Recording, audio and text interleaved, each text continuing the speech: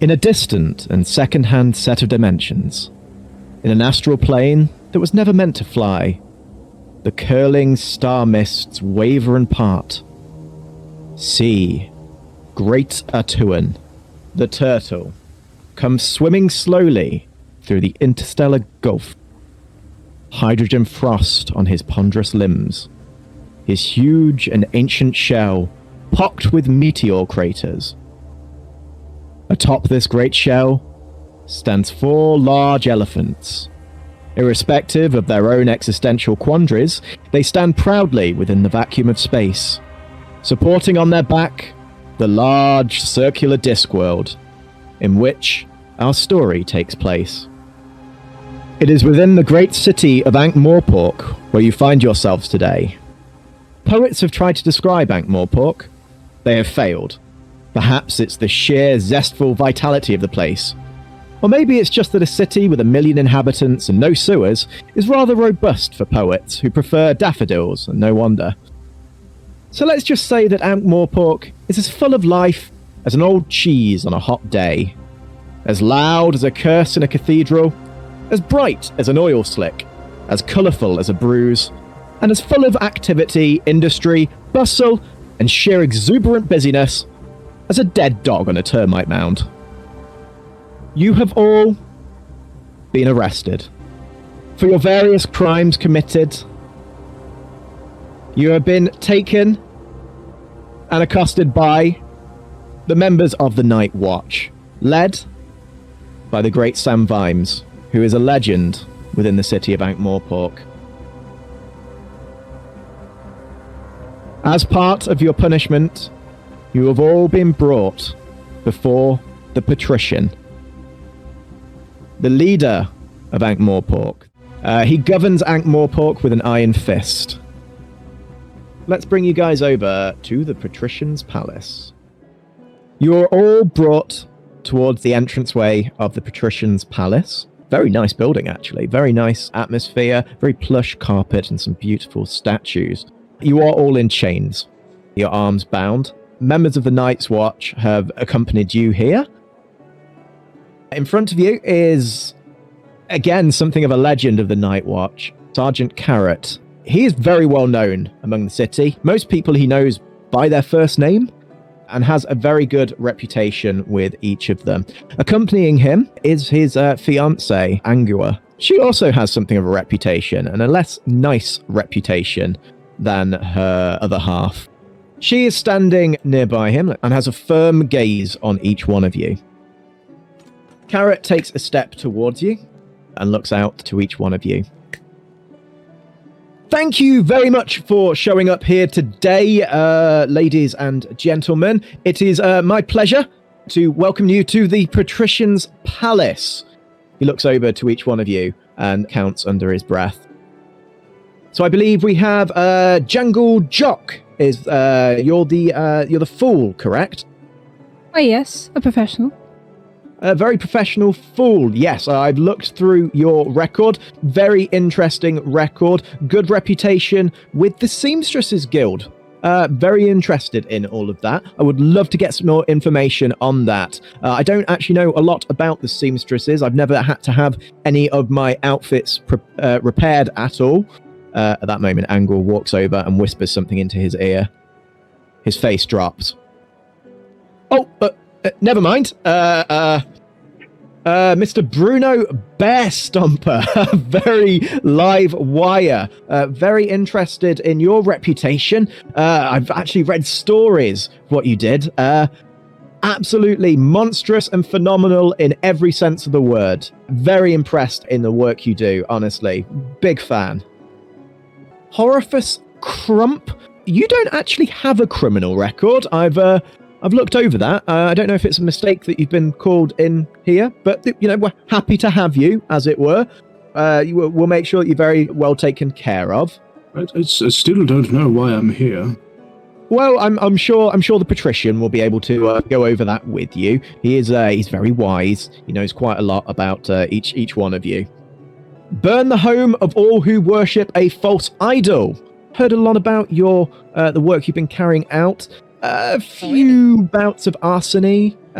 Again, we'd prefer it if you could keep the fires to a minimum. Was it Carrot? I think you said your name was it? Yeah. Yeah, Sergeant Carrot. Yeah, Sergeant Carrot. I think you dropped this, and I hand him over a leaflet. I saw you drop this on the way in. Oh, I didn't think I'd drop this, but thanks very much. I believe this belongs to rolls it up. He goes to roll it up and slide it in his pocket, and Angua immediately whips it out of his hand. And last, but certainly not least, I believe we've got with us Daisy Honeyleaf. Is that correct? I look for any form of weapon that I've got on me. I know I'm in chains. Yeah. Is it possible to try and whip him with the chains? You can certainly try. Yeah, go ahead.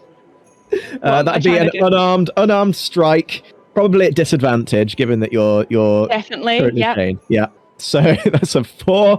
So you lurch over and try to strike Carrot. Carrot just sort of it clunks against the front of his armor, and he sort of looks at you with slight concern.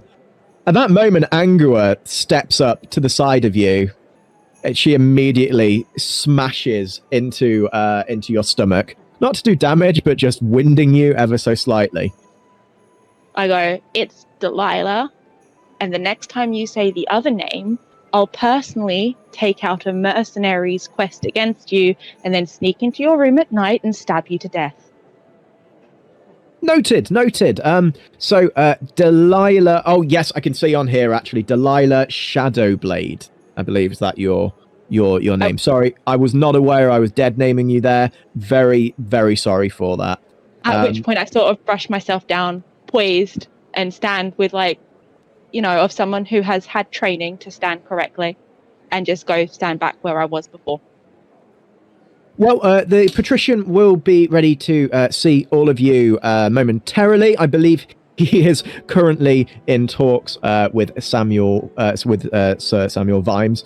In a moment, we will send you on through to speak with him. Sam Vimes stands before the patrician, Lord Vetinari. He is doing his best to keep himself composed. His hands are steady as he's holding his watch helmet. Tips of his fingers have already gone white. Sir, this is entirely unorthodox and flies in the face of everything the watch stands for.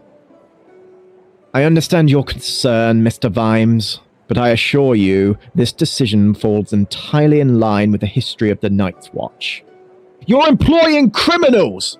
And if we were to look into the criminal records of the various employees of the Night's Watch, do you think it would be free of blemishes? Sir, Corporal Nobbs alone must have quite the colourful sheet, even whilst under your employment. Well, yes, Nobby's a special case, and if we were to look into your own record, I'm sure you yourself have lived an honest and altruistic life. Yes, sir, you've made your point. This task is not one worthy of the Watch's time. I trust that you accept this decision and keep yourself and your fellow watchmen off the case. Sir, I will pretend that you prefixed your statement with a yes. Sir! Very well. Please, don't let me detain you. At which point, Vimes turns on his heels and bursts out through the door to where you are all assembled. He huffs aggressively and walks over to Carrot. So, are these the people? Yes, sir. Yes, they are all assembled and all ready to speak with his lordship. Is everything going okay? Everything's fine. I'll discuss it with you back at the watch house. He pushes past, barges through Bruno, and leaves through the door. Well, yes, sorry, the captain can be a little rambunctious at times. But if you could all please make your way through the door to the patrician's room, I'm sure he'll be ready to speak with you. Carrot says, stepping out of the way and allowing you all to pass through. So you're all guided to head on over to this door over there. Now, Vetinari is viewed by most as the most stable and just ruler Ankh-Morpork has seen in centuries. His consolidation of power stems from his balance of delegation over absolute control. Formation of guilds within Ankh-Morpork allows for the control of every culture and subculture to be policed and governed by their own people. Under the Thieves Guild, you can guarantee that all muggings and assaults will be carried out with the utmost professionalism, with the provision and a fully itemized receipt. With the Assassins Guild, you can assure that any act of murder would be carried out cleanly and with the level of decorum expected of the gentry class.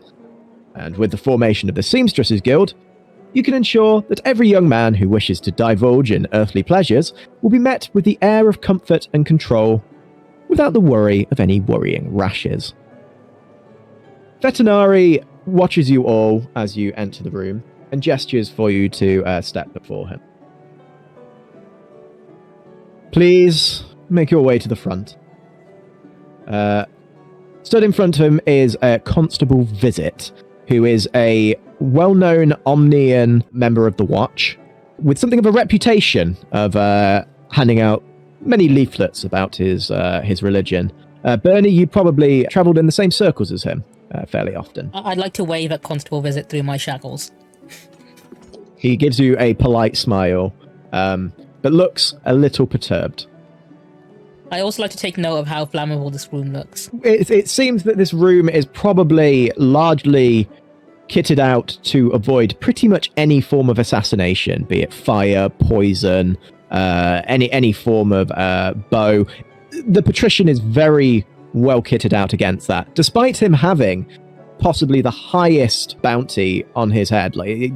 No one can afford to have him assassinated. If you were to set fire to this room and kill him, that would be an unlawful murder, in which you would probably be facing the wrath of the Assassins Guild, who you don't want to be getting on the wrong side of. I imagine his table would be quite flammable, though. It's very well varnished. It's also covered with an absolute pile of gold, which Vetinari appears to just be idly counting through.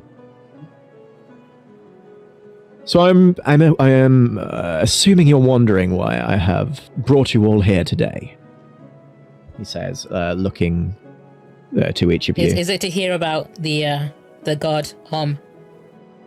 So I can definitely tell you about him.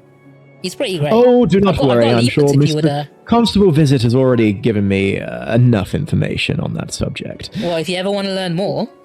Well, perhaps. The reason I have brought you here is concerning the god Om in a certain capacity, or at least one of his followers, or, as it may seem, several of his followers. It appears there has been a targeted murder carried out on one of the many supporters of Om. A young man was left slain just outside of the Mended Drum. Underneath him, an unknown symbol was drawn out. I'm uncertain why this should be of major concern, but the Night's Watch thought that they would investigate this. I think it not really worth their time. That's why I've assembled a collection of citizens that I think would really want to do all they can to benefit this fair city. Now, I understand, Bernie, is it? Yeah, that you sure, yourself Bernie, are a follower of Om. So you will probably have a personal vested interest in this case. As it appears, this murder was not an accident. There was clearly a motive, though I am entirely uncertain of what said motive was. There have also been several attacks against many holy buildings of Omnian construction. I'm not certain if this is due to a similar thing, or perhaps it is retaliatory in some way. His eyes flash do you to mean Bernie. The holy is in there are holes in them, or because they've been attacked, surely? That is a good question. Omnian buildings are known for maybe I don't mean some would say windows. shoddy construction. Take a point of inspiration for that shit joke. I don't know what the hell to do with it, but I can just write it down for now. Everyone's very Vetinari. quiet. I was like, oh no, did I swing and a miss? Vetinari smiles mirthlessly at you. The buildings themselves were holy sites in that they were gathering points for those of Omnian worship. No one was injured or killed in that time. I have a quick question, if you don't mind. I'd be certainly happy to hear it, yes. Can I sit on the sofa? My legs hurt. By all means, he says, gesturing over to the sofa for you. I'm gonna kind of slowly scurry over to the sofa and just perch myself on the edge. I was very curious about your presence here, Horifus. I had requested criminals specifically. However, I haven't done anything. I don't know why I'm here. No, but I do understand that you have recently been seeking out dangerous endeavors and adventure. Is that correct? Maybe. Very little gets past me. With your desire for chaos and danger, I think will be instrumental in helping us solve this case. If you're feeling up to the task, of course. You could just go back to the university if you'd rather sleep away your remaining years. Yeah, singular, but you forget that. Excellent. Well, I think you will be perfect for this role.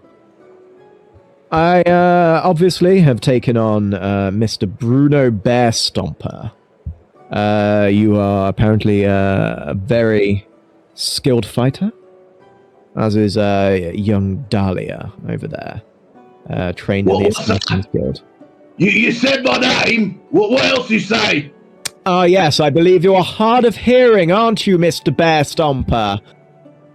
I just wanted to establish to you that this is an investigation, and we would prefer it if you could keep casualties to a minimum.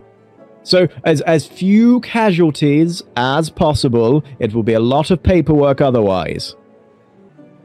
Excellent, excellent. Well, we will make sure that you are properly outfitted for this job. I will also give you a stipend, and he starts sliding some coins across the table. I think $100 should suit. And he passes it over. Right? No, $100 between you. You will be outfitted with the finest weapons and armor Ankh-Morpork has to offer. I have an associate waiting for you outside who will be very excited to get you all outfitted. Constable Visit here does have some further information he may want to go through with all of you. Mr. Visit, if you could please escort them all out. Sir, yes, sir! Visit says, saluting wildly. And Vetinari arches his fingers and just watches you all expectantly as you walk out, as he waits for you to walk out of the room. Well, if you'd follow me, Visit says, taking a few steps forward, and gestures for you to follow him out of the room. He's going to slide a leaflet onto his desk. And then, as soon as he slides the there, gold that he wouldn't see it from his point of view. Give me a stealth roll. A stealth roll, alright. That sounds about reasonable enough. Let's have a go. Right, fingers crossed fingers crossed this goes well. Heavy armor, disadvantage. It's Vetinari. He sees it, arches an eyebrow, but ignores it. And Constable Visit gestures for you all to walk out. In the time that you've been in there, Captain Carrot has already left, along with Angua, and a figure who you will all recognize, I'd imagine, is standing next to him. Cut Me Own Throat Dibbler is stood at attention, looking very excitedly around him. He has a variety of wares balanced with him. It looks like he has weapons and armor prepared for you, as well as a series of very, very unappetizing pies. Constable Visit turns on the spot. So this case is very important to me as it is relating to my religion. However, I will not be involved with this. However, the Church of Om is happy to finance the weapons and armor provided by our good associate, Cut Me Own Throat, Dibbler. Constable Visit nods graciously to Dibbler and takes a step over. Evening, ladies and gentlemen. I am Cut Me Own Throat, Dibbler, and I have some of the finest wares in all of Ankh-Morpork. Now, I have an understanding that each and every one of you will want to be kitted out with the best of weapons. So I have had a look at what we can fit each and every one of you with. Miss Shadowblade, is it? Yes. Okay, now I get the feeling you are something of a dagger-wielding kind of assassin person, stabbing them between the armor, yes? I pull up my little face covering a little more. It's like, what gave you that idea? Well, just from the information given to me by our good patrician, I thought that might be the sort of go-to weapon you might be choosing.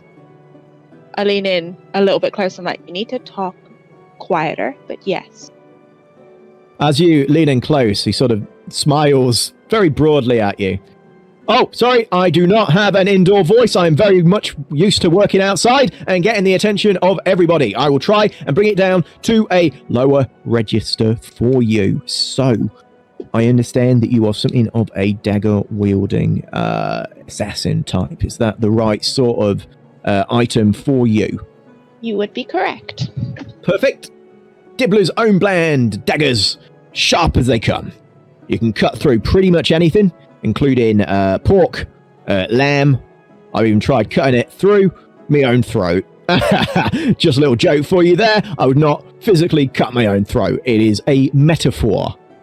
What about those guards over there? They're a little bit tension. The tension's looking pretty thick. Dibbler blinks at you. Oh no, I get it. Because cutting the tension with a knife. Ah, very good. I see we have a comedian. A professional. He turns to you next, Jangle. Oh, he also hands you some armor, Dahlia, which is Dibbler's own brand studded leather armor. I give the daggers a quick spin. Are they actually sharp, or do they... They are blunt as anything. They look like they've got chips in them. They look Dibbler quality. They've got the Dibbler Assured logo on them, which is a very crudely carved CMTD in the side of them. So, Mr. Jangle, is it? Yeah. So, Mr. Jangle Jock, now I understand that you are something of a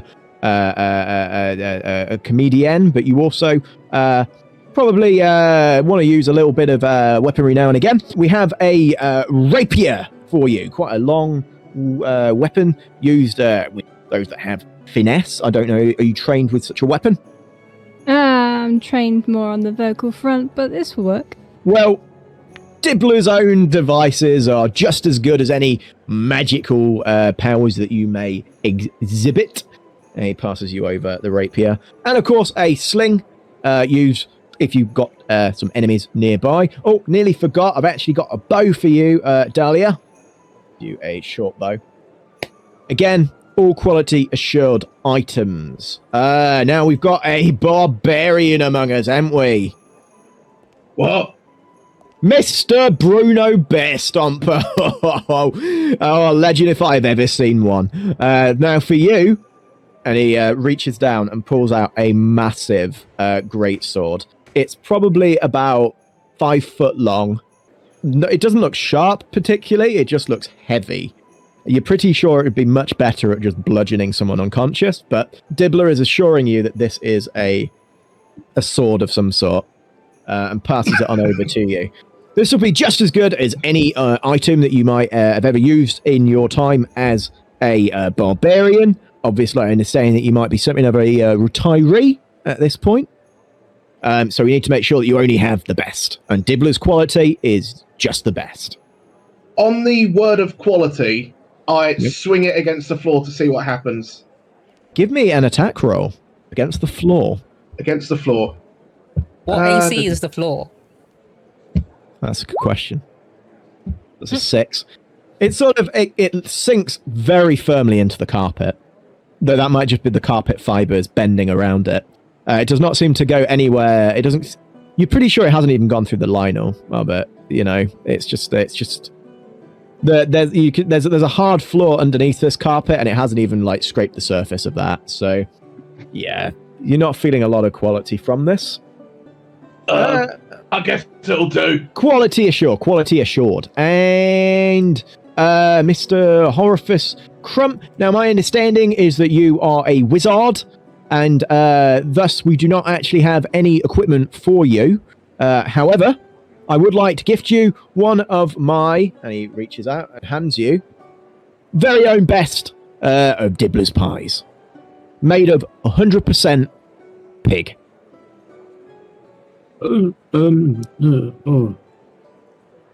Thank you. Quality assured. You can take a bite if you like. Does it look appetizing? As a wizard, you have eaten many things, including items that have been bought off Dibbler's trays. As far as Dibbler's food goes, it looks palatable, though there's a slight greenish texture to the pastry. Again, not something that you're unfamiliar with. At this point in your life, though, your taste buds are probably all but diminished, so it'll be less a case of the taste and more just the nutritional value that you would gain from this. Okay. Well, thank you. I'll put this away for later. Just kind of like just make sure you eat it within a day, otherwise it would expire and it will start to smell, and then the birds will come, and then you'll be just accosted by pigeons. It's a whole thing. You don't want to get mixed up in that. So just make sure you eat it at some point today. You'll be doing fine. Oh, and you can kind of like stuff it into a pocket. Yeah, with no regard for the integrity of the pie. Yeah, giant wizard pocket that is piled into. And finally, we have Bernie. Is it? Yeah, we'll go with Bernie. That's me. Oh, you're an Omnian. Oh, yeah, I've dealt with a few Omnians. Well, if you want to know more about Omnians, you can always read the sleeper I have specifically for you. I will take 5 of them. Oh, yeah, I'll give you 5 of them. Thank you. Oh, in fact, how many can you give me? Oh, do you know what? Would you like 20? I'll take 20, yeah. Give me 20 of them. Yeah, go on. Brilliant. I can wrap the pastry in these. It's really absorbent stuff. Thank you very much. Now, for you, we've got, and he brings out a massive mace. Just a one-handed mace that he hands over to you. Very heavy object, used for bludgeoning and knocking foes unconscious, or just caving in their skulls. Again, quality assurance. Made at an absolute fair price. Absolutely cutting my own throat on this one.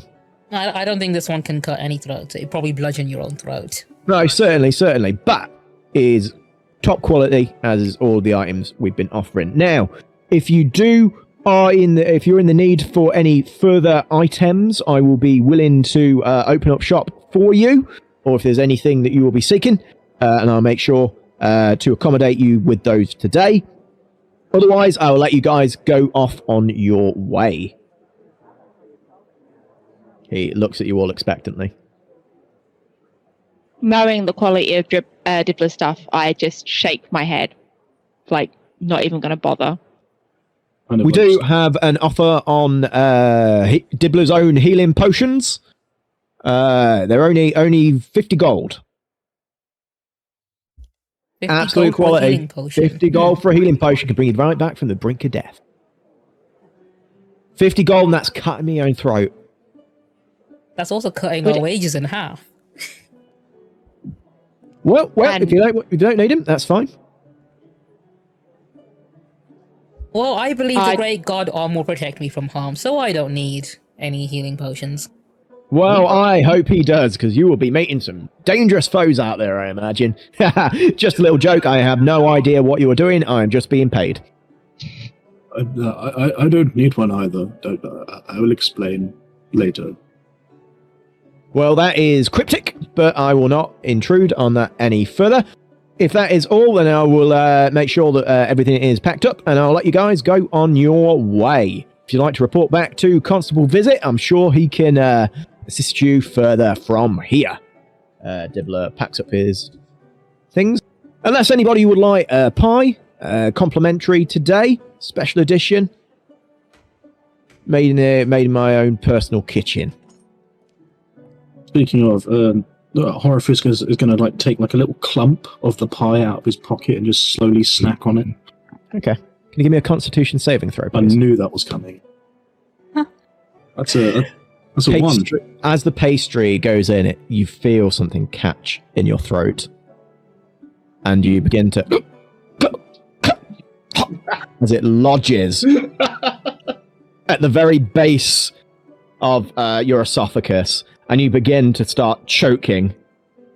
Everyone, you watch this old man choke and cough.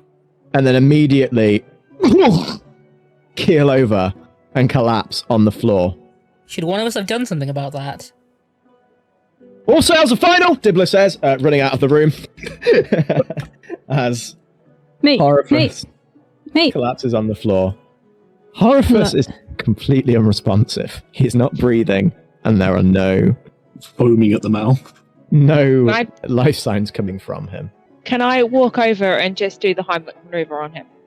Yeah, sure, go ahead. Give me a medicine check.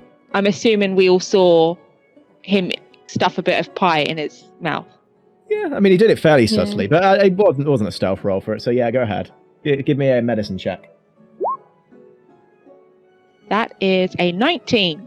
Okay, you successfully bring him to his feet, and you begin...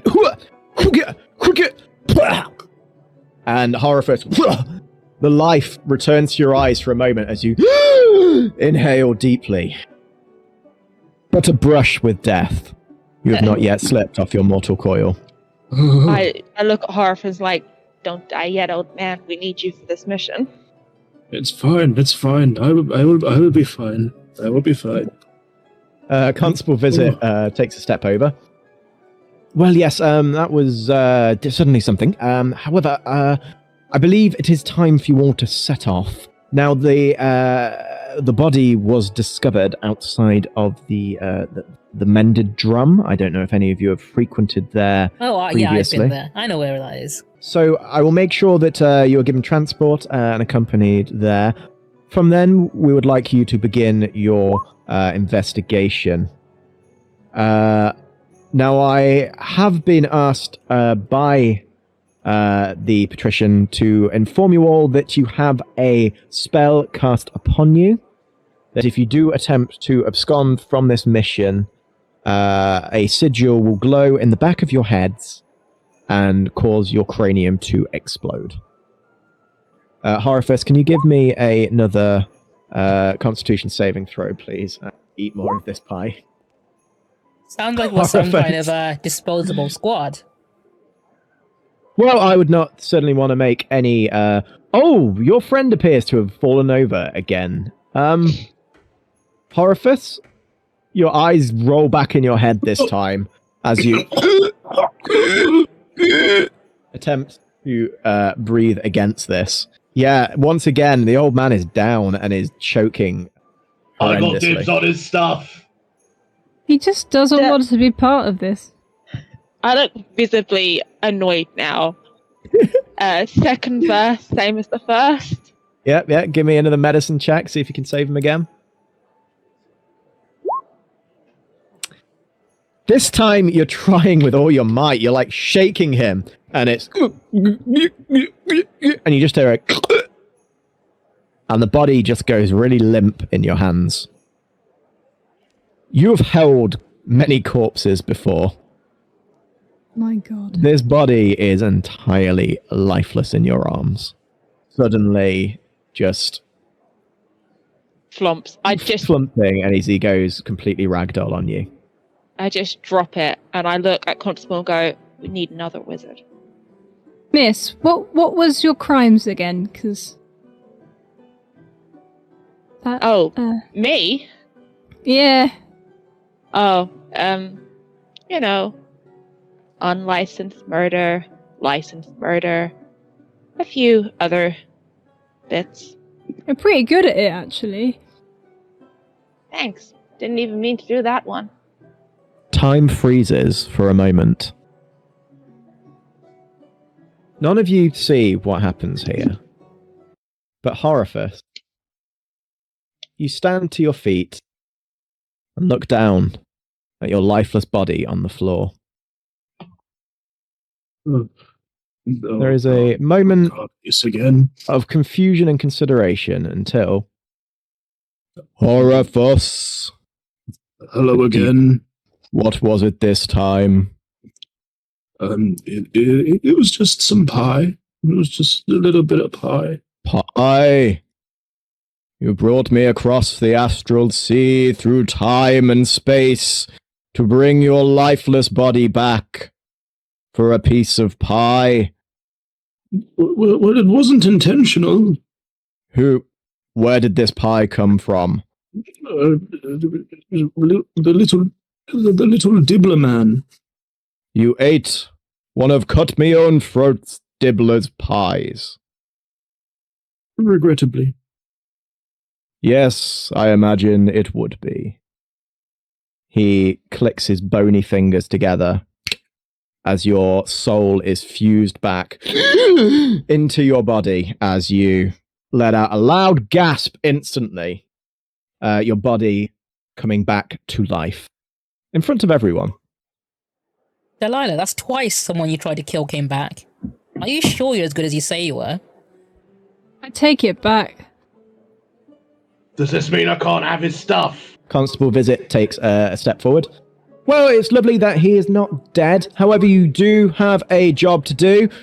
So I'll make sure that you're all escorted to the outskirts of the Mended Drum. I believe we'll have a horse and cart ready for each one of you. Om's blessings with you. And Om's blessings with you. He nods serenely to you. And so, yeah, you guys head on out. You arrive at the outskirts of the Mended Drum, which runs alongside the River Ankh. It is around here that you've heard that the body of the deceased Omnian was found. And this is where your investigation begins. You are to gather clues and information of who killed this man, of why he was killed, and where the perpetrators went. So I'll leave you guys to explore. So fess up, old man, how'd you do it? Whatever do you mean? Well, you were dead, and now you're not dead. That's what you mean. For the next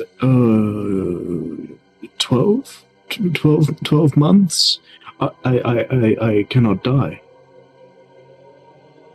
How did you swindle I can. Because I know when I am going to die. So, until then, I just kind of come back. So if Delilah kills you right now, you'd come back? Correct. Delilah, do you want to test that? I have already pulled out a knife. Do you mind? What's that for? From a game mechanic standpoint, if you stood there, you'd have sneak attack damage as well. Exactly what I was going to do. I don't feel like I have a choice in this. Dude, look over there. What's that? What's what? As he turns away, I stab him in the back. Okay, roll to attack, please. Do I get advantage? Yeah. You got a flanking bonus at the moment. Yeah, roll damage and sneak attack damage, please. Horifus. You feel the life leaving your eyes as you look behind you, as you feel the painful strike between your vertebrae. It's an expert strike carried out by a professional with particularly blunt knives. You drop to your knees as the life leaves your eyes once again. This does not feel like team building exercises. He doesn't appear to be moving or standing or doing anything. If he comes back... He's definitely bleeding, so you've definitely hit something important there. That's a lot of blood, actually. That's a lot of blood. I want to recall my dibs. Surely the killer takes the spoils? But I wait. I mean, that is if he doesn't come back to life. Good point. Time stops again.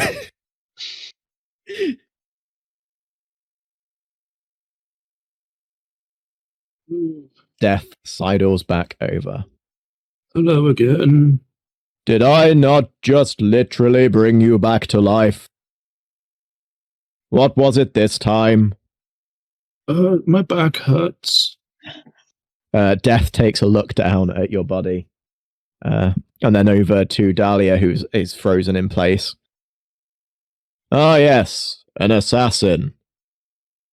You see a lot of those in my line of work. Are you feeling okay? Other than the knife wound?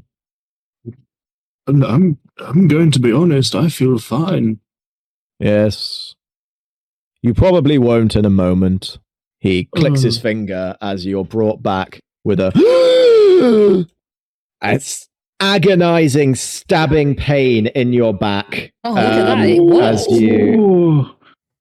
As you feel the wetness of the blood. The wound is largely healed, but it is still excruciatingly painful and sore. Now, that brings us to the question. The spell we have that makes our heads explode if we deviate isn't going to be a problem for you, is it, Horifus?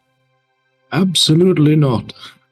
I put my hand on your shoulder, turn to you and go, excellent. I don't know what your original name was, but your new name is Bait. And walk forward to look for whatever we're doing. Okay. So I'd like everyone, just as you're moving along here, to give me a perception roll, but this is an audible perception roll. So, Bruno, you're rolling this at disadvantage. So from over this way, you can hear a cacophony of just mumbles and shrimp.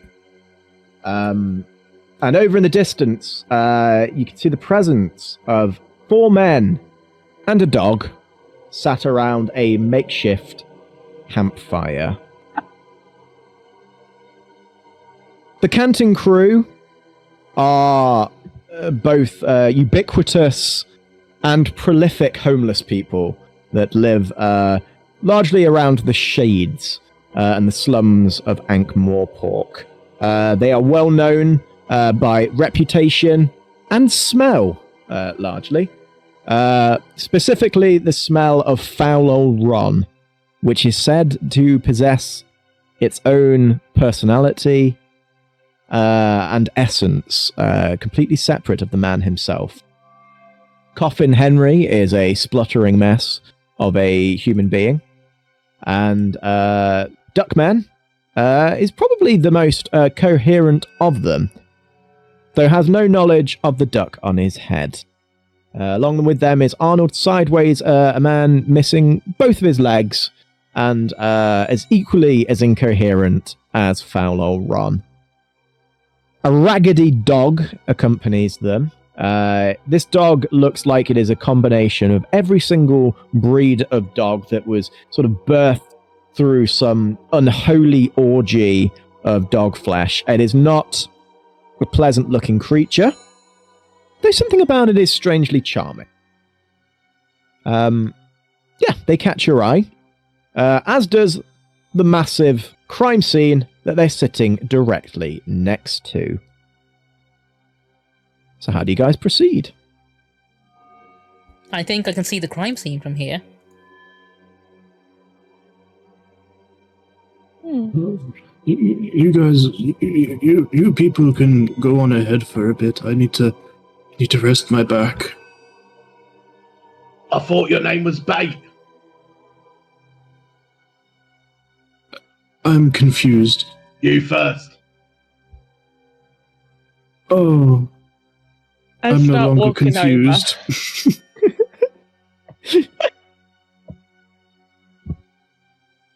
Yep, the path. My breath.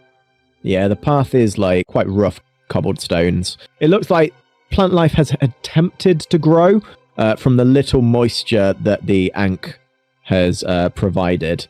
Most of it looks like algae. kind of giving off a oddly sulfuric scent as you step past it. I can provide a distraction if you'd like. Kind of flinks away on his lute casually. It's okay. I'm supposed to be the bait. I'm not saying they're going to hit me with anything. This is Angmore pork. You never know. Bugger it. Bugger it. Millennium ended shrimp. Are they asleep?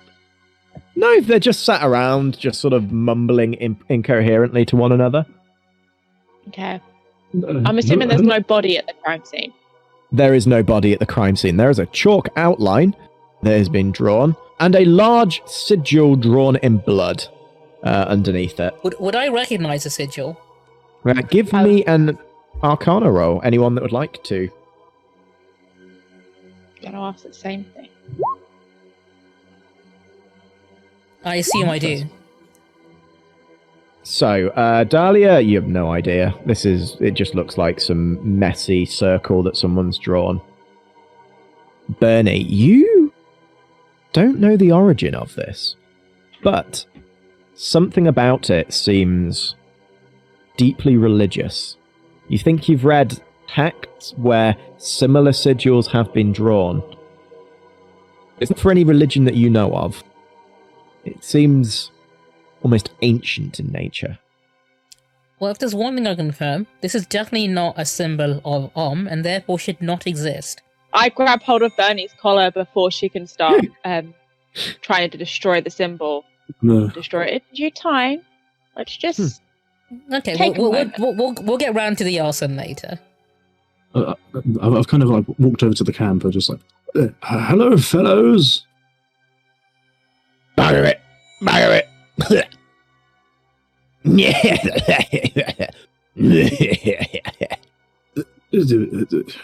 What was the joke? What's the laughing? Bugger it! Bugger it! Are you okay, good sir? Oh, they are quite fine, Duckman says, swaying from side to side slightly. You won't often get good information from those men. They're always quite incoherent. You have a feathered friend on your head. Beg your pardon? Forget it. Forget it. The big circle behind your tent. Oh, behind our tent. I haven't been back there in quite a while. Would you like some coffee? It's He gestures to a boiling pot of black sludge over the fire. It'll keep you awake for as long as you need to be.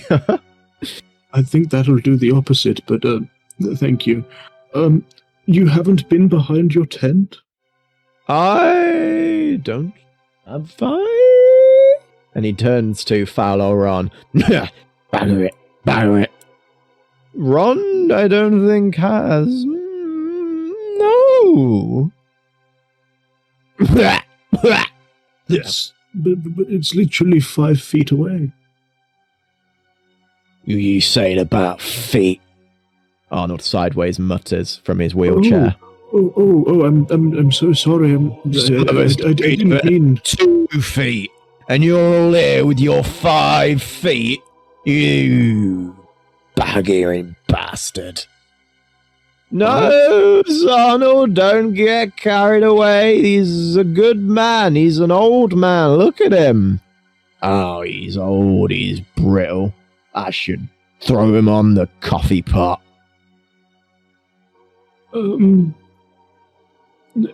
Jangle, would you like to take over? Right, I guess we've been introduced quite enough. And he kind of like walks in quite casual. The way he's walked has kind of slung his shoulders a bit lower as he steps, a bit more vigor to his step. I'm here, I guess, to lighten the mood, maybe ask a few questions about that place you don't go behind. because there seems to be a lot of strange happenings around here, whether concerning feet or not. Jangle, after you've taken a step towards foul or run, I'd like you to give me a Constitution saving throw, please. Right, okay. Oh dear God. You feel a build-up of acid reflux in your chest as the scent of foul or run reaches your nostrils, and you manage to swallow it all back down He does a little maintain your dance. composure. Does a little dance over towards here instead. Coffin Henry coughs a mouthful of phlegm onto your jacket. Wonderful. Anyways, bit of a community outreach here this evening. I was wondering how long you've been set up with your wonderful homes around here. Well, we've been here a few days now, Duckman says with a smile.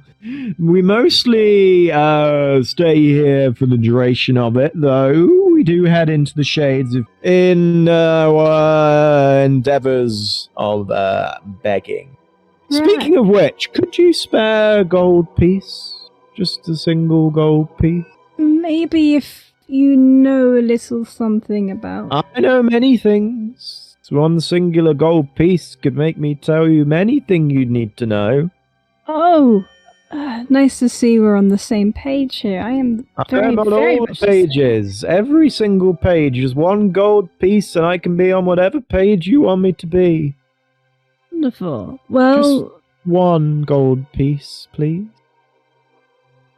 I don't have anything to my hands. However, I think... Well, what we'll say then, we'll cut to you guys as you carrying out your investigation. So you've had your moment of Arcana. Is there anything else you're looking over? So the outline of the body, where they fell, that has been marked out by the watch already. No sign of where the body is. Any track marks or anything like that probably have been trampled by the watch because they're not the most subtle. But give me an how old is the investigation blood roll for me, please. as well. Yeah, give me an investigation roll if you both could. That'd be brilliant. Okay.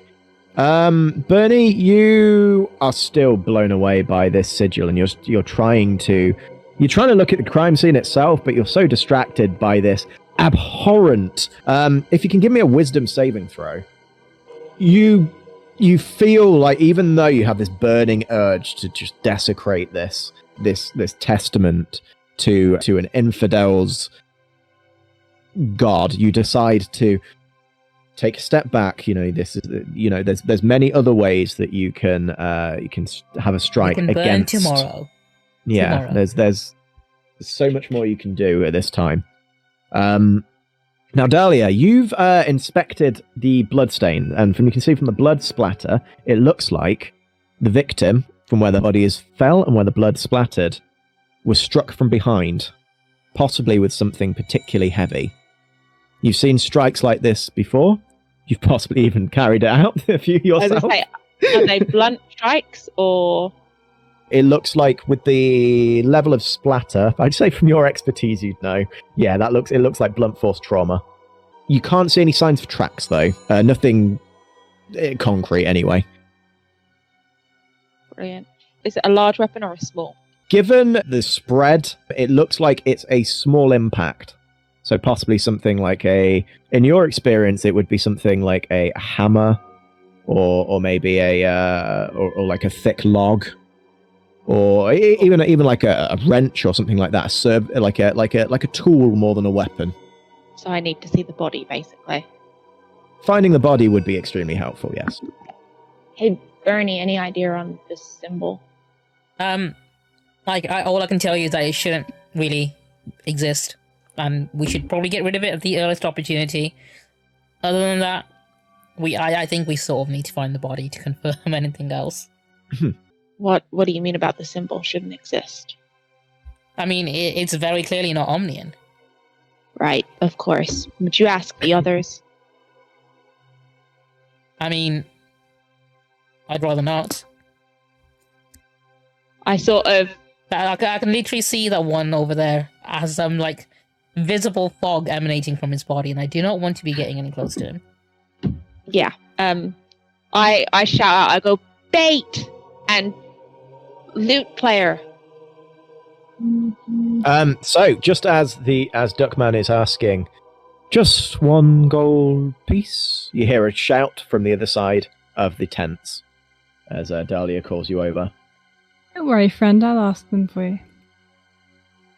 I'm gonna quickly, I was confused as to why Jangle moved away from foul Ron, so I'm gonna quickly just lean over and take a quick whiff. Give me a Constitution saving throw. Your sense of smell is not what it used to be.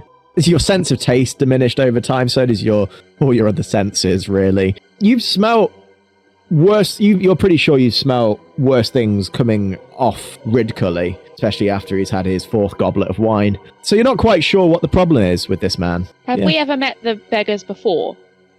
Some of you may have passed them before. They're, as I said, they're prolific. They're everywhere. They'll pretty much be constantly asking someone for money. Just double checking so I know not to go over there. Yeah. You'd also know that no one would bother putting a bounty on them because they're just so insignificant. So from your circle, they are just the least significant people in the world to you. Cool. I like their dog. The dog is looking at you all, and you're pretty sure he's looking at you all with abject disapproval. Could you describe what that looks like to us? It's a sort of extreme furrowed brow and head sort of like tilted back, maybe with like one eye slightly closed. I take umbrage to this, and I growl at the dog. Me. Okay, give me an intimidation roll. I hope this goes well. I'm a big boy. The dog's face softens, and you're pretty sure its mouth is now curling up into a smile. You just hear a voice as you're walking away. What a bloody weird man. You're not sure where it's come from, but it's just... The choice and accent is superb, in my opinion. Woof, woof. Hear across from it. Crump is going to make his way over to the blood circle. Okay. So, the fire starter says this one's not of the god that it chooses. Any ideas? As I point to the blood circle. If everyone would like to make an Arcana roll on it. All right. One sec. Personally, I think the symbol might be completely irrelevant to the place and might need to be cleaned up immediately. Because it's basically graffiti, right? None of you have any idea. This is completely unknown to you. It's totally not even relevant. We should just Horrorfest. clean it right now or burn it. Like even. Horrorfest, you've studied many No. sigils, but this is an unknown magical sigil to you. This, I believe, is a circle. So you're a maths wizard as well? I don't know how to respond to that. I mean, it was a question. Oh, it was an actual question. Oh, I'm sorry. He kind of looks at everyone like, oh my god. I just shrug. I'm like, and mouth the words wizards at you. Kind of like does a little bit of a nod and then a bit of a wink. I give you a peculiar stare at the wink. So there appears to be a body missing from the crime scene. Yeah, and the body that should be here probably would look like a raisin by the amount of liquid that's missing from it. Is this the best that the watch can send? Actually, that's a good point. How much blood is actually does it look like they properly leaked? It looked like they put it on the end of a mop and just mushed it round in a circle. So, Dahlia, you know how much blood is in the human, but like 8 pints of blood in the human body, and you're looking at this and you're like, you can get so much more blood out of a human body than that. Yeah, I don't say anything to the party, but I just take note. We say 2 pints of blood. Yeah, you reckon maybe 2-3 pints of blood, and it's been spread very liberally, but it's you could definitely get more blood than that out of a human body. Is the blood dry? Yeah, the blood is very dry. This crime scene looks probably been here about a day. Can I get a little scrape of blood and put it in my mouth? Yes. Sure. Okay. Is the circle made of the same blood, or is it different blood? Maybe Bruno should taste and find out. That's, Well, I taste it. Actually, yeah, seeing Bruno taste it, I ask him to taste the other type of... Bruno, once you've done that one, taste the other one, if they taste the same. Tastes slightly irony and of Ankh-Morpork dirt, which is slightly sewery. Alright, I pause for a moment, lost in thought, and I turn to the group and say, alright, that's blood! I don't suppose you guys, from your Such an friends astute over there... observation from a professional, I see. A voice, again, from nowhere, seems to emanate across the camp. Can I try and work out where that voice is coming from, please? You can try. It's coming from... You're pretty much sure it's coming from somewhere around the camp. Okay, I'm going to walk over. I know of the beggars, though, don't I? So... Yeah. You know, that doesn't sound like any of their voices. Exactly. Oh, here comes one of the edgy ones. Can I look. pinpoint? Oh no, she's got her daggers. Oh, I'm so scared. I'd like you to do a wisdom saving throw for me, please. Absolutely. For a moment, your eyes look to the shaggy dog on the floor. But something in your brain clicks and you're like, dogs can't talk. Is she okay? Dogs are incapable of speaking. You must be losing your mind. Hey, Bait, you got any of that pie left for the dog? Oh, yes. Doggy would love some pie. You should give the cute doggy some pie. You feel the sudden urge to feed this very cute dog some pie, but you're uncertain why. Everyone that heard that as well, I'd like to make a wisdom saving throw, please. Do I hear it?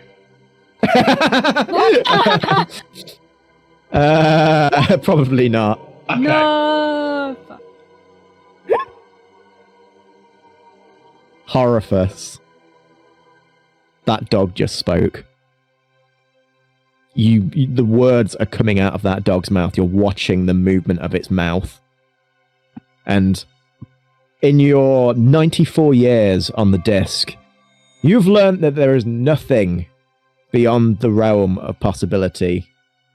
That is a talking dog. Everyone else, dogs don't speak. That's ridiculous. Of course the dog's not talking. Oh, I start looking around for the voice. I start, have you come to circling give me with some pie? Yes, but I may have a few questions for you as well. Oh, some questions for me? Well, Yes. I'll see if I can oblige. I might have some questions for you, sir. What is a rotund wizard like yourself doing out and about like this? How dare you call me rotund? Well, I mean, you're a wizard. It comes with a territory, really. Orifice, why are you speaking to the dog? I can't refute that. It's speaking. Old man, are you going to see him out? I take some of the deathly pie out of the pocket and just slowly feed it to the dog. Gaspode, the dog, Gaspode, sniffs the pie for a moment. Oh no, this is Dibbler's crap, isn't it? I'm not touching that pastry. Get the meat out of there, though. If you can just separate it with your... I ain't got fingers, so I need you to do that for me if you can. I'll separate it for him. Thank you very much. Much obliged. Oh yeah, that's okay. That's definitely real pig, that is. Fascinating. You can tell the pie is from Dibbler? Oh yes, definitely. I've eaten a lot of his stuff. People throw it around in the garbage a lot more often than you'd think. Well, probably not that much more often than you'd think. I mean, given the level of quality. And when you've eaten the sort of things I've eaten, Dibbler's pies in comparison are not so bad. Oh, I see. Well, it killed me earlier. Oh, well, you look good considering. Oh, thank you. The big circle behind the tent over there. Do you know anything? Well, it was an interesting thing.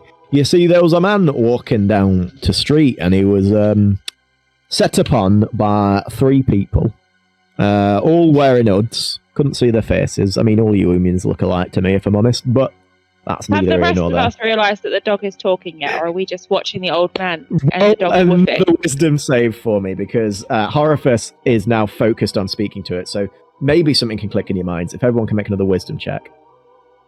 Even if Wisdom I save. don't, can I, can Jangle kind of settle beside the two of them and just kind of slowly plink away a little bit of background music? I mean, you can definitely do that. Bernie, that dog's talking. That dog is talking. Words are coming out its mouth as Horophus talks to it. What in the name of Oh, look. Your little clerical friend appears to have cottoned on. Must be brighter than most. Bernie, I wouldn't assume Bernie, so. you see, it's speaking. I mean, there were times when would come to our realm in the shape of a great bull and other such fearsome animals. I And don't speak think to, this is a bull. Yes, that is I. I am the great Om. I have Shush come you. to bring ruin to this world. I see No. the three of them talking, shake my head, and go, chicken gods and all that rubbish, and walk off back to the crime scene to have, like, Oh no, she's gone off the moody cow. Mr. Dog, I don't know your name. Could My you name's Gaspard. Gaspard? Formerly could you- Gaspard the Wonder Dog, but I just go by Gaspard now.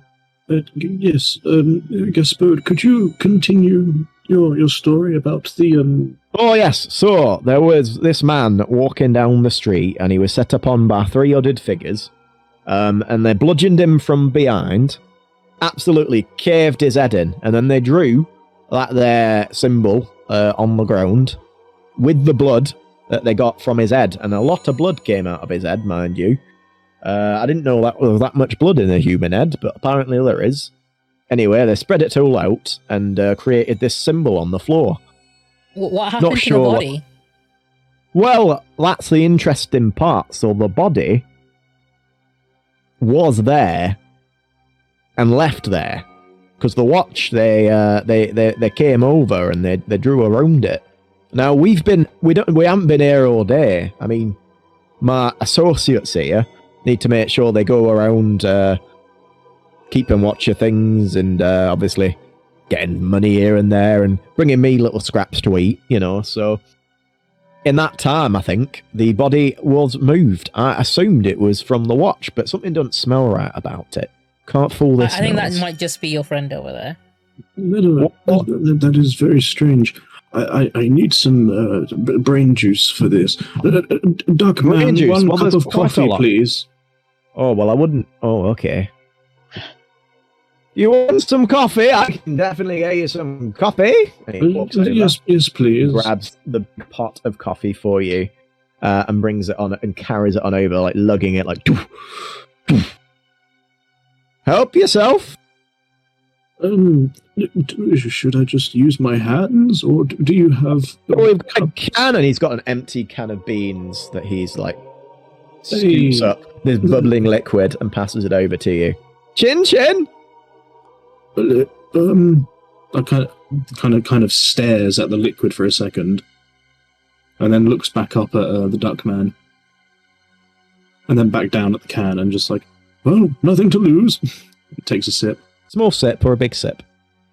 Go for a big one. Why not? Okay. Constitution saving throw.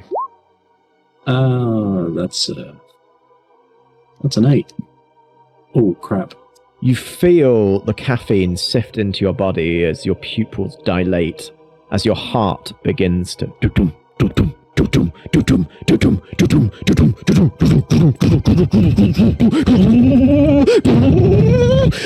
and you feel your chest tighten as your left arm goes numb, and you feel your body go rigid as you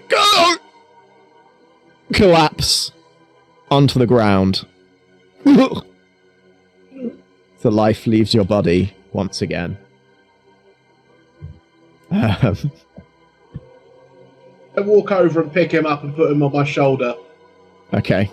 He'll be up in a sec. Time freezes once again. death emerges from the mists of the Ankh. Horiphus, you're now watching your body being carried over the shoulder of Bruno. Where's he taking that? What was it this time? I believe it was a heart attack from a cup of coffee. I don't know. I even ask. I know. It was the coffee. You drank quite a lot of it, and a man of your age, with your physique, it was only... Well, it's understandable. I do love our little chats, my friend. I tolerate them. I am a very busy man, however, so if you could try and keep it to a minimum, that would be appreciated. And he... I will promise nothing, but... He clicks his fingers as you wake up on the shoulders of Bruno. I place him gently on his feet, tap him on the head, and say, "That's why we call you bait." It's been a good 40 years before someone manhandled me like that. Did your friend just die and then come back to life? Yes, it's complicated. I mean, I've seen a lot of weird shit before, but that certainly takes the dog he did biscuit. say when he offered you that pie that he died. Did he? Oh. Well, I don't process every word you tell me. I mean, I've got a lot going on myself. You can't expect me to... No, I understand. You must be a very busy... I'm a very busy dog, yes. Yeah, of course. Now, is there anything else you need to know? And also... Actually, yeah, do you mind handing some of these out and I'll give him a few leaflets? I mean, I don't have any hands to... I'll just give it to him in his mouth. I mean, I can use them for a litter tray or something, I guess. Will that be beneficial to you? I mean, if you can probably trade them for other goods, like food. What, you want me to deliver them around town? Yeah, sure. Okay, well, you've got to make it worth me while. I give him more leaflets. Oh, I mean, coin will do. How much coin does a dog need?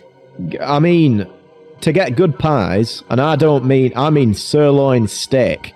I want you to ask the duck man, give him 5 gold, and make sure he gives me the finest steaks Ankh-Morpork has to offer. You know what? You've got yourself a deal. And good man. He reaches a paw up to you. I go to the within reasonable distance to the duck man, seeing as he stood next to a man who is surrounded by green fog that terrifies me. Are you sure this is an intelligent use of our funds? Don't listen to the dead wizard. Doggy needs his treats. What's going on? I'm giving the duck man 5 gold to treat this lovely dog here to... You are very kind, sir, and I can give you as much information. For the dog. Sirloin steak for the dog? Yeah. Now that's... Doggy needs some steak. Well, I guess, yes, that does seem fair. The dog... Something in my mind's telling me that I should buy him some steak. Yeah, you should, and use this gold for that. Oh, thank you. Thank you very much, sir. 5 gold pieces. Oh, we can buy so much with that. It is a grievous misuse of our funds. No, it is a fantastic use of your funds. Now, give me those papers and I'll pass them round the shades. I'm sure people will be interested. I give him like 15 leaflets.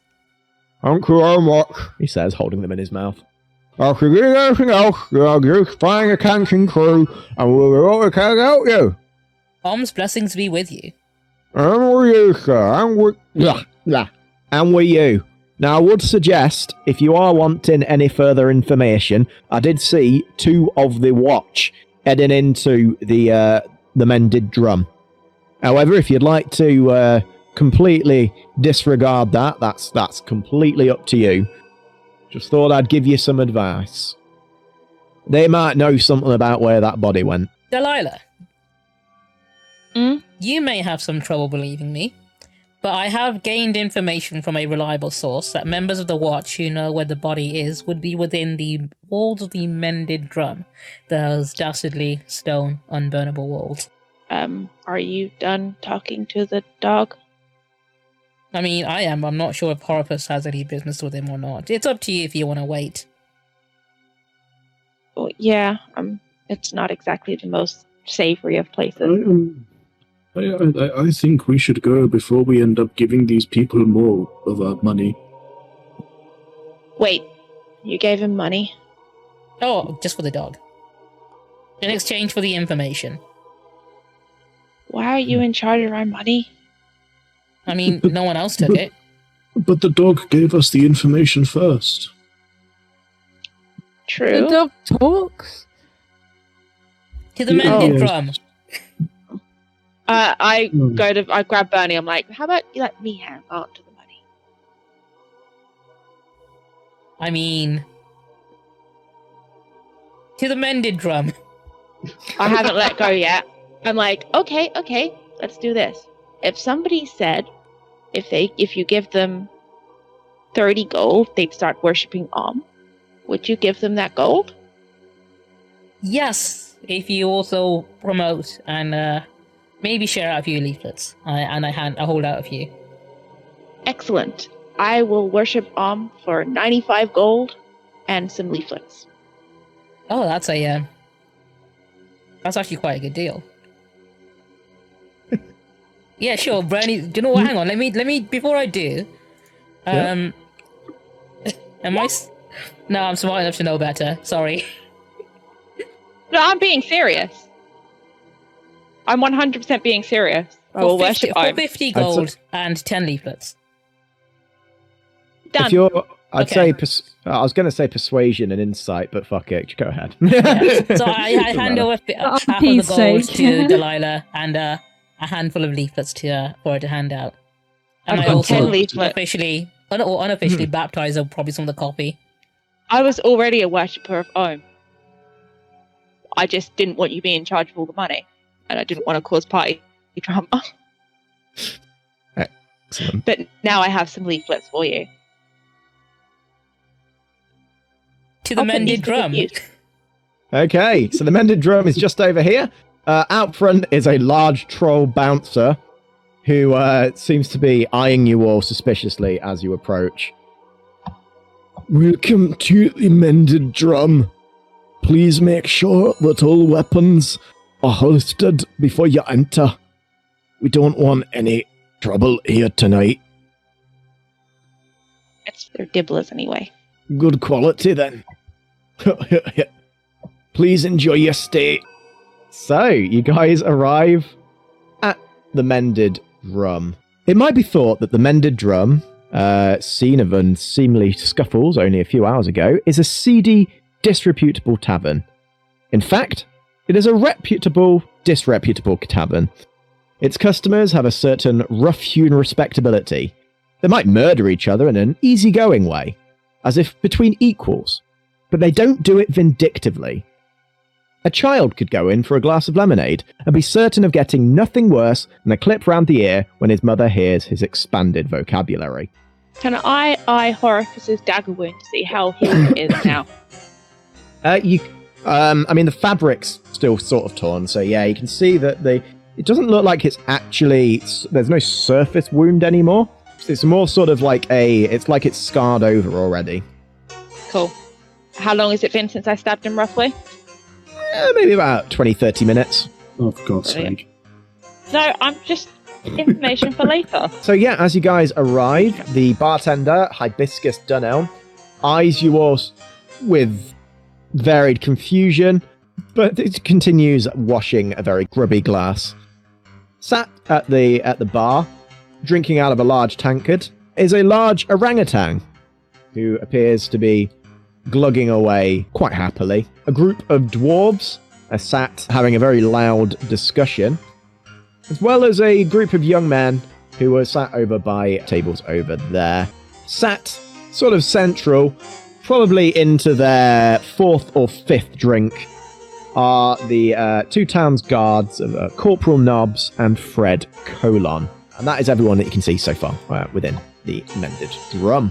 What are you guys doing? Do I recognise the orangutan? Yes, of course you do. I'd say you would do, to be fair. He's prolific. Oh, Can I give him an apologetic wave? Sure.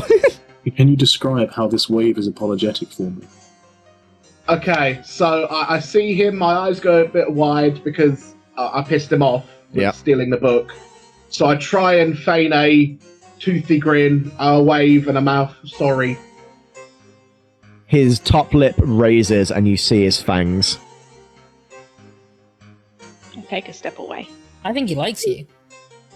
Jangle walks straight up to the bar. Look! So what else did the dog tell you to? Well, he mostly spoke to Horifus. He told me that the man that was hit on the head, he was assaulted by 3 people, not just one. There were 3. They were hooded. Makes sense. Anything else? No, that's about it. And now I realize how useless that information is. Not entirely useless, but for 5 gold, probably could have got some more. Well, you can blame Bernie for that. Oh, I do. I head over towards where the guards are. Yeah, Jangle Jock, you've approached the bar. What are you doing? Hello, good evening. It's evening. Yes, it's evening. It's certainly evening, yes. How can I help you, sir? What do you currently have on offer this fine evening, sir? We've got some stout ales. What are you in the mood for? I can try and whip up a cocktail. Oh, Most of something alcohol- strong, sir, would be perfect. All our drinks are strong, believe you me. Right. Well, if could you surprise me for a slight discount? I could certainly surprise you, I'm sure. Clean glass or not clean glass? Does it add to the flavour? Cheapens the price, believe me. Saves me washing them. Knock me right out. Let's go for it. Okay, he slams down a filthy glass filled with just grime. You're pretty sure he shakes out some spiders. And he starts... Don't shake those out. Protein. He grabs a big dusty bottle, pops the cork out, and pours it out into the glass, slams it down in front of you. That'll be 3 copper. Oh. Bernie comes one along second. and hands over 1 coin to Jango to pay with the 1 gold coin. I was about Hopefully you to can get ask change you for that. Yes. You're paying in gold. Okay, well, that'll cover a few drinks, I'm sure. Can't really give you change right now, but if you, that'll cover your drinks for tonight. Don't worry. Would the bartender recognize me?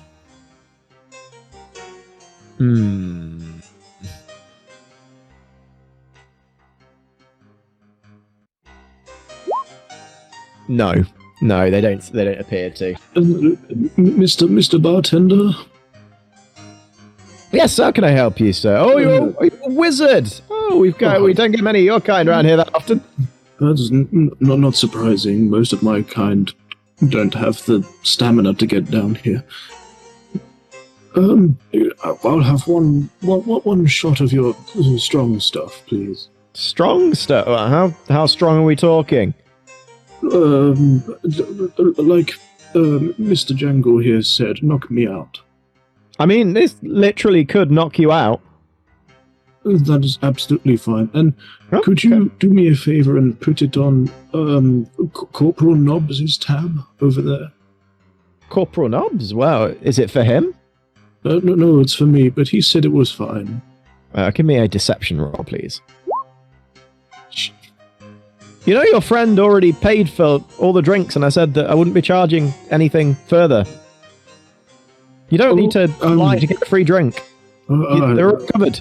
I'm a little hard of hearing. Sorry about that. That's quite alright. I'll pour you one out. That's not a problem. If you'd like, I can pour one out for Corporal Nobbs, if you'd like one. No, forget about him. Okay. Well, help yourself. Glug. I'll leave the bottle. And he leaves the bottle and takes a step back. I pass the shot to Jangle and take the bottle. Okay, excellent. Jangle kind of makes that fair enough face and kind of eyes it up before taking it down pretty quickly. Are you okay, Jangle? Can you give me a Constitution saving throw? Hell yeah. I'm We're not- gonna take a massive swig. Can you also give me a Constitution saving throw? We're not letting Horifus do all the Constitution saving. Jangle, But he's you gonna step away in case one of feel, them pukes. you feel a burn at the very pit of your stomach from this. It's like, it's not a nice sensation, but you're holding it down. Horifus, Yeah. time stops again. I feel like I'm getting older. You feel as your heart begins to pulsate, as your liver, you feel a stabbing, burning pain as you void your bowels Ugh. and slump down onto the ground with a hearty thud. It appears you may have disgraced yourself. I wouldn't be too concerned. It is quite common. Just know that you might need to find a change. Could you point me to the nearest place I could get changed before you bring me back? That is not part of my job. I can only guide you to the afterlife. But believe me, Don't there make would me be beg. nothing but clean underwear that way. You Well, needn't beg. If but, begging worked on me, no one would ever die. well, I mean, until my allotted time, technically, I can't. So, Certainly not. May this be a lesson to you. And he clicks his fingers as you reawaken, and you feel a horrible wet sensation in your britches. Mr. Bartender.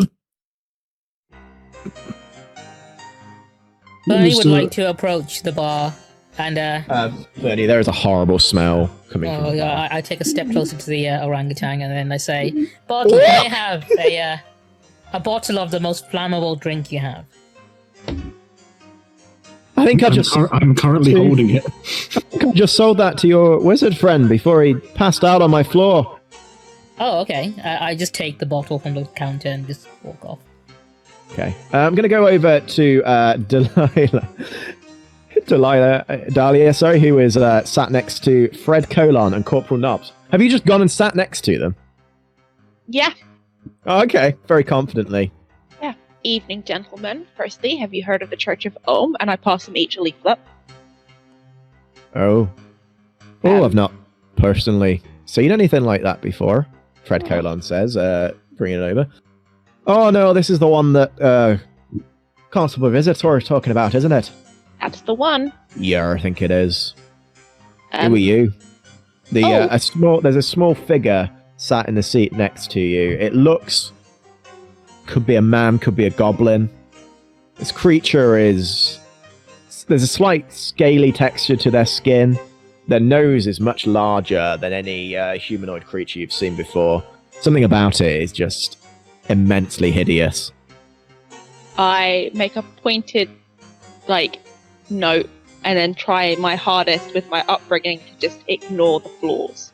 Mm-hmm. I go, "Oh, you may call me Dee. Nice to I'm meet you, happy- Dee. I'm working with the church to solve that awful incident that happened just outside. Perhaps we can discuss this more over drinks on me." Oh, the drinks are on you. They are indeed. Well, metaphorically, of course, they'll be on the table. Oh, okay, I may have misunderstood. Oh, Corporal Nobbs is only joking, Fred says, sliding, punching him firmly in the arm. We do respect people around here. And he nods, his face, absolutely rouged. D. You said your name was D. Yes. Pleasure. You are. I'm Fred Colon. I am one of the guards of the watch, and I work very hard in what I do. Charmed, I'm sure. Well, it's good that I can be. This is my good friend Corporal Nobbs. Yeah, good to see you. What is it that you're wanting? People don't usually come and talk to members of the watch. Well, Not usually, anyway. It just so happens that I'm hoping the watch can help me. I see you've got a nice chalk outline of our dearly deceased Yeah, what of it? Om worshipper out there. Well, I've been tasked with finding out who murdered the man. Oh, Or, that's usually our job, but, I'm not going to worry about that.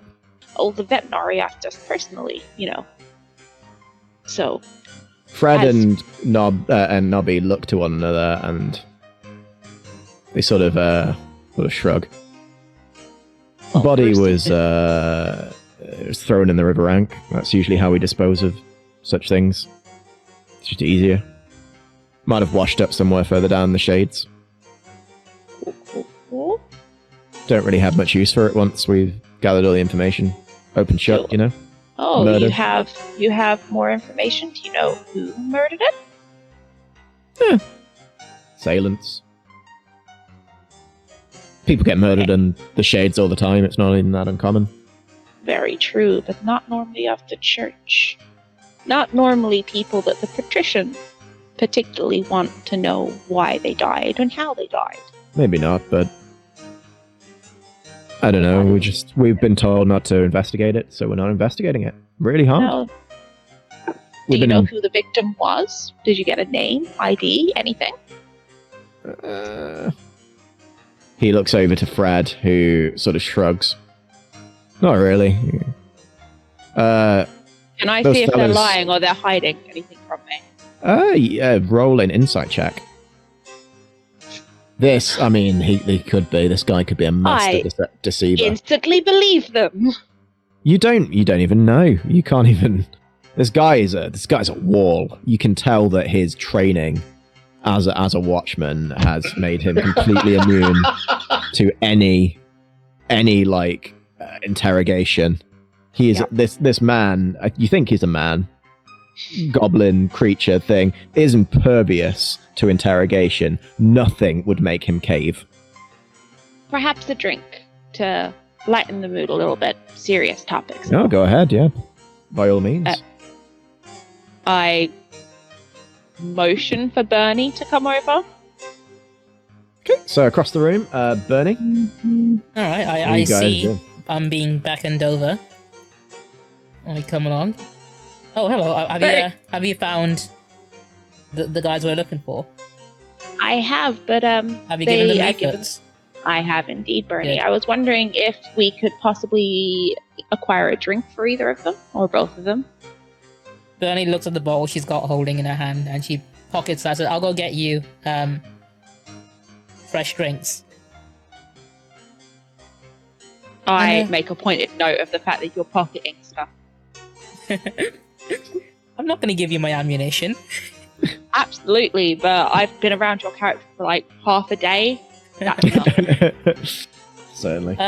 Barkeep, 3 of your Yes? cheapest drinks and the dirtiest cups you have. Certainly. And he starts pouring out this frothy, almost black liquid, and slides it on over to you. Okay, I precariously carry all 3 with me Okay. across. I'm not going to make you roll for that. I feel you're capable of carrying 3 pints. Yeah, okay, there we go. And I place them down at the table. And then I pull up a chair next to my buddy. I so you've pretend got- to drink. So you've got the good stuff. Oh, yeah. Caroline No says, expenses spared taking a here. big swig from it. Oh. Well, anyway, I think I need to be getting off soon. I've got to go get to bed and meet. I think my wife's heading off to work soon, so I better head back. He stands up from his seat as his rotund body creaks as the chair sways underneath them. Are you sticking around, Nabi? Yeah, I think I'll stay for one. At least one, Nabi says, eyeing Dahlia with suspicion. And Fred Colon sort of wobbles his way out the door and heads on out. Did you find out what happened to the body? In the river, like all bodies end up. Oh, fun. Annoyingly. Well, I'm not much of a swimmer. If you're wanting more information, you could try talking to those fellows up there. I believe they sort of work by the riverside. A few of them might know about the whereabouts. Maybe know the. They might have some information on the. Shall we take a table each? Sure. Corporal, why the sudden rush of your friend to leave? And obviously the sudden rush to close a case of our dear worshipper here. Well, you've got to understand the thing about Colon is that he has this arrangement with his wife in that they very rarely see one another. He works a night shift, she works a day shift, and I think today it is what you would respectfully refer to as a conjugal. Oh, disgusting. Well, you know, they have to find time now and again. He takes a sip of his drink, a thoughtful sip of his drink. I don't think I want to hear any more of this conversation. I'm going to go here. Good Jangle evening. catches eyes of what Bernie's doing, kind of like moseys over, slightly swaying. I pull up a chair for Jangle because I can probably hear him stumbling over. Yep. Giggling to himself under his breath. Good evening. My name is Bernie. This is my esteemed friend Jangle, and these are leaflets for you about the teachings of the great god Om. Oh, the great god Om. I've heard good things about him. Very good things about him. Oh, there's many Have to great say, things about him. He's I am a great god for a reason. loving your outfit. Sorry, my name's Colin. What's your name?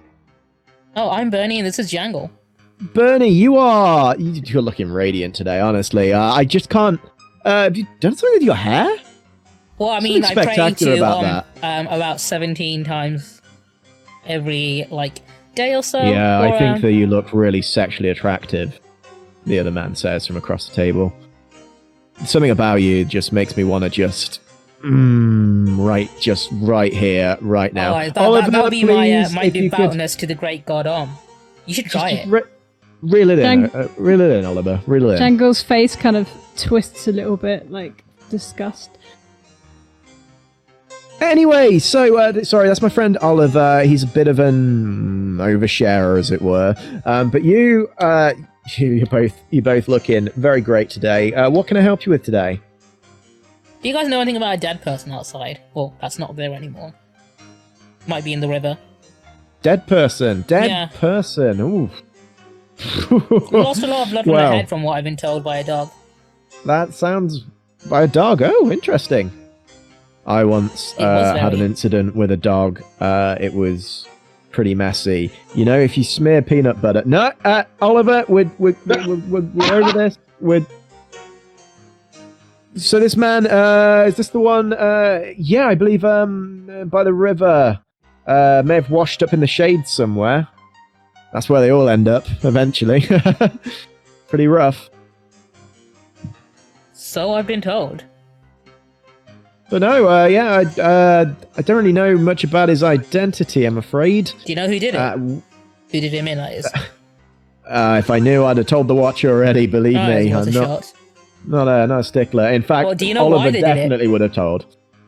Well, you know, he was one of those followers of Om, wasn't he? Do you know when they did it? Couldn't tell you, honestly. You probably want to ask the watch for that. Think they're the ones that carried out the investigation. Well, I'm out of questions. Jangle, do you have any questions for these lovely gentlemen? I was going to inquire more about the peanut butter than I thought smarter of it. Oliver, since you like to tell us stuff, What's your thoughts on alchemical signs and stuff? You know, when you draw them on the floor, it looks proper nice. I personally think that if you are going to go to the extent of drawing something on the floor, you got to make sure that it looks good enough to really draw in a crowd. I remember when I was younger, I drew this mosaic on the floor that my mother found. She looked down there, and it was, admittedly, it was created with fecal matter, but she absolutely beat me senseless. She just, I mean, it wasn't even in like a caring motherly way. Is she an artist? I mean, in a way, some would call her a torture artist, I guess, the way she beat me. I mean, there were like reeds. I think this guy might have been a torture artist, because it seemed like they put like almost like a map on the top of the guy and ran around in a big old circle. What's your favourite thing to paint with? My favourite thing to paint with would probably be my... it's okay, Oliver doesn't need to talk about... Your what? Oliver has some interesting practices, but we don't need to talk about those right now. I mean, what happened out there is quite interesting, and it definitely is. Yeah. Maybe Simon can tell you a little bit more. Oh yeah, I'd absolutely love to do that. Simon says from across the next table. Yeah, just really, would you send everyone over to me? Why not? Yeah. What's the... Oh, great! You're actually coming over. Fantastic. Sits really close to him. Oh, yeah, great. Yeah, I don't even need personal space. What's the point? Do you know who might have done it? Or why did it? Obviously, yeah. I was watching. I was watching, and I just thought, you know what? This is great. Just kill that man. Saw? Oh, yeah, saw the entire thing. And what you know happened? what? Tell us everything. The entire time, I was just thinking, why shouldn't I just actually do something about this? But then I thought, no, I'd love to watch a man get beaten to death. That's great. I love it. I mean, it's my favorite thing. Human sacrifices was like a thing that was like all the vogue. Way back. Well, maybe. So I get the appeal of wanting to watch, I guess. Yeah, probably. Are you a happy person? Oh, I am absolutely ecstatic. Thank you for asking. As you can tell, I am just absolutely loving my day, aren't I, Trevor? I'm sorry about my friend. He's a little... He gets a little grouchy. He's not good with strangers. I am phenomenal with strangers, as you can tell. Seems nice. He's very nice. He is a... He's... Look, he's why would you guys think that Omnians specifically are being targeted? From what I've heard, the man that was murdered was an Omnian. I mean, so am I, and also my friend on the other table is also one now. That is unfortunate. You guys should be wanting to hand them both leaflets. Oh, great, thank you. Yeah, I was out of toilet paper, so this is perfect. Thank you. Oh, it's good to read when you're having a hard one on the loo. Yeah, that's it. It's great. I'm sorry. My name's Trevor, by the way. This is Simon. So, Trevor, why are Omnians being maybe potentially targeted, and who's targeting them?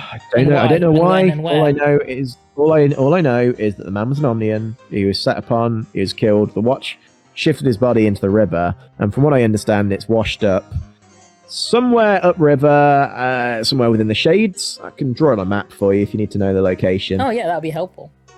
Do you know if anyone came forward to identify him? Or anyone who knew him while he was alive? That's more for the watch than us, honestly. It's not really my area, I'm afraid. We just work near the Docklands, don't we, Simon? Yeah, I work real hard. You certainly seem like a working man. Yeah, well, you seem absolutely great too. He says, taking a sip of his drink. Complimentary, Simon. That doesn't really rhyme, but I'll take it. Meanwhile, Bruno, I saw your little message. Using your free drinks, you have sidled over to the librarian. What are you doing, Bruno? Barkeep, we got free drinks, don't we? Yeah, they've all been paid for, so yeah, go ahead. Can I have 2 of what this hairy friend of mine is drinking, please. Oh, okay. And he slams 2, like, very big, like, wooden tankards down on the table, like, filled with a frothy liquid. I pass one over to the librarian and motion that it's his. Look! Now, I know I messed you about in the past, and I'm a man who I've killed, I've maimed, and I've tried to be honest with my killing and maiming, and I feel I've done you a disservice. And I feel guilty. His eyes widen as he realizes and recognizes who you are. Look!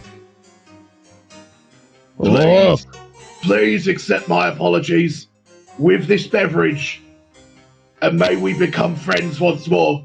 The librarian looks at the drink, at the tankard, and then up at you. Can you give me a persuasion roll, please? Oh, come on. I want him to be my mate.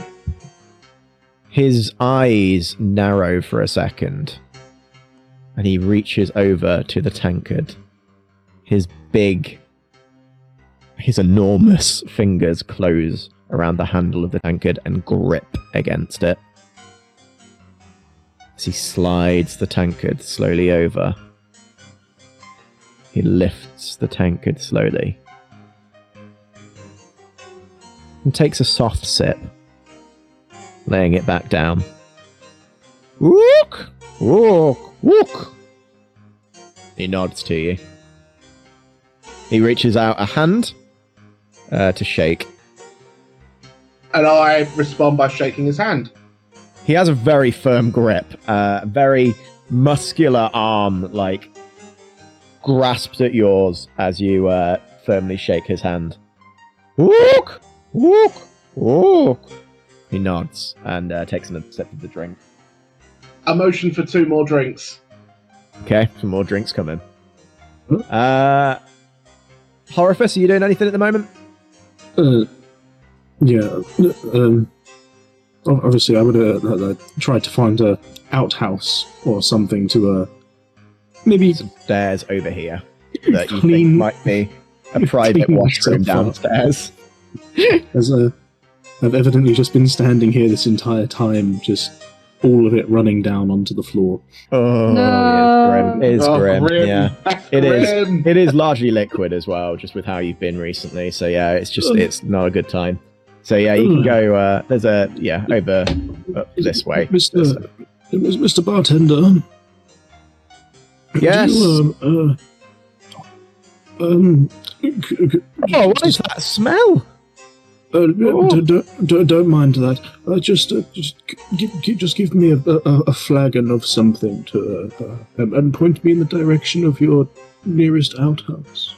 He nods and gestures to the stairs over there, which has like a indoor washroom near the cellar, apparently. Oh, I see. Thank you. I kind of just like slowly like waddle, lift it, keeping my legs straight, but lifting one up after the other. Okay, show me the path you're taking. I'm gonna quickly go round.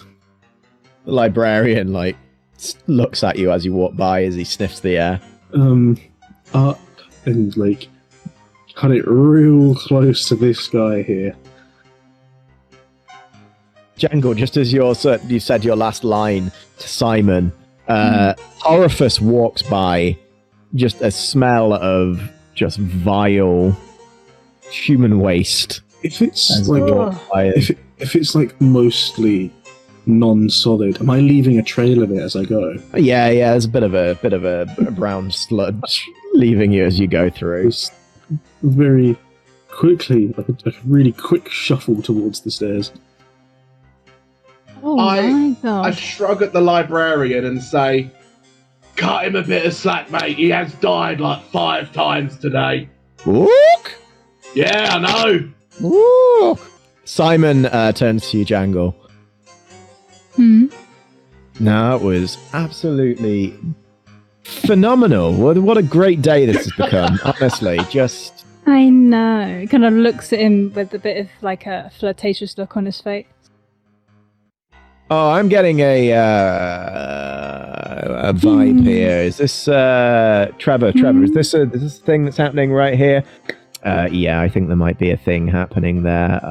You've just got to, maybe be upfront. I always find it is good to be upfront about these things. Oh yeah, I'm so good at being upfront about things. Yeah, no, but maybe in this instance it would be good because I don't think they're kind of getting your dynamic at the moment. Oh yeah, because my dynamic is so hard to get a hold of. Mr. Bardman, obviously you are extremely sexually attractive to me. Why don't you just stay and sit with me all day? Why not? Yeah, phenomenal. Oh. Unfortunately, I don't think we have all day, so art. Jangle, we do have a dead body to find. Got a mark on the map, actually. We should probably tell Dahlia about that. Yeah, we can make sure you... it's not actually that far from here. I mean, if you follow up the river, it won't take you long to get there. I would be careful, though. It is literally the Shades, and people die in the Shades a lot. So shouldn't be a problem. You know. The great god Om protects me, and that wizard there can't die. Not sure about everyone anyway. Horifus, you've changed your britches now, so you can make your way back. Awesome. Oh God, it feels so much better. Let's get to the top of the stairs. Can I see the trail that I've left? Yeah, you can see a trail that's left behind. I'm just gonna go around the other way and avoid it. Don't worry, I shit myself too all the time, Oliver says as you pass him. Really? That's fascinating, and I quicken my pace. Yeah. Yeah, Bernie, you return to Dahlia? Yeah, so I found out where the missing dead body is, and I placed my map on the table with the marked location in the Shades. Interesting. Yeah. Okay. Show me I the gave map. them all leaflets for, obviously, the great god Om, as they should all be worshipping. Of course. As long as you didn't give any more money away. No, not yet. So, Dahlia, from the map that you can see, you actually know that area of the Shades fairly well. Perfect. It's quite a popular dumping ground for bodies. The Assassin's Guild often use it to chase up paperwork. Often, if they're getting audited especially, you need to make sure that the receipt is properly left with the body. So that is often the bodies are stored there so that they can make sure everything is filed away properly. It's all very business-like, really. Those are for the sort of lower-end jobs, which are much more frequent and don't pay out as well. Oh, I know this place. Cool. Okay. Well, Corporal Nubs, it was a pleasure drinking with you, I'm sure. But, Always is. Duty calls and all that rubbish. Yep, perfect. Well, I'll bid you goodbye, and and he just turns away from you. Yeah, I stand up. Right, where's the others? Jangle is currently talking to his friend. He's heading over already. He's already kind of bid them farewell and kind of shakes himself out of it. Still drunk, but seemingly less lecherous than he was before. What the heck did I miss? And apparently, Bruno has made a friend of the simian variety. Look! The librarian. I guess. I give the librarian a wide berth. Okay. Rude. Awesome. So, you guys are now heading on out to the next location. As I leave, I motion to the barkeep to keep the librarian on our tab. Look! The librarian says, raising his empty flagon to you. I put out my hand for another handshake. He firmly takes it. I'll see you again, my friend. It's always good to see you. Look! The Shades are not a particularly nice place. Often it is a dumping ground for bodies, but at other times it can be an area of great commerce if you are trading in, drugs, sex, and illegal weapons. Some of you have a background knowledge of this area. This area in particular, I'd say only really Dahlia really knows about. But as you arrive, you get a sort of sense of this sort of arid environment, and obviously the waft of the Ankh itself is somewhat off-putting. But something doesn't seem right. I'd like everyone, first of all, to roll a regular, just general perception check for me, please. Do I get advantage because I know the place well? Let's say yes, why not? Fuck it, okay. My home ground. An idiot. Okay. So Bernie, you've got a good idea of this area. Some of you, like the rest of you, and Dahlia, you've got a lay of this area already, and you're like already spotting signs of, first of all, signs that someone has been here recently. You spot over here a campfire recently extinguished. You spot over here the ground of many bodies that have been sort of left to fester, and very faint tracks heading in that direction, as though something has been dragged away from that pile. Huh. Can I get an idea of where it's being dragged to? Do the tracks just end? You believe it's somewhere around here-ish. They just end here. You see the body of a man in a cloak. It looks like some sort of a holy man. The back of his head absolutely caved in. Would it maybe match the description of what we were given? And From what you ascertained from the injury you saw before, because it was you that discovered this. This man his head is definitely caved in the way that you would have expected from such a thing. From behind you, there is a very faint sound of scuffling. And can you guys see that now? Yeah. Mhm. Your characters don't yet, but I'm putting it on the map ahead of time. And I'm going to say one of them is going to take initiative with this. And it's going to Because approach I you. was prepared, I'm hoping I don't get surprised. Okay, yeah, you had your weapons drawn, but this guy's going in for an opportunistic attack on you. Well, that hits. Yeah, and he's going to strike with his... For 3 points of damage, you feel the slash of a scimitar hit you from behind. I'd say, do you make a noise? I'm assuming. Yeah, I go, oh shit, we're under attack! Awesome. In which Oh, case, let's get the turn order up, and I'd like everyone to roll for initiative for me, please. Question: did I hear the yell?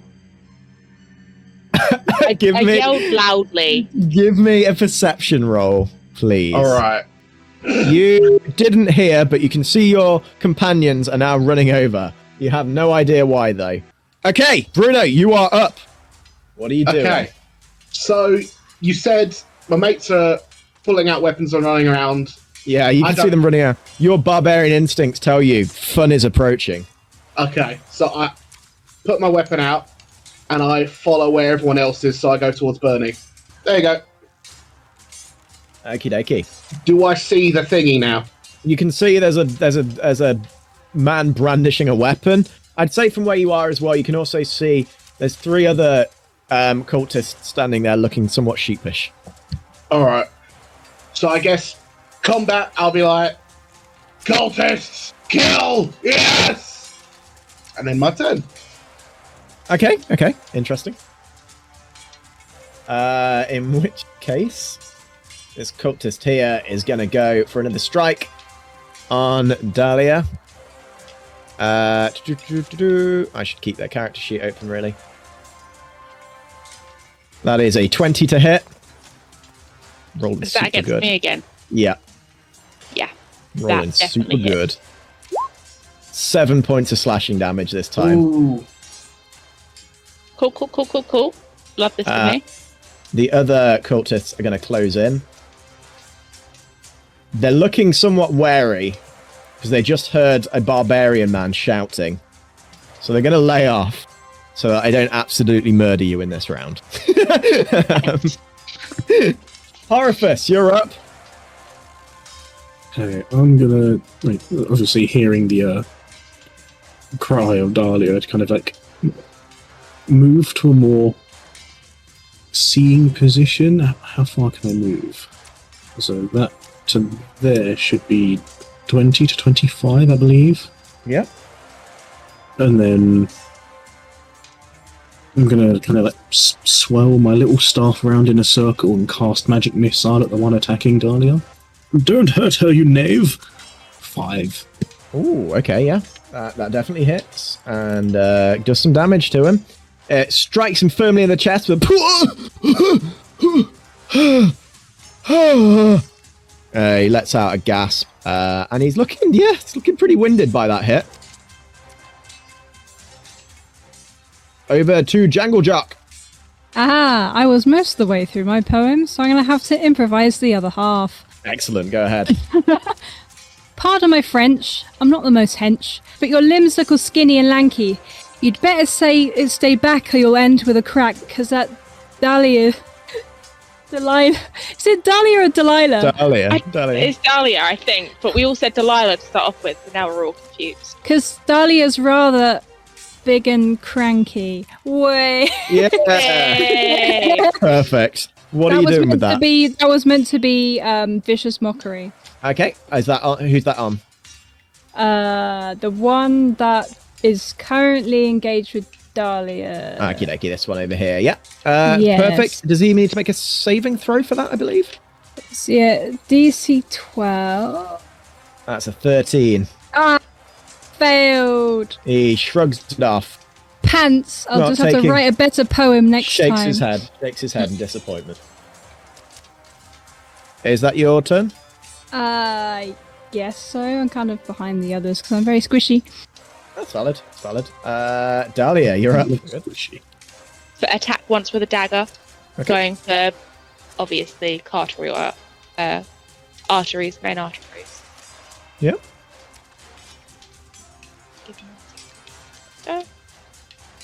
For the first one, 10 does just hit, yeah. thank God for that. Just guys in clothes. They're just 5. dudes, man. 5. As you stab straight in, where did you say you're going through again? I was going to go through, the main artery that's down by the leg. Oh, the Everyone groin always tries- one. Yeah, everyone tries to protect their neck. No one protects their Yeah, neck. so you Their groin. stab him firmly in the groin, and he lets out a with my noise butter knife. as a spurt of blood hits you, probably sort of across your own sort of thigh midriff. Guy's a bit taller than you, and he goes and goes limp and collapses on the floor, Nice. very dead. Can I use my offhand to throw my other dagger at this guy here? Sure, yeah, go ahead. Yeah, I'd say that hits. Yeah. That's another 2. As a knife hits him in the shoulder, he lets out a high-pitched squeal, and like looks down at it. Doesn't even know what to do. He's like, it's embedded in him. Good. And then I retreat backwards. Okay. Bernie, you're up. Bernie is going to take 1, 2, 3 steps this way. So they're Yep. all in, I believe, a very nice 15-foot cone. Okay. Beautiful. Excellent. And she's going to do what she does best, and that's cast Burning Hands in a nice 15-foot cone. And they get a saving throw, don't they, on that? Dex saving throw. Dex Do saving they throw. still take half with Burning Hand? They do. yeah. It's gonna be a short fight. As she casts, she yells in the name of the great god Ooh. Spicy. Well, they will be pretty spicy once this hits. So the first one saves, and the last one fails. So this one and this one over here managed to sort of take a step back from the torrent of flame. Now, how much damage did you do? 16. Yes. Kid hell, okay. These poor guys. She's a very experienced artanist. Can I shout, leave one alive for information? This one is incinerated as he it just erupts in flame. His body isn't even left behind. He's gone. You've just like absolutely destroyed. The knife clinks to the floor, made of metal. It looks blackened as it drops with a clunk. Bruno. All right. So I've seen one go, one burn. I got my sights set on this guy. Okay. So I'm charging forward, screaming as I do. Yep. Get right in range. I start raging. Yep. So I'm using a good old rage, and I then bash him with my greatsword. Do you mean your giant butter knife? Yeah, the giant butter knife is a miss. You manage. Yeah, you don't manage to hit him, I'm afraid. Jeez. Only then just. in which case, I'm gonna use this. So here comes the wabam. Wabam. That one just hits. Roll for damage, but it probably won't matter. Yeah, you cleave this guy in half. Yeah! From the middle. Blood! And you are sprayed with just a torrent of just gore and just ick. Bruno has never been so happy. Very dead. Very dead. This guy is going to go 1, 2, 3, 4, and he's going to open his jacket, and you'll see an absolute pile of just alchemical bottles just tied to him. And he's just going to shout at the top of his voice, "For the great god Ur-Gilash!" And he's going to pull a cord. He pulls a cord, and his body ignites as an explosion erupts within a. Can I quickly use one of my reaction abilities? I was about to say, could I do that? 10. I was going to say 10-foot radius. What's your reaction? I'll let you go first, Torifus. I was going to ask if I could quickly use my reaction to tackle him to the ground and smother him with myself.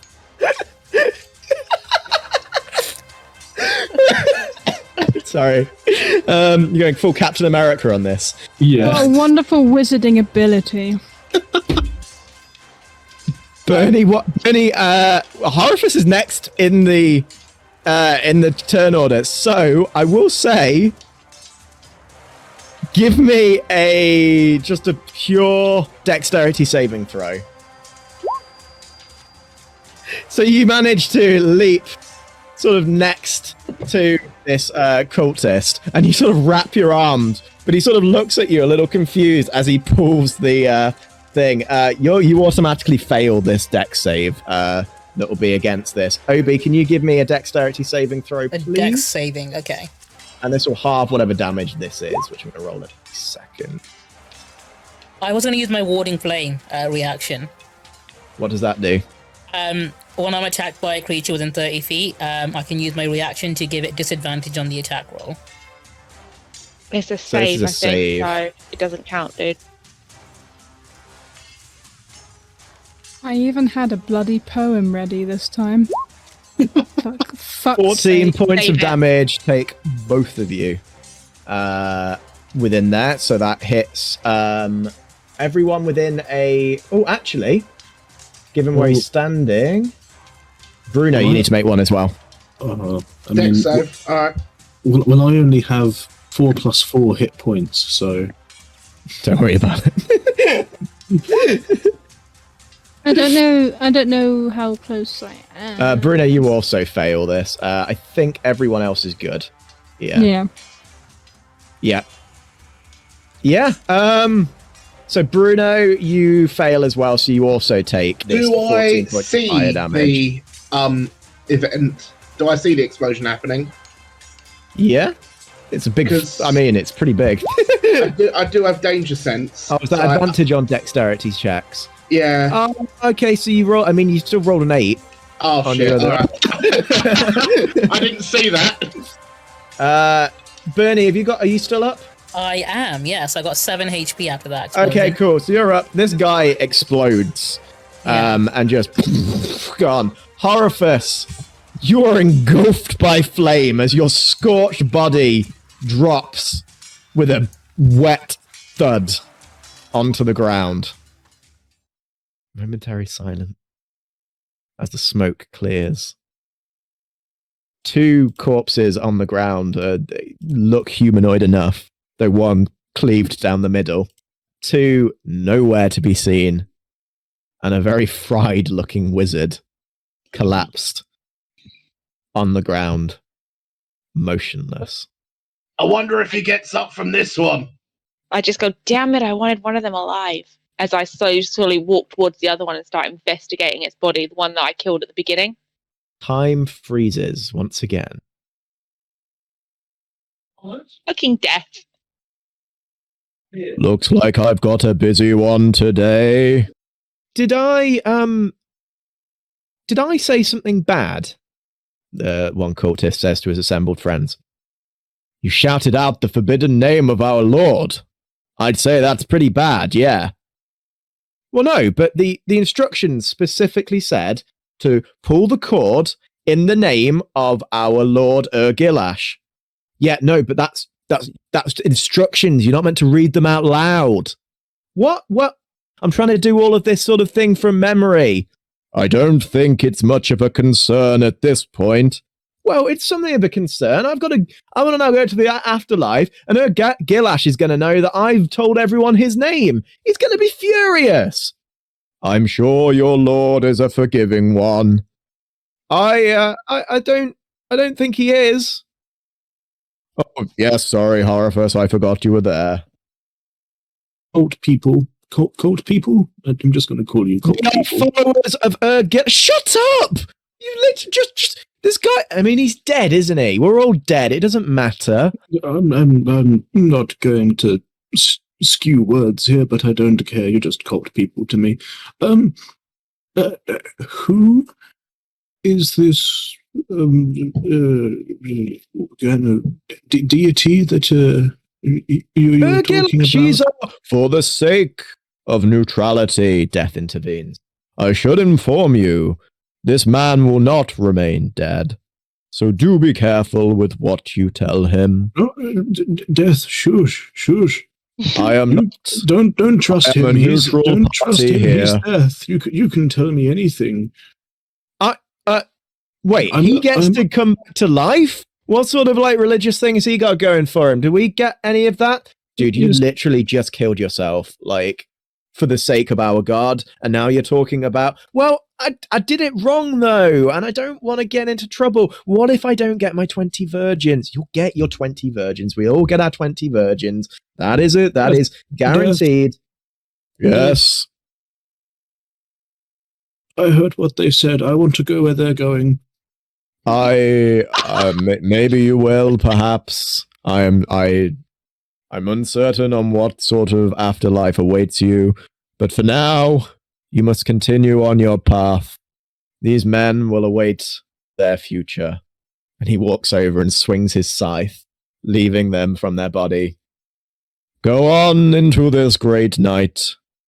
And that as the souls disappear. I don't usually say things like that, but I thought it sounded poetic at the time. Do you think I'm trying to work with a few things like that? Really spice up the engagement, in their final moments. Go on into this great night. I saw it in a play. It wasn't a very good play, but I thought the line was very good. Sorry, I'm rambling again. I will let you... kind of awkwardly hold a thumbs up to Death. He clicks his finger as your body grafts back to your your burning body that is still on fire right now.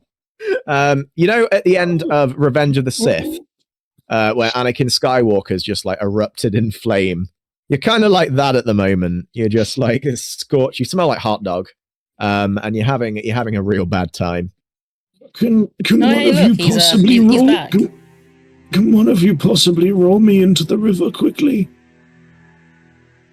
I mean, Bruno probably could if you can get his attention. Bruno! Bruno! I'm just poking in the pockets of a cultist. I pick up a stone and throw it at him. They have nothing of worth. Fine. Oh. Where did that come from? I point at Horifus and then I point towards the river.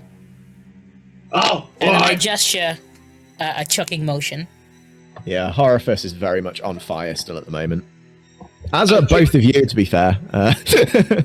I gingerly pick him up, put him over my shoulder again, and walk into the water to put out my fire. Okay. I I'd like you follow both with to him. make... If you're doing that, I'd like you all to make Constitution saving throws. Going into the River Ankh, that is brave. Jesus. That's a good point. I should have warned them. Oh god, he got on that one! Bruno, I got a -1. Bruno, Bernie, you feel a bit sick. Just I from wouldn't being know any around better. it. I'm new here. I'm new in town. Bruno, you're managing to just keep it in, and you suddenly feel the body of Horifus go completely limp in your hands once again.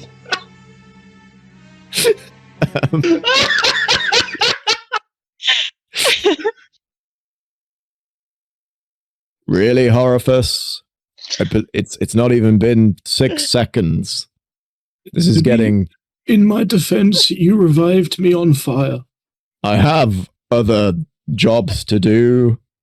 Many other jobs. I have a life outside of you, Horifus. Don't be coy, Death. Just make sure I'm not on fire this time. Well, I think you are currently covered in the sewage of the Ankh, which will probably not be particularly nice, but at least your body is not still on fire. Not fiery Well, is I must be preferable. on my Thank way. you. I have a dinner arrangement, but do take care. He We take clicks dinner? clicks his finger and disappears once again.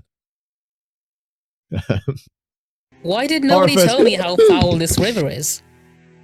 Wakes up. Because you were raised here, you should have known. Yeah, on I'm further from Omnia. inspection. I'm On further not from- inspection, Bernie, you notice a distinct crust on the river. It is not you. As you walked into it, it was like stepping into like old custard.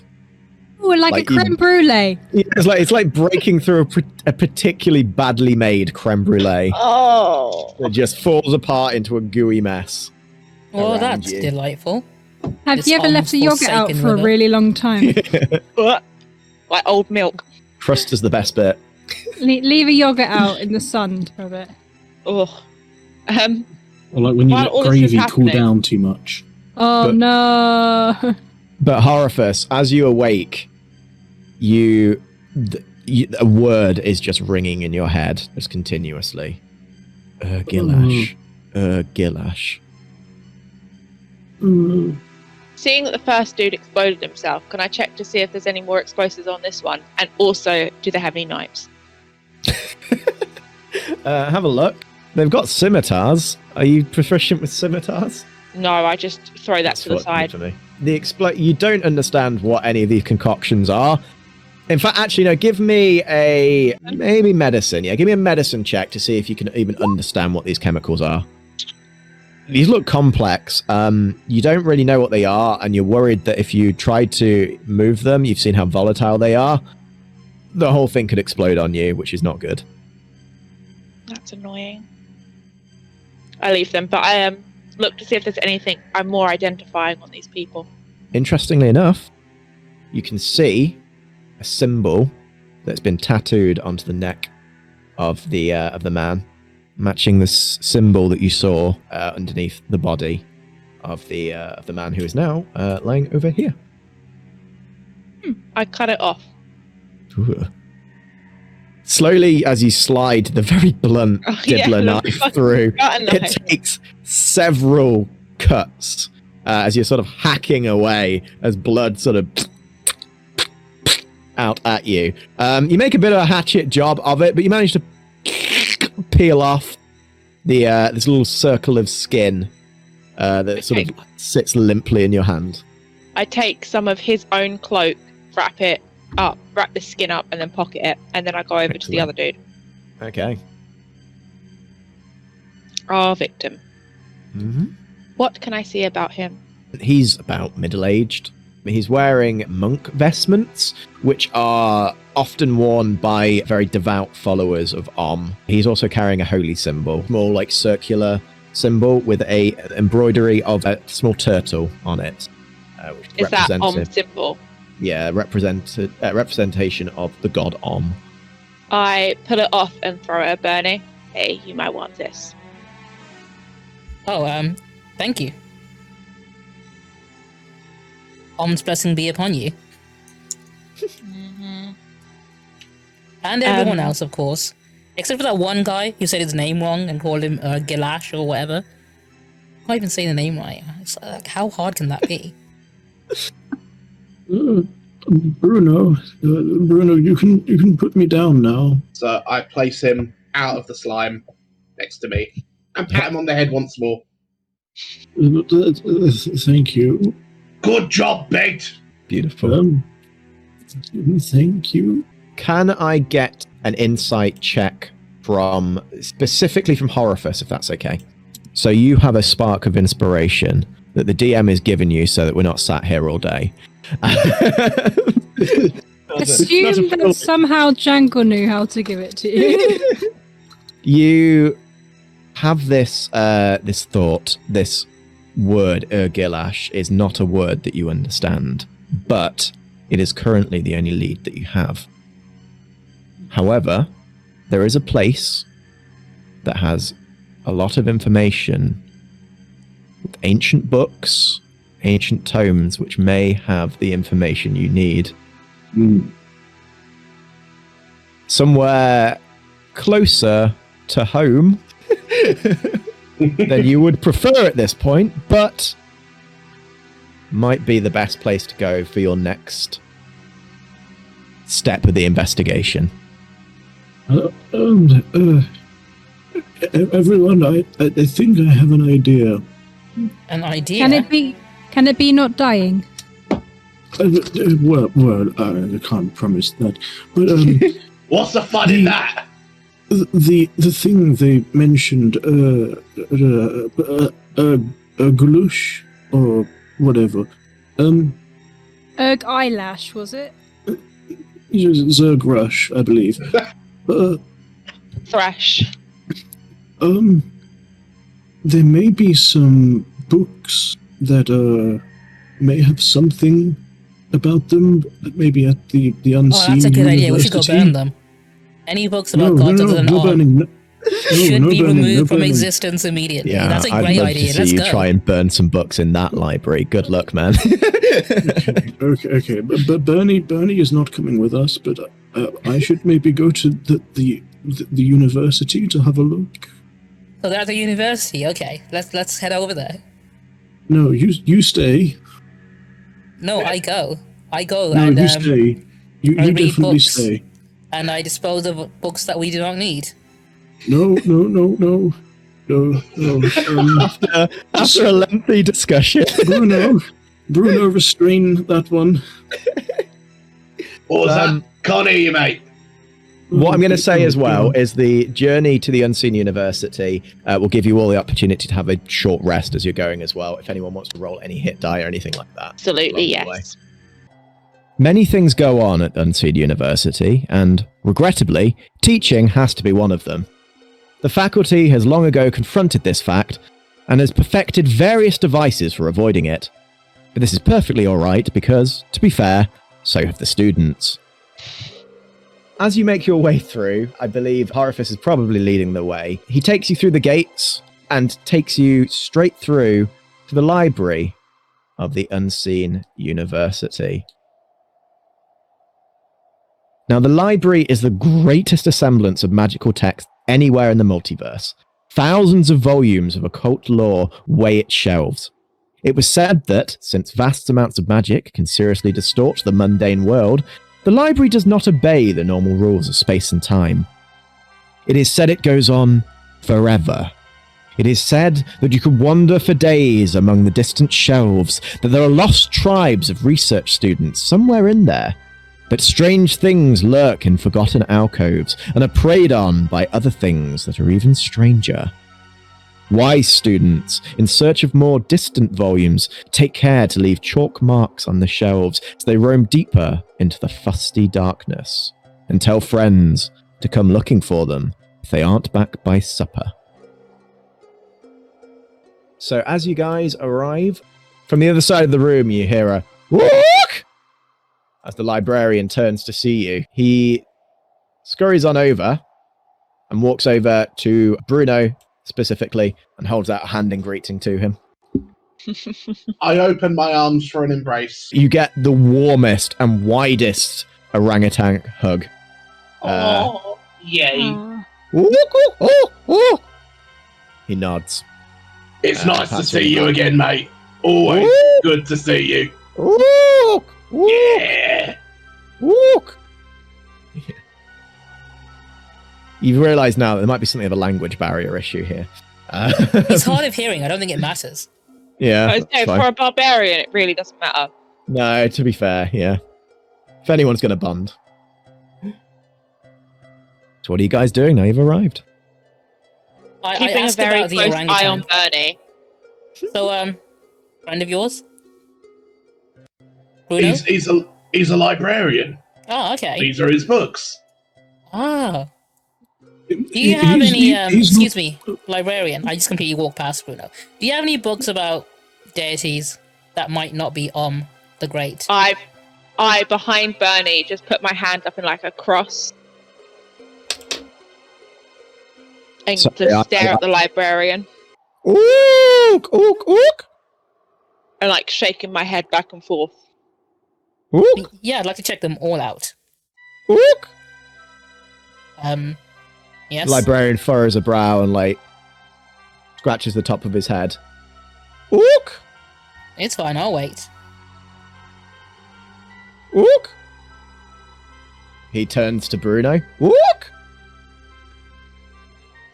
You don't have those books, mate. Ook! The librarian shrugs and, like, holds his hands out and he's like, is there anything more you can give me? Ook! I gave him a leaflet. He looks at the leaflet and then, like, scrunches it in his hand and, like, puts it in his mouth and starts chewing. Ook! Ook! Yeah. I gave him another one. He takes it and scurries on over to a giant chair that he has over here and starts scribbling little doodles on it.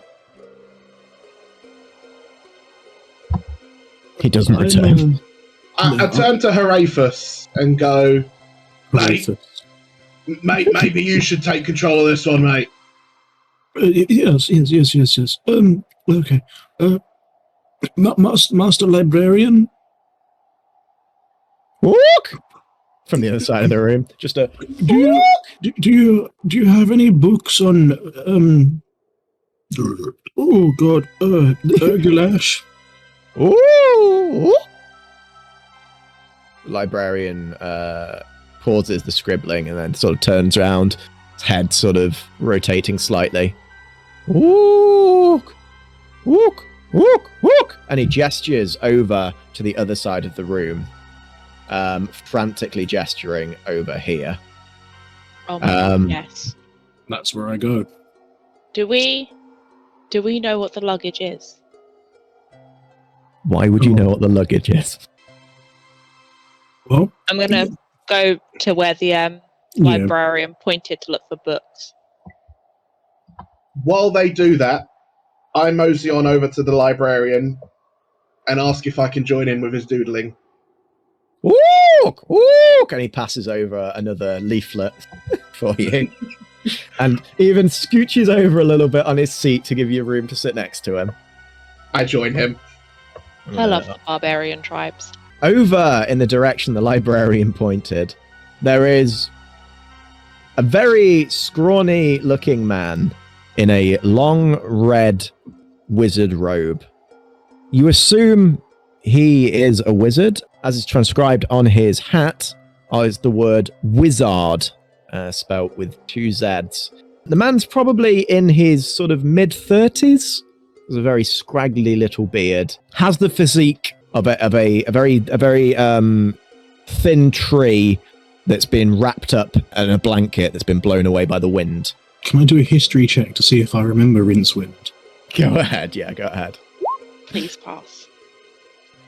You remember a man that fits this description, though he would be probably in his 50s by now. This man looks considerably younger. It's done. So perhaps a relative, yeah? Who knows? Excuse me? He's not responding. I go over and, like, tap him on the shoulder. Okay, so you're sort of now stood here? Yeah. Give me a dexterity saving throw. Dear God. You're asking a lot of me. I am. Well.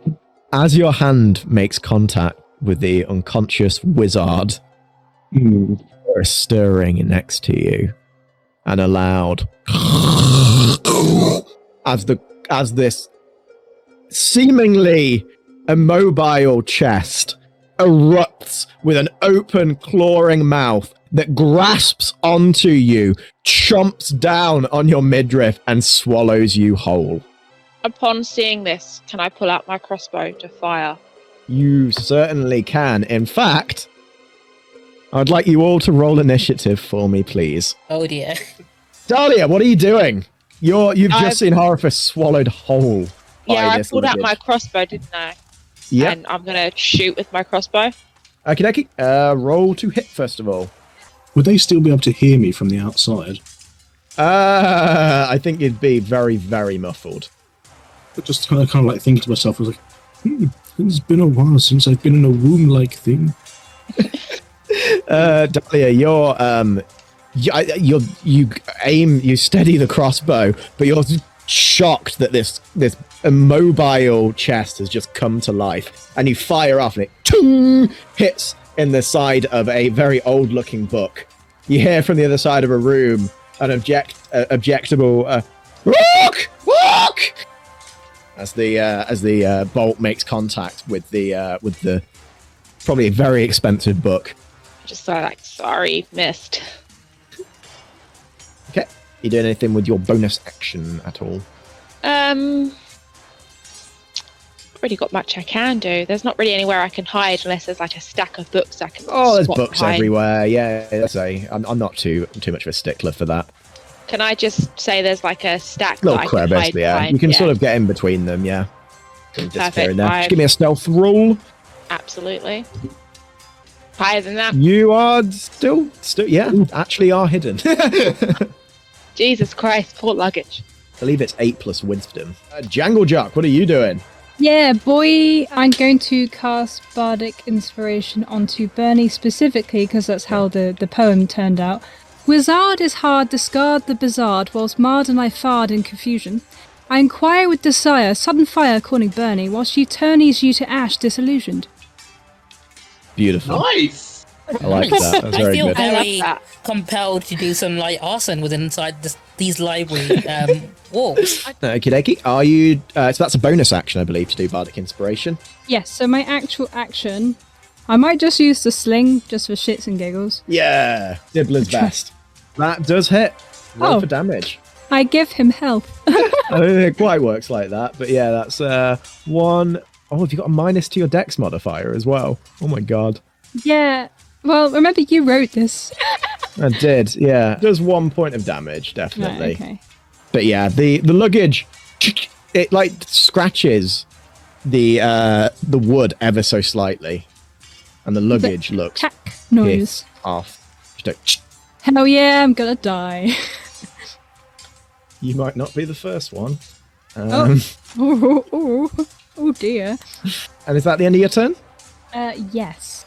It is now the luggage's turn. Hell yeah. Horifus. From within the luggage, you feel this empty void of where you are. You have no idea of what world you're in, what reality you're in. It's just this creeping feeling of dread overwhelms you as the creature bites down on you for 7 points of damage. Did you heal before? Nope. Your body goes limp inside the luggage. Just the luggage gives a satiated grin and looks over at Jangle Jock with a smile and takes 2 steps towards you. Horifus, you're dead. Bernie. Before Bernie moves, she's gonna quickly look around to everyone and say, you guys are cool with me burning this place down, right? In the name of I don't wait to hear a response. I just say that's. I'm just gonna declare that is what I intend to do, and I'll take a step forward, maybe 2 steps forward, and surprising everyone, I'm gonna cast Burning Hands. I mean, I was going to aim for the wizard next, so. I'm so confused how that could ever happen. I know. So the luggage, I believe, gets a save against this. Oh, it fails.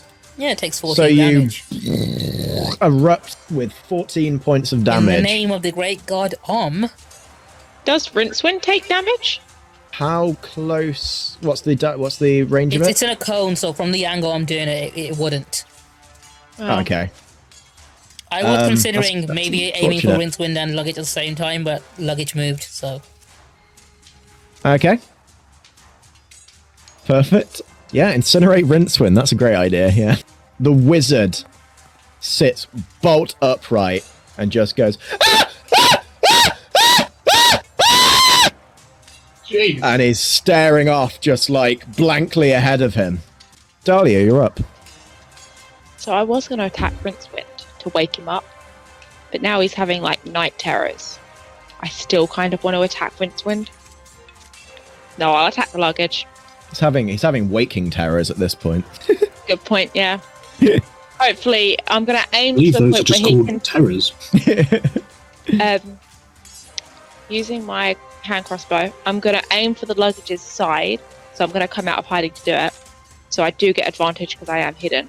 Okay, yep. And True. it would be stealth if it does hit. But Yep. hopefully I'm hoping the noise of it impacting with the luggage will break Rincewind's screaming. That's the main goal. So you're at advantage, so a 15 doesn't hit, I'm afraid. Rip. Yeah, I'm sorry. going to try to go back to hiding. Slink away. Rogue life. Well, Hashtag not about getting eaten by the giant sentient chest. Homer Simpson backing into the hedge. That's it. Okay. Jangle Jock, you're up. Right. Okay. Luggage I is think- looking at you. Yeah. I can move, but then cast a spell, right? Yep. So I will move. I don't know how far I can move. I'm guessing here. Yeah, but it gets an attack of opportunity on you if you do that. Oh, can I cast and then move? Yes. Oh, that will still be an attack of opportunity, won't it? If you move, yeah. Unless you use the action to disengage, Well, I'm casting Vicious Mockery. which is an action, isn't it? Yeah. Yeah. Bugger. Well, guess I'll just... I think even if it's an attack of opportunity, I'm less likely to be eaten from a distance, so... Okay. That okay did not sound like anything like it was agreeing with me, but I'm doing it now, so... What's your AC? My AC is low. 11. Okay, that hits. You Ah, get jumped for 13 points of damage. I mean, I'm still standing. That's a massive- positive. Like monstrous teeth chomp around your leg as you go away and like sinks deep into the muscle of your leg, and you feel it take part of your flesh away as you try and scurry away from it. But yeah, His scream is oddly melodic and beautiful, and I'm not going to reenact that because I don't think I can manage. Go on, I did the Rincewind scream. Beautiful. I don't know if you could hear that. Surrounded by books and a guy killed by a cook, you'd think I'd be far more a quiver. Your trunk don't give mystery. In moments your history. With my sharp tongue, my mockery delivers. 4 points of psychic damage. Nice. I mean, it's hard to gauge how that's affected this, sapient chest. Luggage is going to turn to Bernie, who stood right in front, and it's going to attempt to swallow you. I would like to use my warding flare reaction to give disadvantage to that attack. Okay. So I believe it would still be a contested strength save, but yeah, at disadvantage. So you've only got to beat a 6.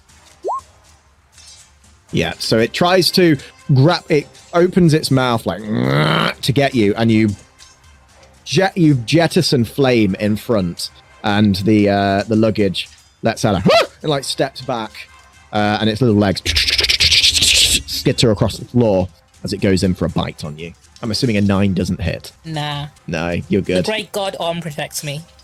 2 and armor class of 13. I'm afraid is still dead. Bernie, what are you doing? I'm not that dead. Ooh, that is a good question. Can I gauge whether my last attack did anything to that luggage at all? It looks like it did some damage to it. Yeah, I mean it's a bit blackened. Okay. It looks mad though. It looks I'm real gonna hit pissed. it with a sacred flame this time, a different type of flame. Okay. Remember to use your inspiration die. I shall do on this one, I think, and I rolled for extra damage with a d6. Okay, so it's gonna be 4 plus 2, so you take 6 damage. Yeah. Okay. I mean, it still just looks mad at now. Okay. What else you doing? Is that Can I it? shove the luggage? What, as like a bonus action? Yeah, just give it a quick shove. Or just pick it up and yeet it. You want to try and pick it up and eat it? Just move it away if I can. I'm going to say, sure, give it a go. Give me a strength Oh check. my god. Boom. Bernie, as you reach in to grab it, the luggage just opens its mouth and you tumble and fall straight inside as it clumps down around you. You are now being consumed by the luggage. Help me. Dahlia, before your turn once again. Ah! Ah! Oh god! Who are you? Who are you? What's going on? Oh my god! Ah! Ah! Ah!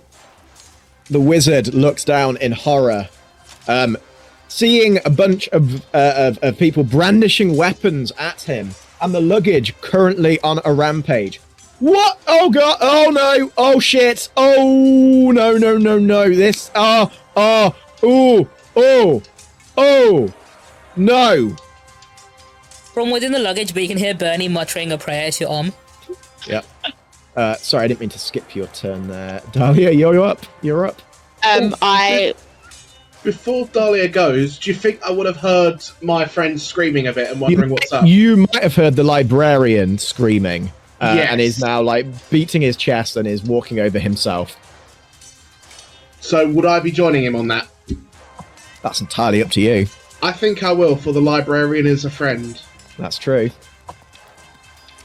Not because you want to help us or anything. Absolutely not. Oh, you'll sort yourselves out. I'm Yeah. enjoying my retirement. Yeah, librarian's his real bond. He's completed his 5, quest. 30. So that's 30. I get in Rincewind's face. I pick him up and go, sort your damn box out. What? What are you? I genuinely don't know what's going. Who are you? What? Ah! And he immediately throws up all over you. Sorry, that was bad. I've had a real rough life. Why are you attacking my luggage? Can you not? We weren't. It ate one of our friends. His Horifus' dead body next to me. He does that. Yeah, he does do that sometimes. My bad.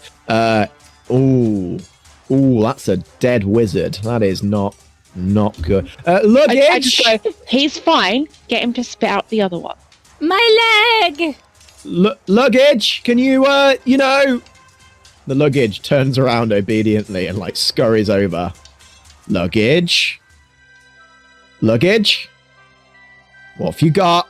What's in your mouth? Oh God, protect me. You've got a person in there, haven't you? The great God Come will on. protect me.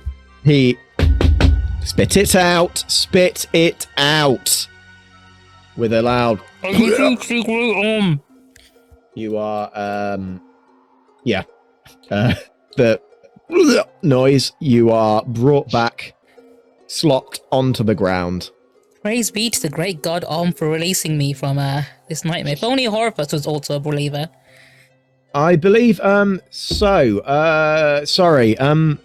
I take Rincewind by the coat and start wiping off his sick on it. I'm like, you're going to want to compensate me for this. Honestly, I'd love to. I'm not very material right now. I have literally just returned from a literal hell dimension. Otherwise, I'd be more than happy to look into. Your friend is dead. I've just noticed. Is that Give him a minute. problem? Maybe Because time freezes. Hello again. Horifus. Yes, hello. Interesting one this time. I believe it was... I will do with you in just a moment. I have something else to deal with. And he heads over. Rincewind! Rincewind turns to Death, avoids eye contact with him. Oh, hi. Long time. Yes, I guess it has been. For you. For me, time is an irrelevance. Well, yes, I imagine that would be the case. I was simply using it as a colloquial greeting. Yes, it was well received, I assure you. Always nice to catch up. Yes, clearly not running fast enough. Have you met my granddaughter, Susan?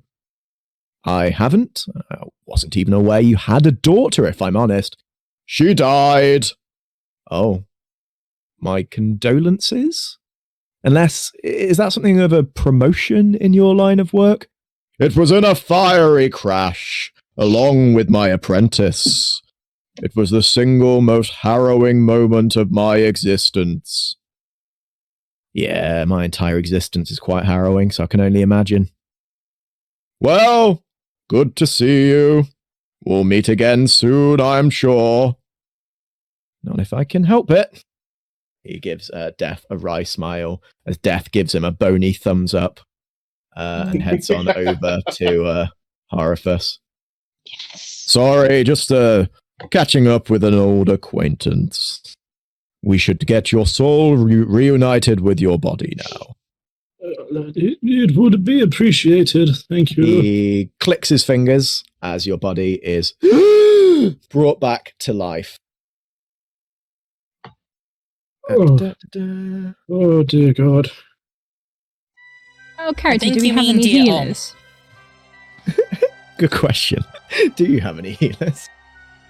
Because I'm trying to work out if my impending outburst is going to be worth it. I mean, I am a cleric. I do have the ability to do so. Nice, cool. Okay. I don't know if my outburst is at the correct timing, but then again, Jangle Jock will do things whenever he's ready. Okay. So my leg! My leg! Great it was nommed! I will beg for great healing, I'm dying! I cry, though I stay handsome. Or say scream my great anthem. Your old sack of luggage is a dick. Wordy bugger, isn't he? Rincewind says. I go over to Jangle Jock and say, are you ready to accept the great god as your savior and, of course, one true god? Do you forgive that I just said your god's name in vain, along with the word nommed within about I don't think syllable? really cares about that, really. He's really lax about things. He used to be really... he used to come down really hard on us for a lot of things, actually. He used to be so many rules, but he's really mellowed out over the last, century or so. Great. I mean, yeah, I'd like my leg to not hurt anymore, so... Alright, do you also pledge to hand out 10 of these leaflets? I I cannot promise. Depends if there are women that I can chat up. That makes it easier, usually. All right, cool. So just so you're aware, if you do not hand out these leaflets within 1 calendar month, the healing will be undone. I mean, that's for future me to worry about, so let's go. Oh, we have a deal then. I cast Cure Wounds on this leg. Nice. Damn. I can't say I'm particularly repellent to a good salesperson. You enjoyed those 8 extra hit points. I mean, it's better than a 5. Rincewind looks around at all of you and he's like, well, yes, super sorry about all of that and everything, but I have a warm bed that is long overdue for me, so... I don't think so, mister. I remember you. I don't think you do. Very few people do, often. Yes, they don't see enough of me for that. You're a lot younger than I thought you would be, but I remember you. Wait, is this... What year is it? What? How long was I gone? You've been gone 20 years, mister. 20 years? Bloody hell. You know, yes. Did anyone wash my socks? I had like a whole pile of them, just... No one even bothered to look for you. But that's not the point. Well, that figures. Yeah, fair enough. Yeah, I was gonna just go back to my room, but I'm guessing the room is no longer my own room. I know, well, the cycle works here, they move someone else in. That's fine, I'll just sleep in the library, I'm pretty sure that's fine. At that moment, the librarian scurries over. Walk! Walk! Oh, good, the librarian's still here, excellent. Walk! Walk! Yeah, I know, I didn't think I was gone that long, honestly. Walk! Yeah, probably. Walk! Oh, okay. Well, it's nice you're making new friends. Walk!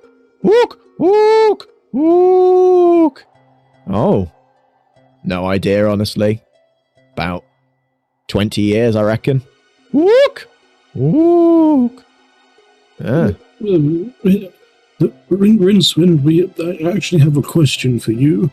For me? Oh, right, yes. Okay, good. I'll try and... Do you know the name or maybe place Ur-Gilash? Ur-Gilash. That is it's not a word I've heard of. It's not pretty, really read. Pretty lame name, if you ask me. I mean, I've been a lot of places. I've seen a lot of things. I've heard a lot of languages. I've run away from so many different types of people that all just wanted to murder me in a bunch of different ways. I'm talking boiled alive. I'm talking spears thrown at me. I'm talking arrows. I'm talking crossbows. I'm talking stones. Sorry, I just have a sort of permanent PTSD. It's not. I wouldn't even call it PTSD. It's more of a CTSD, a current traumatic disorder. No. Ur-Gilash, not certain on that one. Ook! Ook! Yeah, I mean, it could be... I mean, are we talking something that exists now? Is it something that definitely exists right now? I don't know. This is what we need to know. Well... Ook! Ook! Ook! Ook! Ook! Ook! And the librarian suddenly looks extremely excited. Ook! Ook! Ook! Oh, God, no, I am not getting involved in... Ook! Ook! Yeah, I know, I did it once before, but... Ook! Ook! Ook! Look, that was in a video game. I don't think it's even canon to the main story at this point. Ook! Ook! Ook! Ook! Ook! Ook! Yeah, and it went really badly from what I remember, honestly. I think there was, chaos theory, the butterfly on the other side of the world. Things go badly when you deal with that kind of crap. Ook! Ook! Ook! Ook! Ook! Ook! Yeah. All right. Do any of you guys know what L space is? Do I? My character. All right. Let me explain. Knowledge equals power equals energy equals matter equals mass. and on that simple equation rests the whole of Elspace. It is via Elspace that all books are connected, quoting the ones before them and influencing the ones that come after. But there is no time in Elspace, nor is there, strictly speaking, any space. Nevertheless, Elspace is infinitely large and connects all libraries, everywhere and everywhen. It's never further than the other side of the bookshelf, yet only the most senior and respected librarians know the way in. So yeah, that basically about sums it up. It's some weird book magic that can send you across time. I think that's about right. Walk! Walk! Walk! Yeah, I mean, close enough, honestly. I mean, I might be paraphrasing a little bit. Walk! Walk! Walk! Yes. Okay, I'm paraphrasing a lot. But it's dangerous, okay? Essentially, what you can do, using the power of the library, we can connect with this word, find out when it was last used, and then essentially travel to that point in time. Super dangerous. Essentially, we can change the entire course of humanity and the way the world functions, especially if it is far back enough for it to be an issue. So That's I don't fine, we can send think, Horripus to do it then. I don't think it's a really good idea to do, honestly. I think whatever you're dealing with, I mean, it's not a good idea. It's just walk, walk, walk, walk. Yeah. I mean, there's not really many safeguards, is there? Walk, walk, walk. What, as a spirit? Walk. Well, not a literal spirit. No, I get that, but still, like, I've been ethereal before, and it's not a good feeling. The sudden detachment from your body. Walk. Yeah. Okay. Fine. All right. So there is something we can do. Pretty dangerous. It's fine. I'll do it. It could result in our souls being ripped from our very bodies and scattered across an unknown period of time and space. That sounds itchy. I'm It is absolutely fine with extremely that. itchy, Let me do it. honestly. You know that crawling sensation you get, like up and down your skin sometimes? Imagine that, but just continuously. It is horrible. I mean, we don't have to worry about anything. If I do a prayer to the great god Om to protect us, we should be fine. Oh, you're an Omnian. Great, cool. Glad we got one of them around.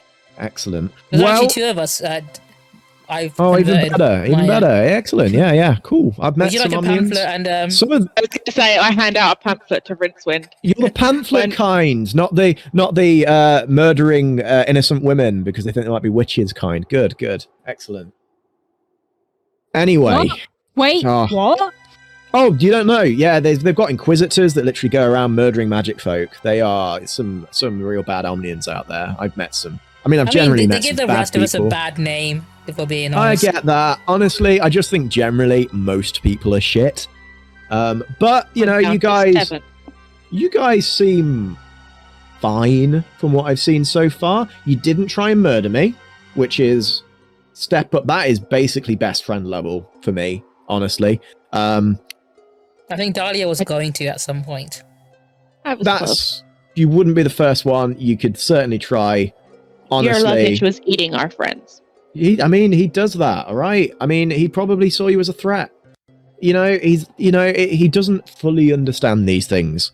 I So look some- at Horrifus, and then I look back at Rincewind pointedly. A threat. Look, I mean, he is a very powerful wizard, clearly. Right? You're a wizard, right? I feel like I recognize you, but honestly, faculty changes around here so frequently. It has been 20 years, so I'm not certain. What was your name again? Horrifus. Horrifus Crump. Horrifus. Bloody hell, you were ancient when I was here. How old are you now? 94. 94? Why are you still involved in this crap? Shouldn't you be enjoying retirement? Or like, Well, go to 4X, honestly, 4X. It's horrible, but at least the surfing's alright. it was. I mean, I only have, maybe 12 months left. Oh, that's a shame. But until then, I'm untouchable. So I'd like to do I don't think dangerous that's how that things now. works. I don't think that. Surely that's not how that works. I've died 7 times today. Is that why death was? Yep. Yes, So you're telling me that literally any wizard could have done this at any time, and you're the first wizard that's thought to do this? Well, I mean, there's probably reasons that they don't do it. I imagine it's extremely painful. Right? He shit himself today. Oh, yes. Yes, Stabbed him. I did the other day, I'm honest. It happens. It happens in our line of work. A lot. Anyway, we're getting sidetracked. L-Space. Right, so what we'll need to do, we'll need to cast a spell of some sort. Might be a book that we'll need a wizard that can do. Horifice, you're a wizard. I'm a wizard, but I'm not the best when it comes to. Oh, I know exactly what you are, Rincewind. Excuse me, lads. Excuse me. Did you just call Bait a wizard? Is he? He's a wizard. Yeah, You're a wizard. Yeah, he's like he's virgin for life. I mean, I'll be honest with you. I haven't seen him do much apart from die. And well, I come back every time.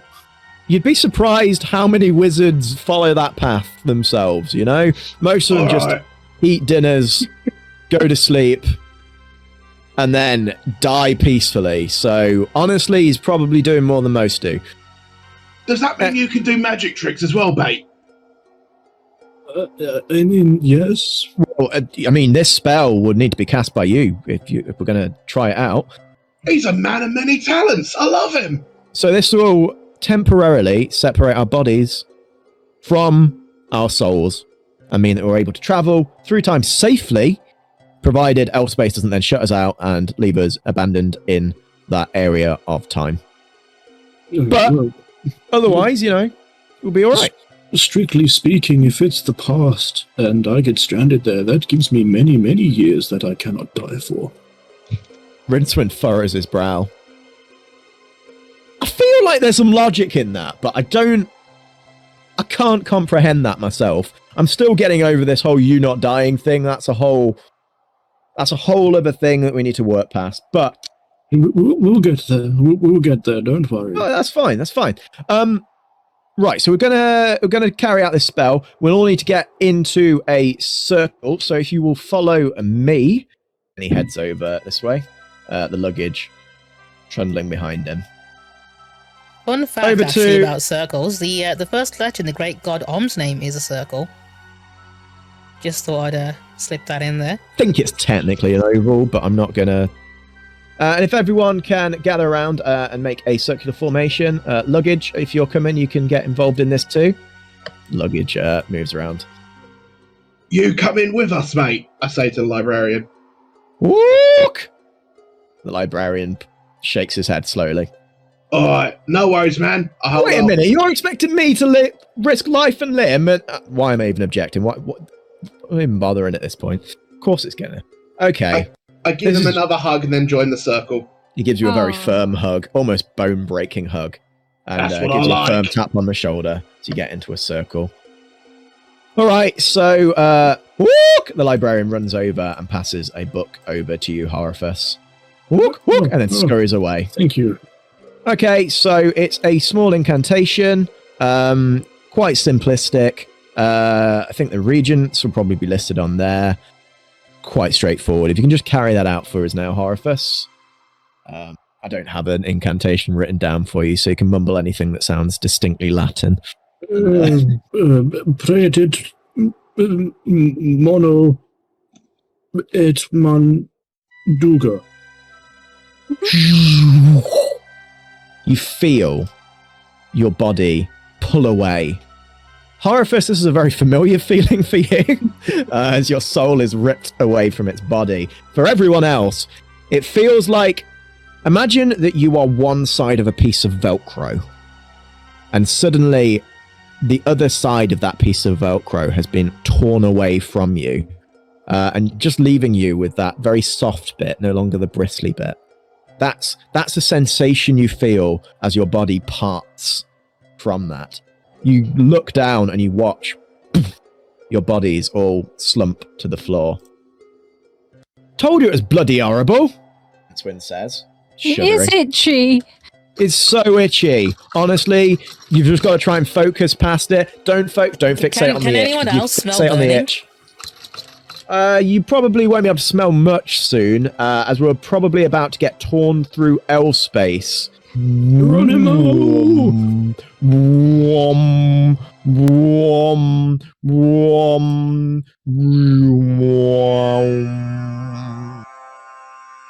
As your bodies are contorted, your souls are pulled through this mysterious bookshelf, which draws this ethereal energy around you, a rippling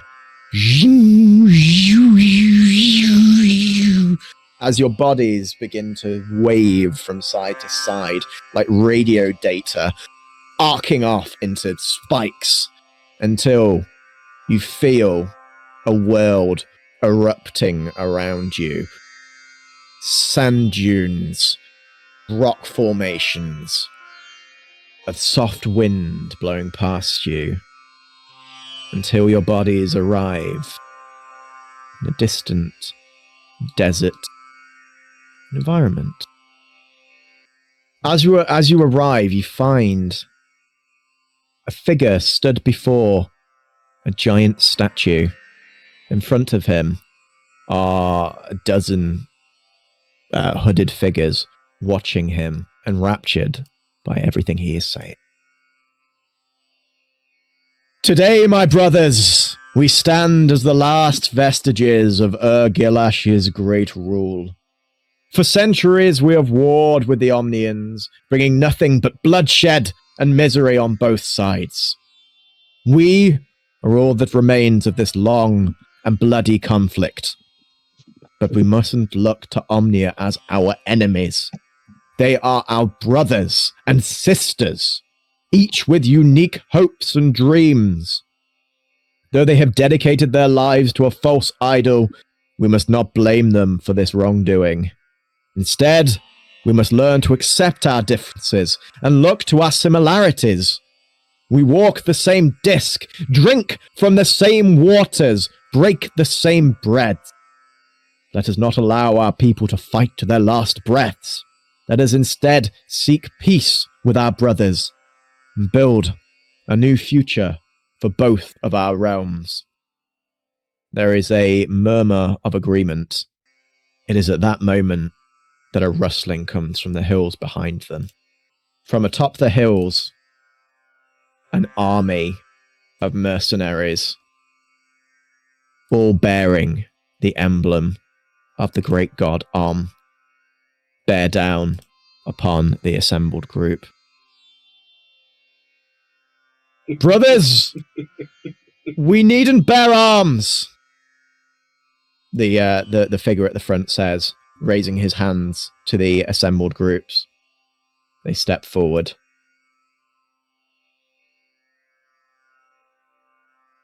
Until the weapons are drawn.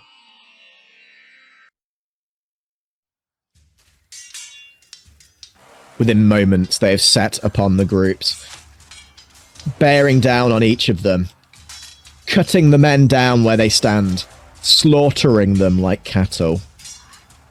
The men offer little resistance. They are completely unarmed as they bear down upon them.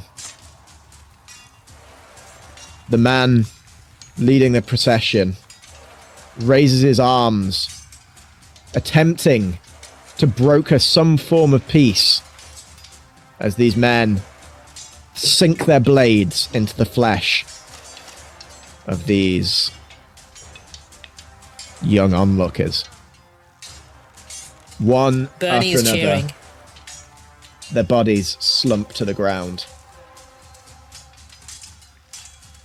Each blade striking and sliting with a and they fall. The man at the front lets out a gasp of horror and falls to his knees. He is set upon by two assailants, who each strike him firmly in the back, their blades slicing through his weak and defenseless flesh.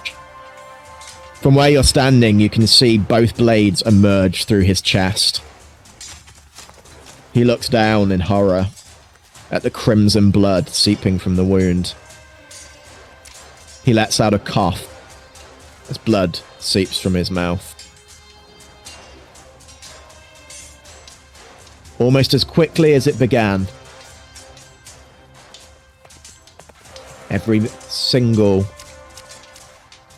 assembled person at this meeting is dead upon the ground.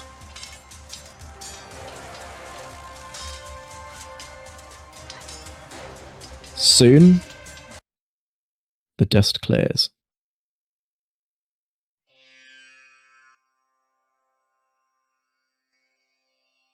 And the men soon step over the bodies and walk away.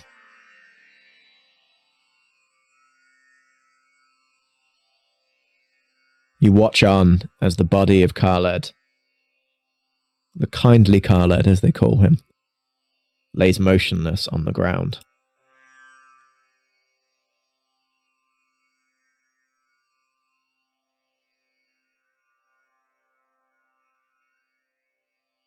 After a moment, a white horse drops down next to him as a figure steps off next to him.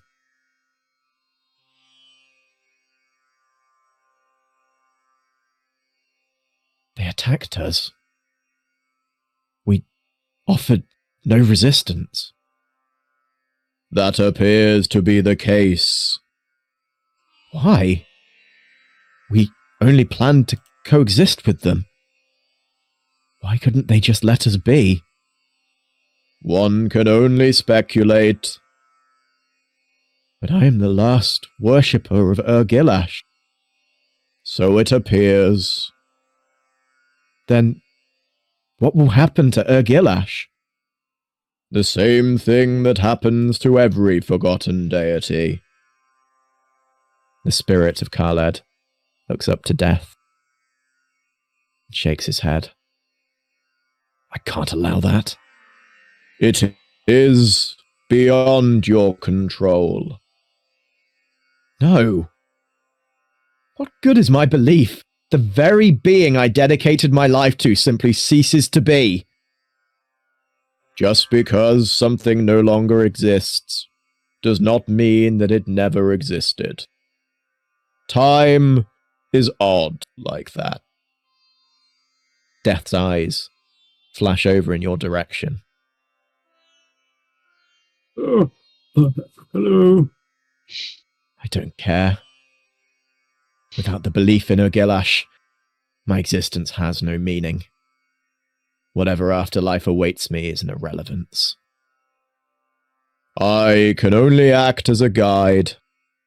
Your decision to follow the path offered is your own. I appreciate your candor, but no.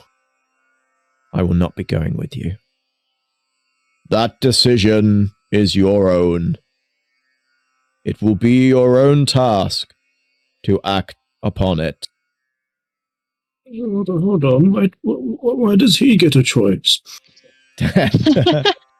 Steps away, leaving the spirit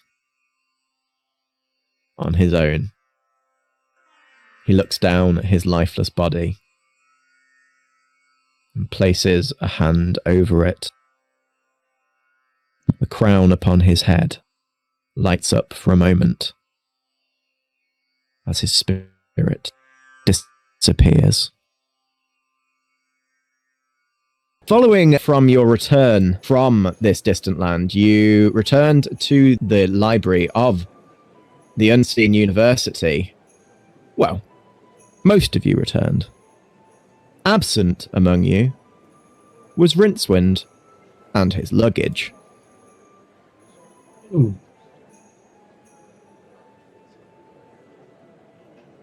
Following the events of your little travel across time and space, it appears that Rincewind materialized in an entirely different place. Oh, Oh, no. Oh, bugger. No, no, no, no! Whilst the rest of you were returned to the Library of the Unseen University, completely safely, armed with this new information, you made your way over, following the frenzied suggestion from the librarian, to this computer by the name of Hex, where you met with a young man by the name of Ponder Stibbons and the Arch-Chancellor of the university, Rudcrum Ridcully. Sir, I do believe that Hex could be the very key to finding out the true location of this deity, if it does so exist. Well, yes, if you think that it could be of benefit to the state, and if it means that the patrician could aid us financially, I'm sure he'd be willing to do such a thing, yes. Sir, yes, maybe. So, I'd just like to reiterate with all of you, you travelled across time and space to get this information, and you believe that there may be followers of this deceased deity. Is that correct? That is exactly correct. Okay, so what was the name of this deity? Something. Eyelash? Eyelash. Eyelash, yeah. Eyelash. Ur-Gilash. Do you know how that would be never mind, I'm going to try keying it in. Give me just one moment. He walks over to the computer and starts keying in various details, pulling cranks.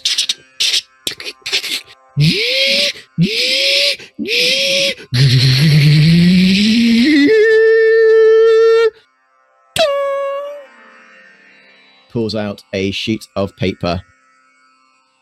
It says, Mr. Jelly, error at address number 6, Treacle Mine Road. Give me one moment. I may just need to change the parameters on this one here. As he's doing so, you can see a swarm of ants scurrying up a translucent tube as a small mouse begins running across a large hamster wheel.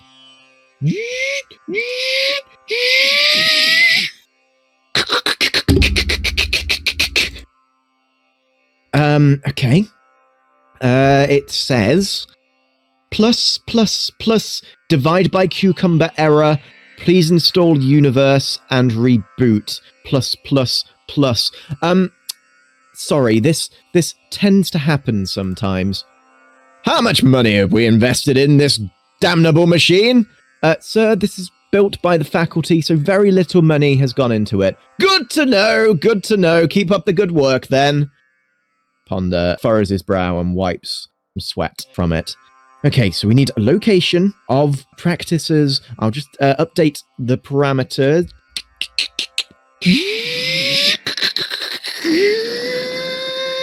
It seems like that thing wastes an awful lot of paper that could be used as leaflets. Just an observation.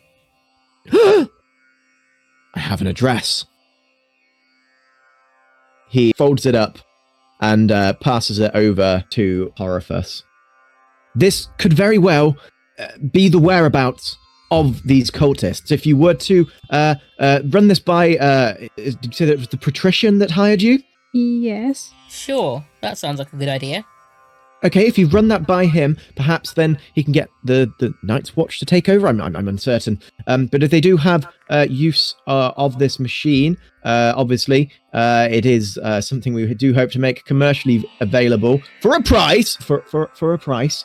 Can't imagine why anyone would want to use one of these things. Well, it could be very useful. Just make sure the patrician knows of how this came about, so that he could possibly, maybe look into some public fundings that could be moved our way. Yes, any fundings would be very much appreciated. Ridcully gives you a nod and then gestures for you all to leave. So forgive me if I'm wrong, if I do get any of this incorrect from the investigation that you have carried out. I believe you explored outside of the Mended Drum, in which I have it here that you liaised with a dog, in which you got information on the whereabouts of the body that was found outside of that building. Is that correct? Yes, that's correct. With a dog, your information was okay? Yep. Scribble. It's a lovely little chap. Interesting. And in which, following this, you took your investigation into the Mended Drum itself, where you spoke with, I believe, was it Corporal Nobbs? Shit myself. Yes, I do see Voided Bowels was included on there. There was a liaison with a orangutan, who I believe works at the Unseen University. Mr. Nice lad. Really, really nice lad. Yes, I'm sure he is. From what I can see, you gained further information on the whereabouts of the body in the literal location after speaking to several young men on the other side of the bar who all had colourful personalities. Is that correct? More or less, yeah. They were all lovely people. Django really hit off with one of them. Interesting. Okay. From there, you made your way to the Shades, and to an area that was a popular dumping ground, where you did indeed find the bodies, and you were set upon by, I have it down here as several hooded figures. They were cultists. Cultists, yes. I can see that following an altercation with them, you found out they were cultists for something relating to the word Ur-Gilash. Is that correct? Yes, they were followers of a forgotten deity, I believe. A pretty lame deity, if you ask me. Interesting. So your investigations then found your way to the Unseen University, which of course, Horifus, you work at, where you, I believe, liaised with is it another orangutan, or is this the same orangutan? It was the same. The same orangutan. It was the same one. Okay. Interesting. In which you gained information from this orangutan? Did you communicate with them? There's something here about a frail wizard and a box that attacked you. Yes, Rincewind and his luggage. Rincewind. Interesting. And Bait died again. He did die.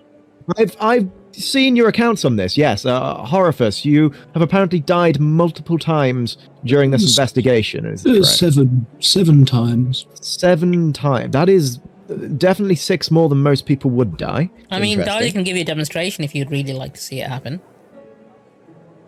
Vetinari furrows his brow, and then arches his fingers and leans forward. That would be rather interesting, actually. Oh, not this again. Dahlia, do your thing. Oh, God. Nothing personal, Bait. I tried to quickly, hobble away.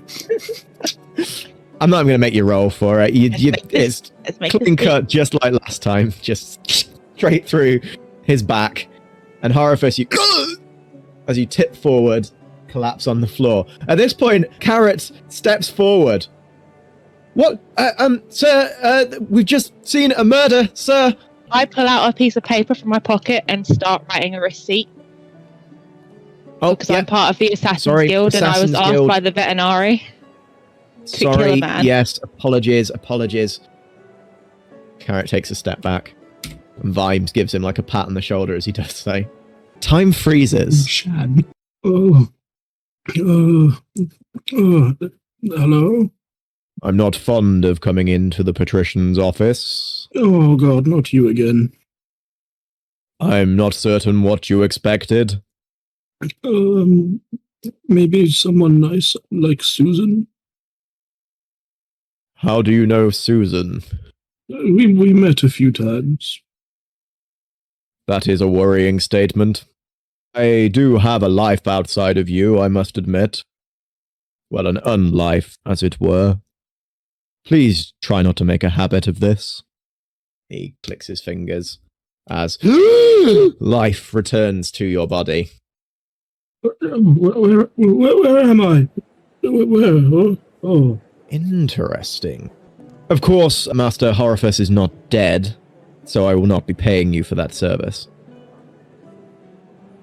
I just shrug. I was like, I figured as much. I pull out the receipts and slowly slide them onto the patrician's table. It's like, can I get some compensation then? I will pass it through to my account, and we can see what we can get sorted for you. We might be able to have that through to you probably in about 13 months or so. Oh. Now, my understanding following from this orangutan encounter, you met with another wizard who goes by the name of Rince Wind. He had some form of walking box that attacked you. Yes, it's called luggage, if I remember correctly. Yes, Master Jangle Jock was mauled ferociously by it and caused a great deal of harm, though I can't see much in the way of harm on you, so I'm not sure how accurate this account is. I was healed. That does not mean it never happened. I will take your word for I that. beseech the power of the great god Om to potentially temporarily remove those wounds. They're only valid for 30 calendar days if You Django didn't tell doesn't me how spread. long. Yeah, you got one calendar month to convert people to Omnianism. The way it works is you hand out leaflets, convert them, and then they hand out leaflets and convert others. I know It's that just a bit, whole but not system. how long I had to do it. Oh, Yeah, you gosh, had to. okay. Otherwise, your leg will violently rip open and all of your wounds would stop bleeding again. Oh, what is it Please like do that not- thing where you don't have enough vitamins and it all just falls apart? I do already Exactly. have rather a large amount of blood on my carpet, so please do not supply any more to this carpet. It's one of the reasons I had it colored red, yes. Okay, so from my understanding from there, you spoke with this Rince Wind, who discussed something regarding L space, in which he decided that you would be traveling across time and space to find out about this Ur-Gilash. Is that correct? Yes.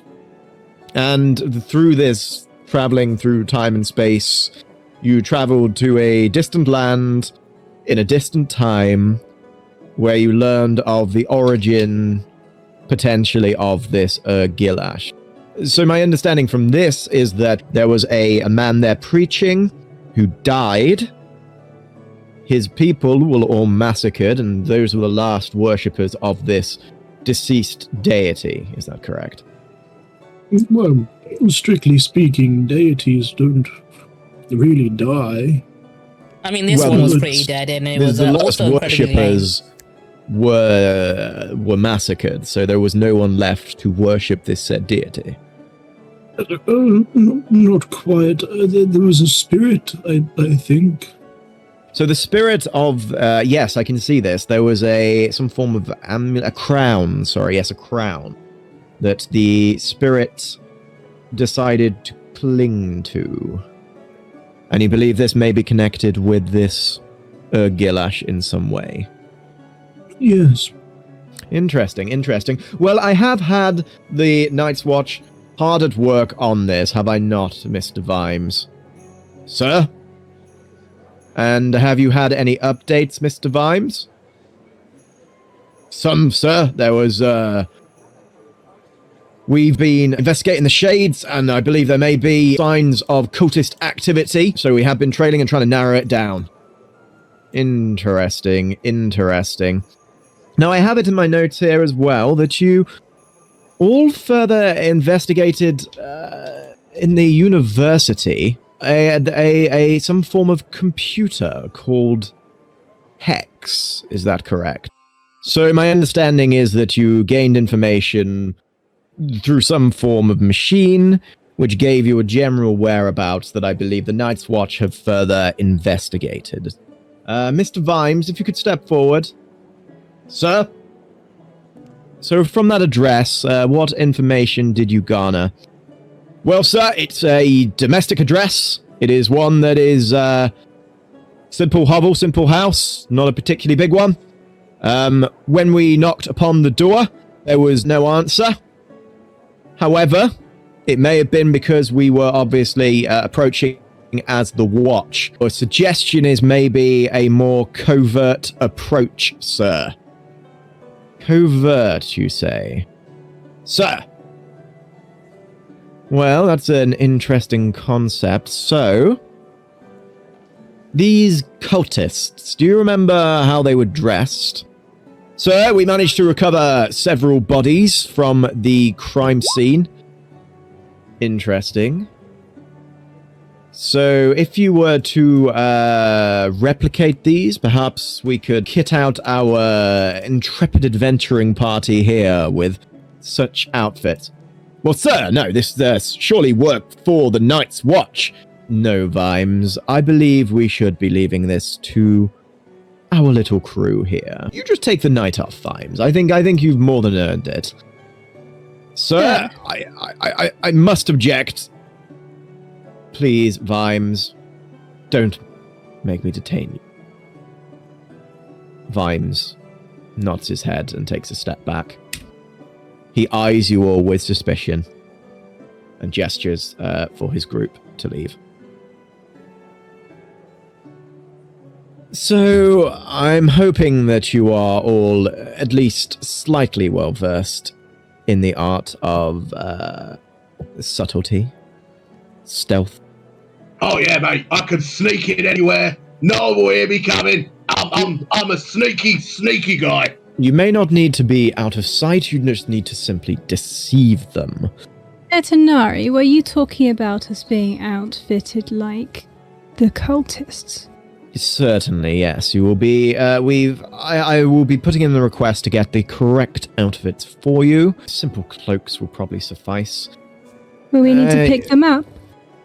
We will make sure they are kitted out for you. Oh, okay. I might know someone. Interesting. It's someone who can. Well, who can do what?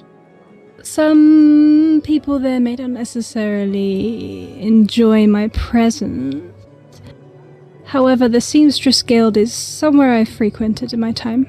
I am aware of the Seamstress Guild. They, from my understanding, have but one sewing needle between them.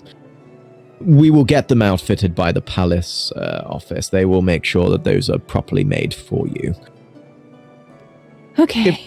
If you have any further questions, I will do my best to answer them. I have asked all of my questions of you for now. He arches his fingers again and looks at you all expectantly. Are we No. getting more money Have you for considered this? joining the religious order of the Great God Om? I have looked over your leaflet. Have you given it any thought? I have thought many things. That was my one singular question. I believe we should probably get going. Yes. Further stipend of 100 gold will be supplied to you. I'll take that. Actually, I trust you probably won't need it. I imagine going undercover with cultists, I imagine not a lot of money changes hands. I'll just try and take the pouch quickly. Then please ensure that you take your cloaks on the way out, and we'll make sure that you find your way to the location in question. As you guys arrive, there's a large door on this very sort of nondescript looking building. You are outfitted in a variety of different cloaks. You are all disguised as these cultists.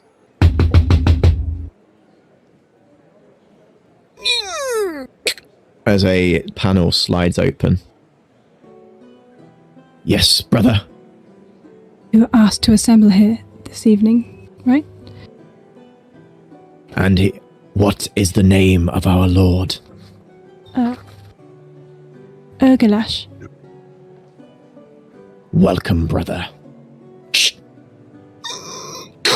The door clamps open as you arrive. Within a very small little meeting room, a group of hooded figures assembled around the table. Sorry, brothers, but we do not have any further seating. If you can find a spot on the floor somewhere, you sit yourselves down and we will start the meeting. I go to the far side and take my seat there. I sit next to this guy and say, hey, I've just heard this other god named Om. Seems pretty cool. Check out this leaflet I found. And hand him one. Oh god, we're all gonna die. Give me a persuasion roll, please. The cultist turns and their eyes fix on you. Is this some sort of joke? Yeah. Check out how funny his sleep Oh, is. okay, I wasn't aware. Sorry, very funny joke, of course. No, we do not worship any false idols within here, and there is a carried laughter among the room. Now, brothers, if you are all assembled and if everyone is sitting comfortably, let us begin today's meeting.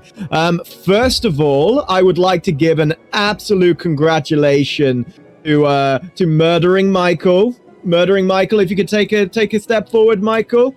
Michael takes a step forward and waves. Now, how many infidels did you manage to massacre today, Michael? Well, I'm absolutely chuffed. I managed to murder at least 5 infidels today. Really put the work in, put the time in, and I just know that Ur-Gilash is going to appreciate everything I've done for him. Well, if we can all give Michael a big round of applause, everyone. Very good, Michael. Fantastic. Michael takes another step back. So on the itinerary today, we do have the Tombola, which we're all very excited for. I believe Baking Bertie. Yes. Was this, you've supplied us with a pie today? Yes, it's gooseberry. Gooseberry pie, very nice. Made with Ur-Gilash relish. It's one of the best I think I've ever made. Well, that'll certainly be, that will be the consolation prize today.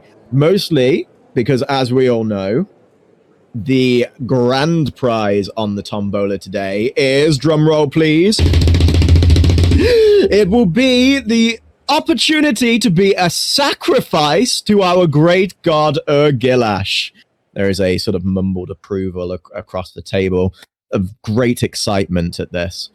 Now, obviously, we can't all be winners on this, but the person that does win this will be the 12th sacrifice to Ur-Gilash and will help him raise and bring health to everyone. Of course, brother. Sorry, I didn't get your name, brother. My name is just Brother. Brother? Yes. Are you brave, brother? What's your alliterative name? Bait. He's called Bait. Bait. Yes, Brother Bait. Bait. That one doesn't really work. BR. No, we'll let it pass. Speak, Brother Bait. Sorry, Brother Bait. I was just wondering if I could volunteer to be the sacrifice. We would all love to volunteer, wouldn't we, boys? Oh yeah, I'd love to be a sacrifice, certainly. But no, it's a competition. We've got the tombola for it. You can be entered into the tombola if you like. Yes. The reason we have the tombola in the first place is so that it's a fair game. Otherwise, everybody would be just clamoring to, get to those 40 virgins. Brother, I have a suggestion. Yes. What if we were all sacrificed and we burn this whole place down? Then everyone wins. That is not in keeping with the words of our prophet. We would make sure that we are following his word to the letter. Prophet Deacon Darius, he has been passing all the information through to us. That one, I love him. He who found the sacred crown and has brought about the rebirth of our Lord. So cool. Anyway, continue. Certainly. Well, those are largely the minutes. Unless anyone has anything they'd like to announce. Well, I've actually got one thing, sir. I've actually been working on a topiary that I'm going to be carving in the shape of our Lord Ur-Gilash. Though I know we're not really meant to make idols of Ur-Gilash. No, we certainly shouldn't. We don't want to be drawing attention to that. Though, once our Lord does return to this plane, we'll all encourage this topiary to be made. In fact, we could all have an art project of some sort, maybe an arts and crafts situation. Well, I've got a bit of a knack for papier-mâché, says stuttering Steve over on the side. Yes, and I have quite an oil painting obsession, says Limey Sloan. Interesting. So there's quite a lot of good ideas from you all there. Could you put my name in the tombola, please? You'd like to be entered into the tombola. Is this your first time here today? It is. It is. Yeah, certainly. And usually we wouldn't let a first timer, but seeing as it is the last time, we will make sure to put your name in the tombola. Thank you. Brother. Bait. Yes. Okay. If we can get his name added into there, please. So, Yes? may I do a quick performance for us all this evening to show my gratefulness towards you all for welcoming us newbies here this evening? In honor of our Lord Ur-Gilash, and certainly if you'd like to bring a performative side to that, we'd always encourage that. Ur-Gilash, I'll give it a bash. His feats and power astound me. With cloaks about and brotherhood found, my promised virgins confound me. Superb. There is there's a rapt applause from around the table. Now this is what we need to be working on, you know? Everybody's so fixated on the torture and the maiming and the murder. Not that we are doing talking down on any of that, you know, that is an important part of it as well, but the arts and crafts are certainly part that we do want to be encouraging as well. Just one more thing, sir. Yes, Mr. Brother Bates. If I am chosen for the sacrifice, do I still get the virgins? You would be entitled to double the virgins. 40 virgins upon your demise. That would be all. Interesting, okay. So we're just going to run the tombola for you now. Oh, I'm so sorry. It seems that Fortunate Fred won this one today. Fred, if you could please take a step forward. Fred takes a step forward excitedly and grasps at the token. Oh, I'm so excited. I have honestly been so excited just to meet all of these virgins. And now the fact that I'm going to get twice this. Sorry, I didn't mean to rub it in, guys. Sorry, it's just so exciting. Honestly. Hold on. Let me have a look at the rest of those tokens. Okay. I want to check the rest of the tokens. Do all of them say his name on? All of them have Freddy's name on. Fortunate Freddy has somehow managed to rig. Fortunate Freddy! Would you besmirch? Blasphemy! No, I'm sorry. I really wanted the virgins. Well, of course, we'd all love to have the virgins, but we need to make sure that we are playing this fairly. If you were to do this in such a way, do you think that Ur-Gilash will even give you one virgin by the time you die? I'm sorry. I just really wanted. No, it's fine. Sit down. I'm so sorry for this. We will make sure that this is carried out correctly. I will write down all the names to put in. He starts writing down various names. Can I volunteer to write everyone's name down? Your name and what was your name? Brother... Oh, Delightful D. Bait. Delightful D. Interesting. Delighted to meet you. I will add your name to the mix as well. No. I just wanted to write all the names down so you didn't have to. What with you leading the meeting, delegation and all. Give me a persuasion roll. I am afraid that my name is not Delegation Daniel, so I would not be delegating to you today. I really feel like it would be much better for the running of the meeting for that to be the case. Can I also roll for it? I'm sorry, I didn't catch your name. Dangle. Dangle. Doc. Pebbles. Makes no... But what is your adjective? I dangle. Dangling... Doc. So your name... Dangling Doc. Mm-hmm. Okay. My father crewed many ships in his time. Interesting. Okay, if you could please... what is it you're wanting to add? I do feel Brother Delightful D's idea of writing the names for you does help with the running of today's meeting. In the interest of fairness, since our fellow brother has already cheated. Certainly. Okay, if you'd like to... Give me a persuasion roll again. We are shit at I this. am very sorry, but you are all new to this meeting. We don't do things that way. We have a way of running things around here, honestly. I apologize. If you'd like to, we'll let you spin the tombola. And he writes I down would the like to names, rig the place it through. tombola. Yeah. Give me a sleight of hand check as you are working the tombola. First competition, you're trying to rig it in favor of Horifus for the sacrifice spot. Okay, that is the second one. Oh, okay. This is the prize for the pie, so I'm So assuming I you're don't not care who switching gets it. that. Okay. I give it to Fortunate Freddy to be Fortunate Freddy wins the pie.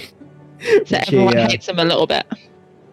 Takes over. He's taking with him there. Okay, so your sleight of hand 11. Okay, so the name comes out. Would you care to read it out to us, please? Oh, it's number 8. So that is our very new Mr. Brother Bait. That would be me. Interesting. Yes. There's some scowls from across the table at you as you receive. Also, Delightful D, how dare you say that number? What, 8? Oh, don't do it again. Is there concern with such a number? Everybody should.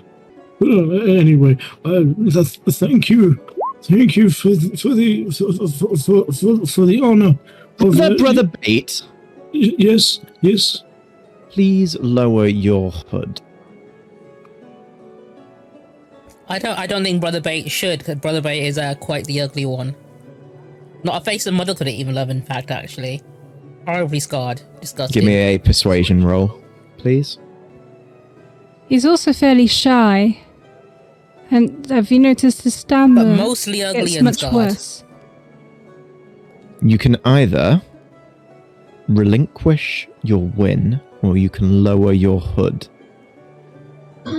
Can I roll for persuasion as well? Yeah, you're saying he's shy? Yeah. Okay, sure. Yes! I mean, it's a high roll, but what does that mean? He's incredibly shy, and I don't think he'd really want to show his entire face to everyone just before he's sacrificed. He might end up too anxious in order to be sacrificed. Even if I have to do an Arcana roll for it, can I do like a subtle spell to prestidigitation, like scars all over my face? Sleight of hand.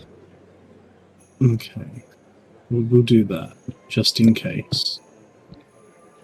Can I make a distraction by just like flicking the bead up from number 8 and be like, I don't understand what the issue is. I thought we were doing this as secrecy and privacy to stop the followers of the false idol from hunting us down again.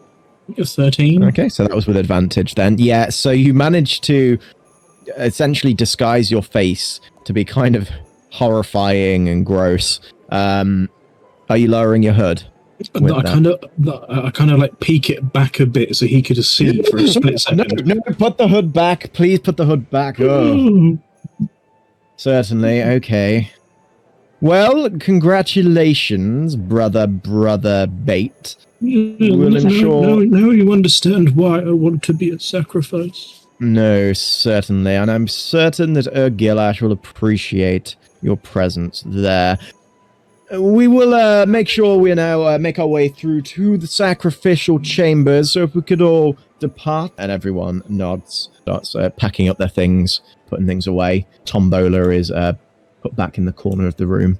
Now, if you could all follow me, and he heads over to the wardrobe and clicks a lock on the wardrobe as it pops open and pulls a small hidden lever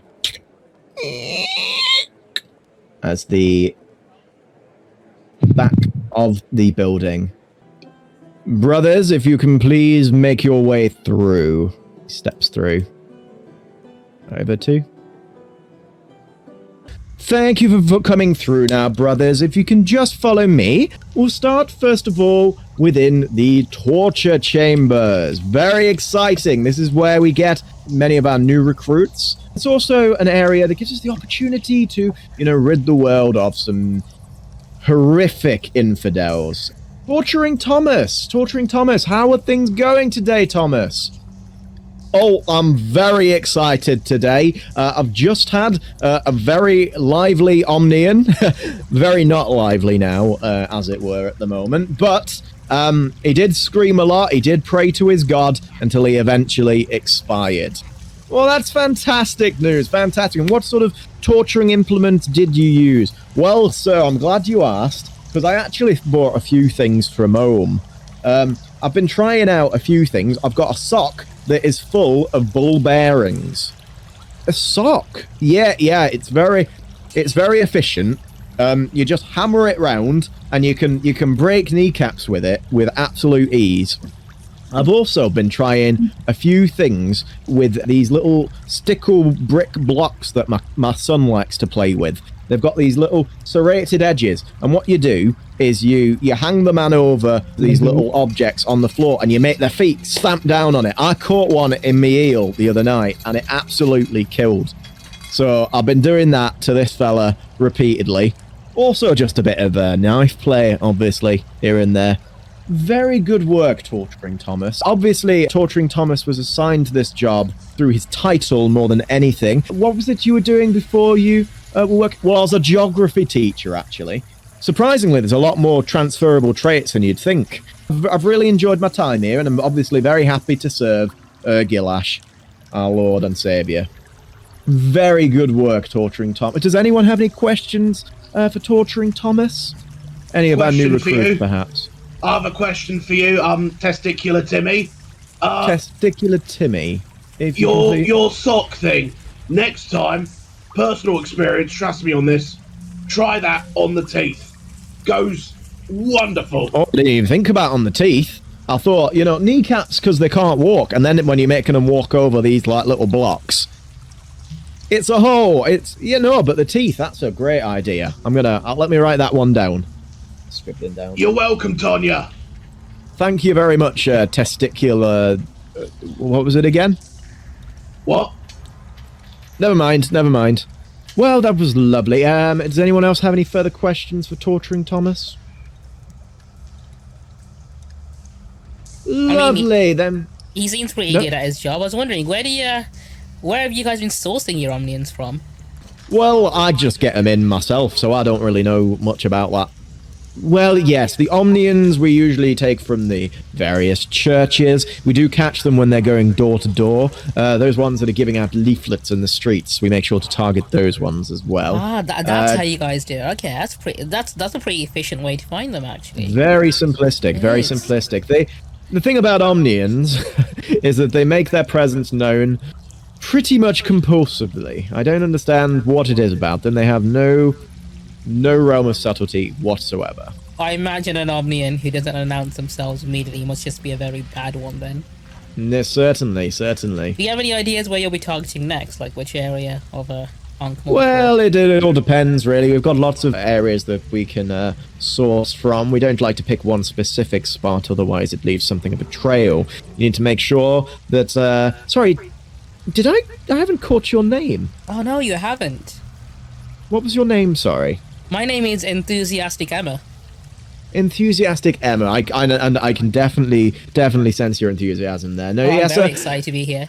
Well, if you would like to be part of our reconnaissance team, or perhaps you can be involved in the kidnapping process. It is quite interesting. The important thing is to try and bring them in alive. I used to be a wrestler in my earlier life, actually. Oh, that's definitely some transferable skills there. You can grapple them and make sure you bring them in alive. What we like to do is get a bag over their head so they can't see where they're going. You can give them a little kick to the rib, nothing lethal. And then obviously bring them through, and then Torturing Thomas can get to work, can't you, Thomas? Always happy to oblige.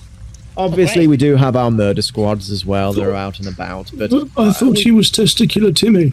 Testicular Timmy? No, that is your friend there, I believe.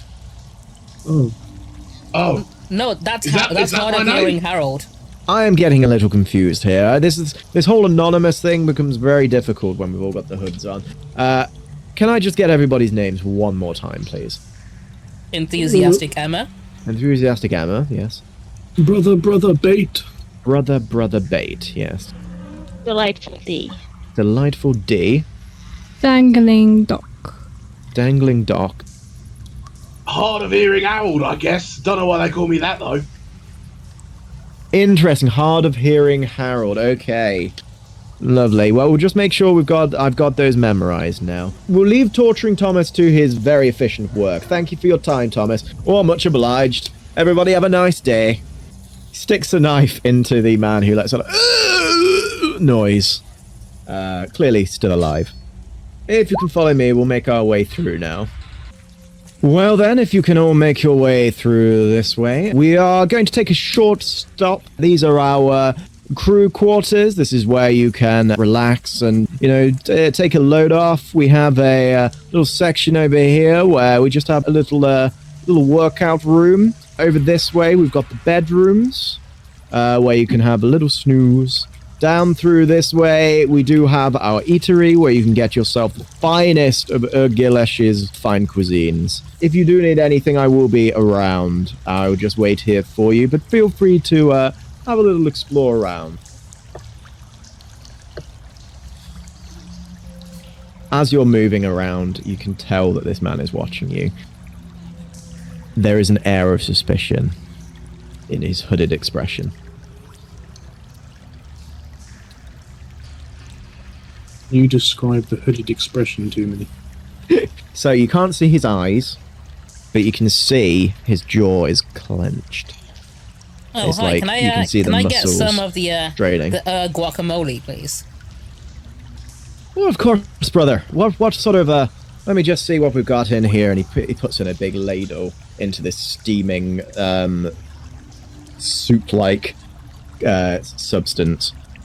Now, this is a little on the spicy side. Are you good with hot things? Yes. I'm very good at handling hot things, actually. Oh, that's good to know. I'll take a mouthful. So am I. Something spicy for you. Okay. And you start pouring in various ladles of. Can I just make it known that I'm taking a mental note of how many cultists there are and the rough layout of everywhere that we've been so far? Yep, of course. And anyone who has been named, obviously. Okay. Have I been given this ladle of spices So it's poured out into a little bowl for you, and it's been passed out among you. around the corner, and I'm going to sit down on the floor and then drink it, just in case, so they don't see me die yet. Give me a stealth roll, first of all. Yeah, I'm gonna ask, can I have mine to go? I've got a busy schedule today. You're pretty certain that no one can see you right now. Yeah, I'm going to swig the entire bowl. Give me a Constitution saving throw. Amazing. Roll 20, doing us dirty every time. Just so, as this liquid passes your lips, it feels a scorching, burning sensation through your entire digestive system. An involuntary utters from your throat as your insides begin to bubble and ulcerate, and you feel everything from you feel like your insides are turning into liquid. Several cultists run through, hearing their brother screaming in agony. At which point, time stops. Oh God. That's a new one. Oh, hello, Susan. So, my grandfather is rather busy at the moment, and it appears that I have been called upon.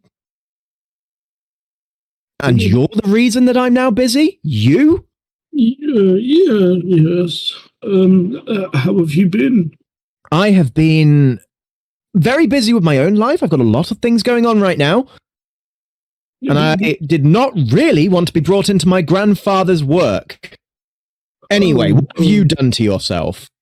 I'm pretty sure I now know what hellfire tastes like. Oh, interesting. What is this place, anyway? It would be. I would tell you if I knew, but I don't actually remember. There's a lot of hooded people around. Usually I'm used to that sort of thing, but... They're just big fans of your father, I think. Perhaps. Anyway, I am very busy. If you can try and keep your insides on the inside for once. I will try. I'm sorry. Thank you, Susan. She scowls at you and clicks her fingers as your body returns to life in front of everyone. Oh, shit.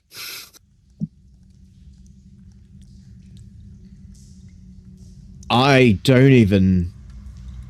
Sir, you look absolutely horrific, but you look absolutely fantastic now, a man says. His voice is oddly familiar to you as he approaches.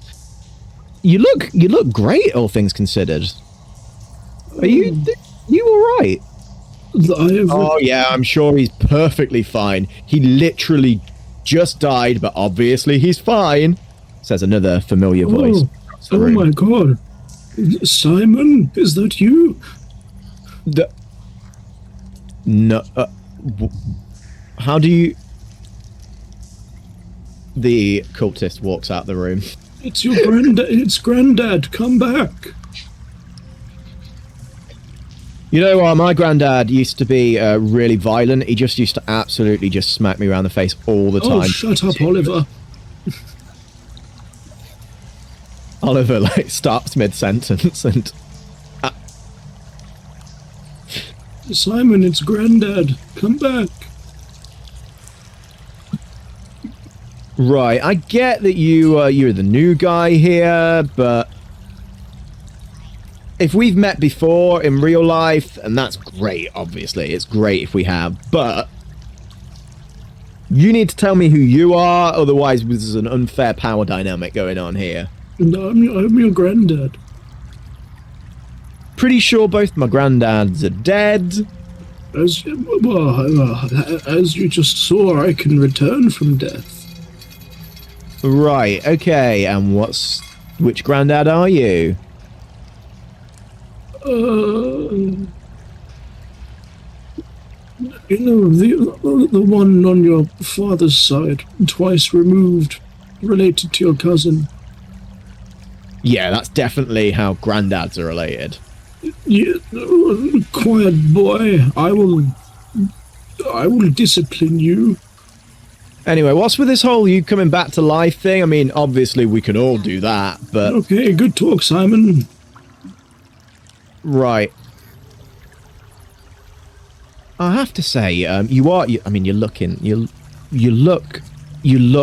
didn't look great early, but now you look fantastic. But before, I'm just a little concerned for you. Are you okay? I'm perfectly fine, thank you. I'm pretty sure that you died. No, it was just I was just resting my eyes for a few minutes. Can I push my way through the crowd? Yeah, probably quite easily. Don't worry about him. Weak constitution is all. It was a bit spicy. You're lucky he didn't shit himself this time. Got terrible acid reflux. There's no need to tell them about the time I avoided myself. The leader looks at you, and his jaw is still very clenched. Do we recognise the leader's voice at all? You don't to this one, no. Okay. Brother Bait. Yes, that's me. We just watched you die. Yes. And then return to life. But did he actually die, though? Did anyone check his pulse? That is correct. I heard the voice of our Lord. Interesting. So you believe you may be gifted with powers from Ur-Gilash himself? I mean, I don't want to brag or anything, but this is huge. We must speak with our prophet immediately, if that is true. Then, brother, Faith, you should not be a sacrifice. You should be one of our highest esteemed guests here. Well, if you say so. 40 virgins is not enough for a man with your powers. I agree. 1,000 virgins, at least. I mean, maybe not that much. I might not last that long. But 80 should do. Well, please, by all, we must bring you before our leader. He holds out a hand to you. Lead the way. I'd like grab his hand, leading me like a child. Yeah, you're being dragged through. The rest of you have sort of just been left behind. I'm going to follow quite closely. Yeah, I'm going to ask to get my food to go as well, so I can take it with me. Little Tupperware box. Oh, of course, brother. Let me get you some of that put in there for you. Just got a little thermos for you to keep it warm as well. Thank you. Just be careful. Oh, yeah, of course. Happy to help, brothers. Enjoy the rest of your Ur-Gilash blessed day. Yeah, everyone that wants one is given like a little thermos of this very hot soup. Okay, so you are led through to a large chamber. There is a giant effigy to a very familiar statue, possibly familiar. It is a perfect representation of Ur-Gilash, recreated. Among there is some massive bloody fires, a circle with the emblem painted on it, and a large group of assembled cultists, as well as 2 very hefty trolls. Now we need to make sure that we get you through to our lord. I mean, this is such an exciting day. It's a very, very impressive cave you've got. Well, certainly, yes. It is a testament to our lord. Oh, it looks like we may have come at a bad time, though. It looks like he has everyone assembled for something.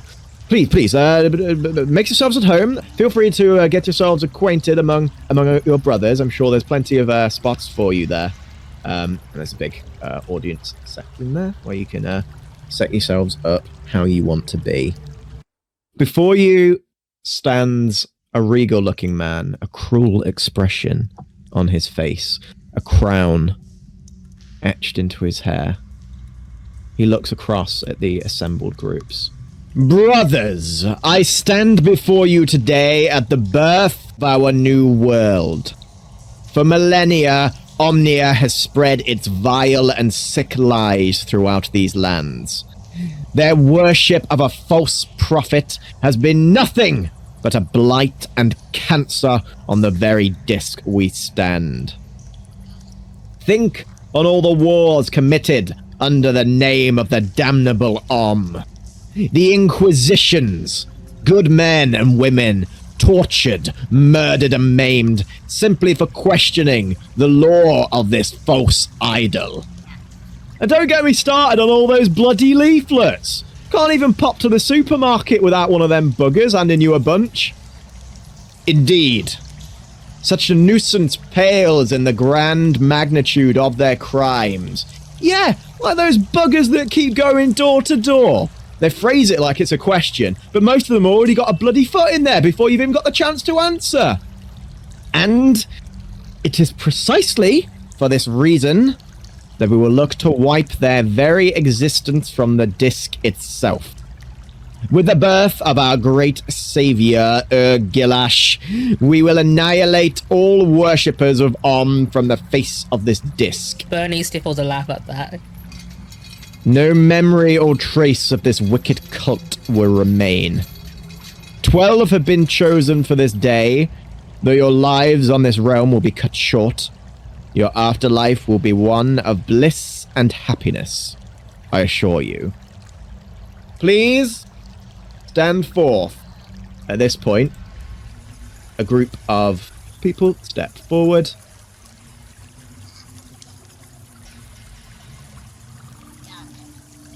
Leading Larry takes a step forward. My lord, we did have a 12th sacrifice. However, It is somehow a little complicated. In what way is it complicated? Well, you see, the man we have chosen... Please step forward, Brother Bait. Hello. You see, my lord, our Brother Bait here has a very powerful gift of sorts. Powerful in what way? Well, perhaps we could demonstrate? Yes. Okay. If you would, my lord. Leading Larry takes a step forward, grabs a knife from his side. Very sorry about this. Drives it firmly into your stomach and twists. With a Oh, God. forward. As blood seeps out from the open wound, collapse onto the ground. Interesting, Deacon Darius says. At that exact moment, a light appears around the magical symbol. It seems he will still be able to serve as a sacrifice. Very interesting.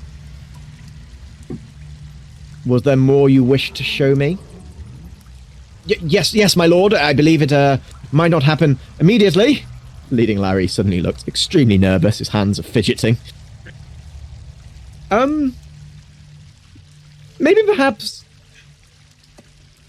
Maybe because he was a donation to Ur-Gilash. Maybe his spirit has been taken and he is unable to return. At that exact moment, time stops. Hello. I'm sorry. It's been 10 minutes. I am not an eternal being like my grandfather, you know. I actually have a schedule. I can't move across time and space in the same way that he does. I'm sorry, Susan. I was at a dinner arrangement. Was it nice? It was lovely, actually. I'm very sorry. lovely. This man that I'm seeing is a very pleasant young man. He is actually a time traveler of sorts. But anyway, he'd cooked up a delicious casserole for me, and now I'm being whipped away here to bring you back. Do you know how inconvenient that is? Could you just take me with you this time? I'm afraid I can't. You know the rules. Oh, We both know the rules on this one. damn it. Well, honestly, what is going on here? This place is even weirder than before. Why is there so many hooded people? They're just very big fans of your grandfather. It seems that way. Also, that man over there has a ghost behind him. Anyway, never mind. I will bring you back to life. Enjoy. She clicks her fingers. Oh. Hello again. Oh, this doesn't get easier. Fascinating. Kind of funny as well, isn't it? And you're informing me that you have been gifted by Ur-Gilash himself? Is that what you were implying? Well, I heard him speak to me the first time I died. Interesting. Well, as the prophet of Ur-Gilash, it will be my pleasure to reunite you with him. Bring forth the further sacrifices. The men take steps forward, stand upon the circles. Whilst they're doing this, are you guys doing anything in the meantime? Bernie has been quietly giggling to herself at how these guys think they're hot shit when really, we all know it's all about the great god. In the name of Ur-Gilash, we will wipe the scourge of Omnia from the very map. He raises his bloodied hand to the sky as electricity builds around his hand.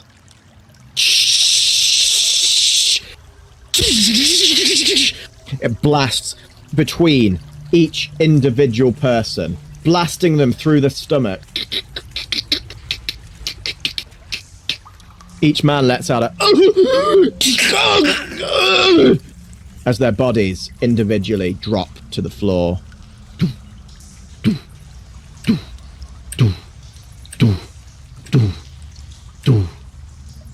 And in their place,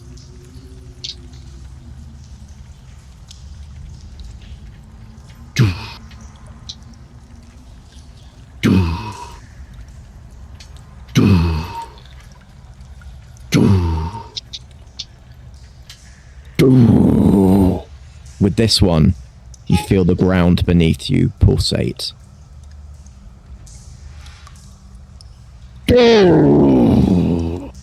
With that one, you see rocks and debris falling from the roof above you.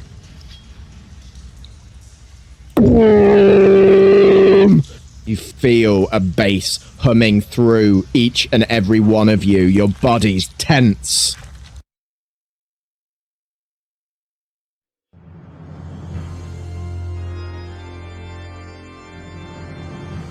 The ground shakes and shudders. The statue behind you begins to illuminate.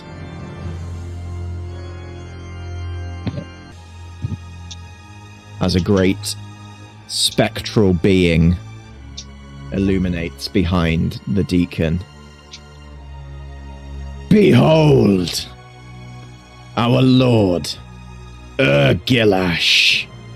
He raises his bloody hand as the lights in the eyes of this being illuminates.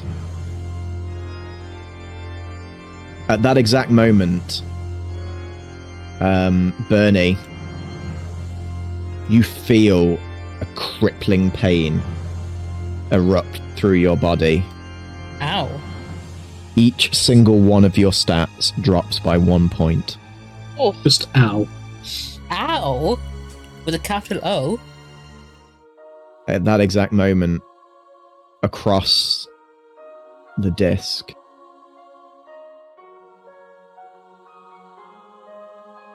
in Ankh-Morpork specifically, a spectral image appears above the slums.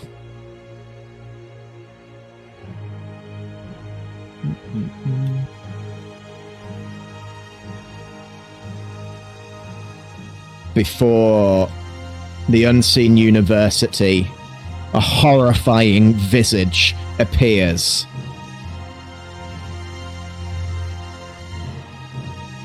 Within the patrician's palace, Vetinari looks out of his window at the horrific creature that has emerged. Vimes takes a step forward. Sir, we need to get a perimeter in place. We need to do all we can to maintain the peace, sir. Indeed. Make sure that the Night Watch is working double time to keep control during this setback. Sir, this is more than a setback. We need to get down there ourselves. We need to do what we can to... No, Vimes. We will trust in this group to fix the mistake they have made. It is within their interest as much as it is our own. Please, get to work. Sir. Vimes turns to his companions. We're going to set a perimeter around the slums. Make sure that everyone is kept in order. There is likely to be rioting and panic through the streets. More so than usual, at least. Business as usual, lads. Let's get to work. I don't think attempting to fight the god at this point would be a smart idea, would it? no, but if we break the connection, I mean, yeah, I'm looking at the guy who's surrounded by that magic electricity and those souls. Maybe. But then he's got all these cultists here as well. Also, Bernie, you are literally doubled over right now. Oh, I'll put myself You're sideways. in agonizing pain. I'm going to walk straight into the middle of that circle. Go ahead. barbarian. I'm trying to let everyone around me know that I had the suit from earlier. This is completely normal.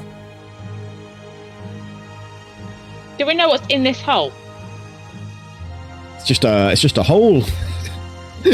Just a big deep hole that goes somewhere. Does anything happen as I approach it? It appears that the circle itself is more of a sort of just a magical symbol. But as you approach, Deacon Darius holds a hand out towards you. Do not step into the circle. Our Lord demands it.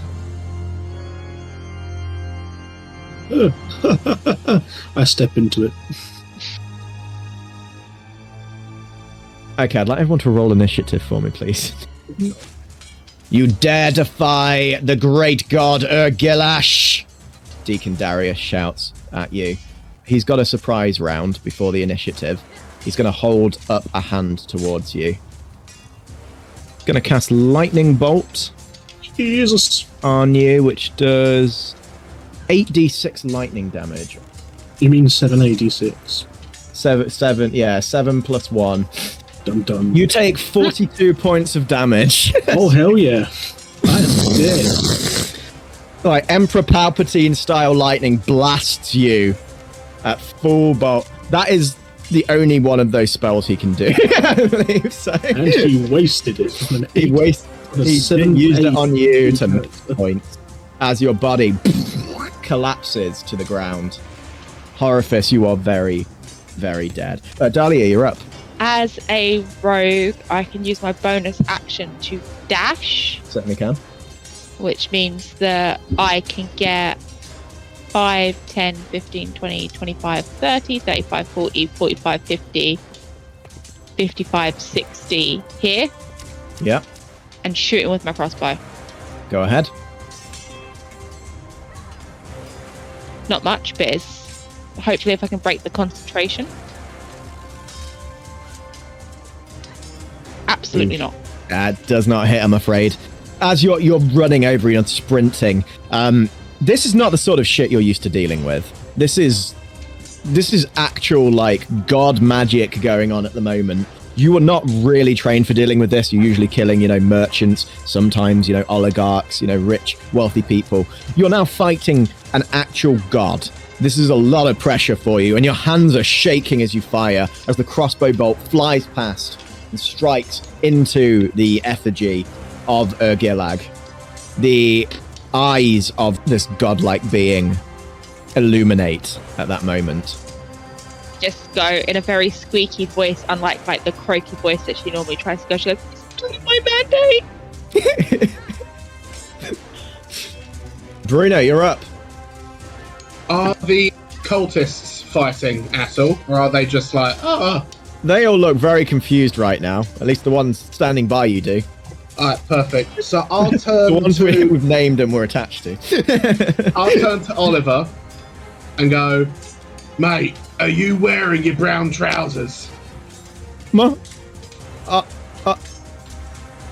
you near? Oh, yeah. I mean, not today, no. I'd advise you go change. And then I will use my action to dash, and I need to get the whole 60 feet. Let's see how far I can get. Hold on. If I'm the only one that, disobeyed, that means the rest of you are still disguised. Correct. Except for Dahlia, who has, charged in.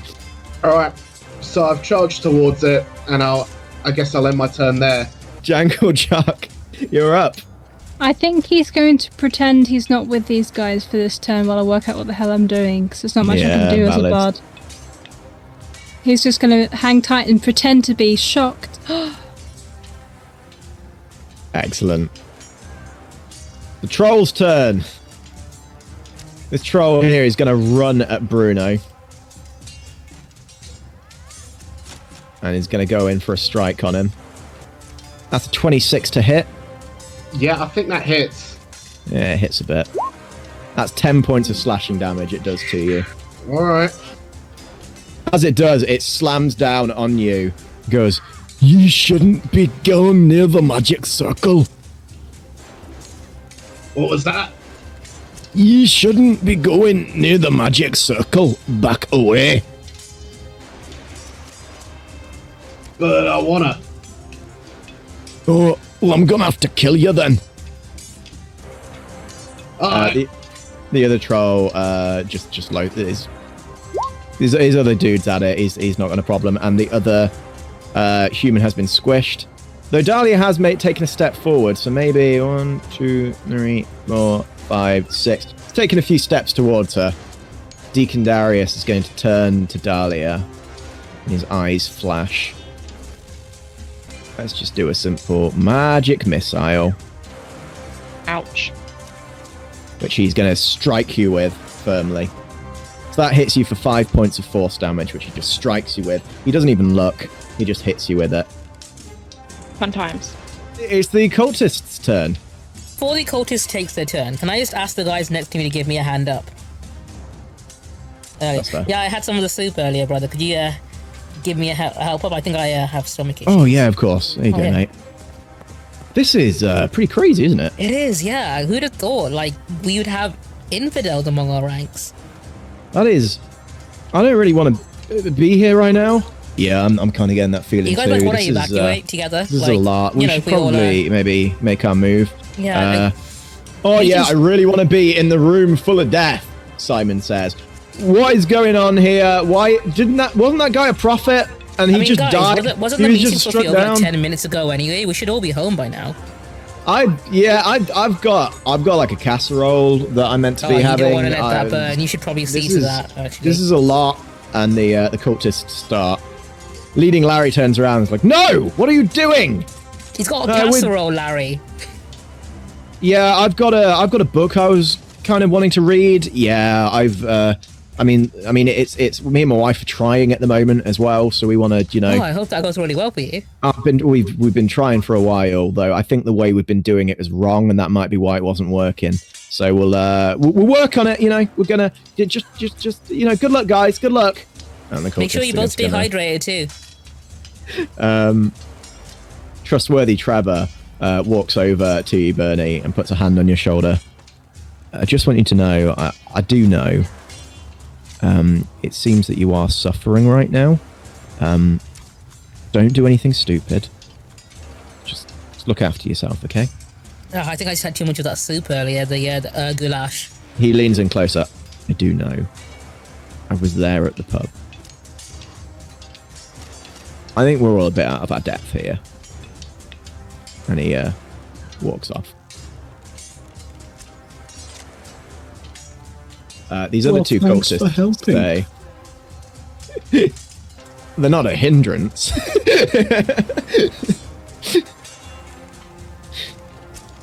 Leading Larry is going to turn, and he's going to like shake his head. There's so much going on. And he looks over at Bruno, who's fighting, and he's going to run over. Can't quite reach him yet. These other two are considering everything. Bernie, you're up.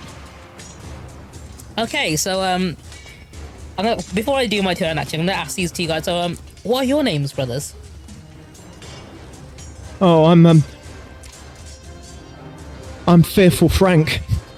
Okay, Fearful Frank. This is the man shaking, and let me guess, Cowardly Chris.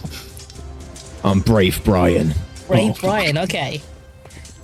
Fearful Frank. I think you'd want to check out this leaflet. It's for another who don't have quite as much demigod in fighting prophets, or you know, a whole. Omnian! We've got an Omnian! Infidel! Everyone's gone. He draws his scimitar and he's going to make a strike at you. Can I use my reaction as well for that one? I'm going to use my warding flare, so he's doing it at disadvantage. Yeah, sure, why not?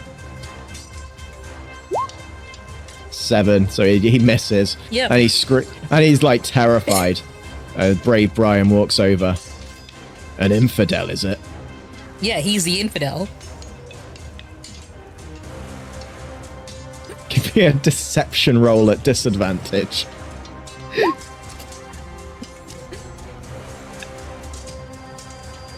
Death to all infidels.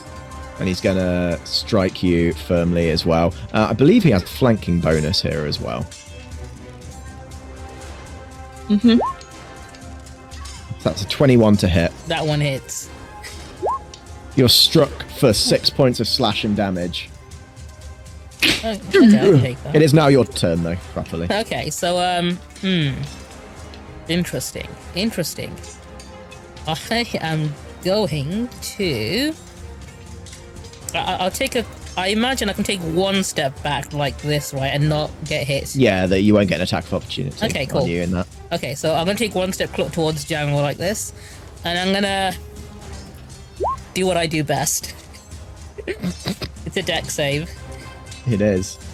I don't think either of them are particularly dexterous. We'll see, won't we?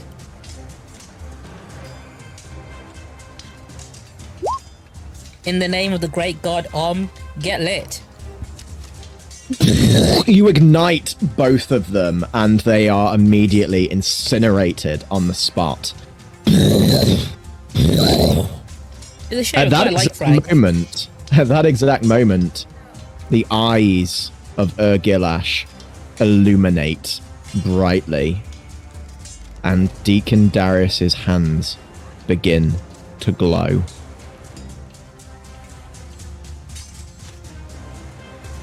Dahlia, you're up. I go, I'm gonna leave you for the wizard. 5, 10, 15, 20, 25, 30.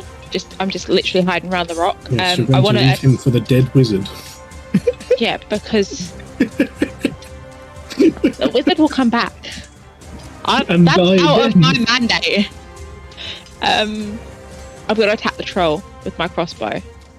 Okay. Am I watching all of this as a spirit? Not quite, because it's a very interesting situation for you, because you're not quite dead, because time stops when it happens. You're more sort of in a sort of fugal state. Limbo.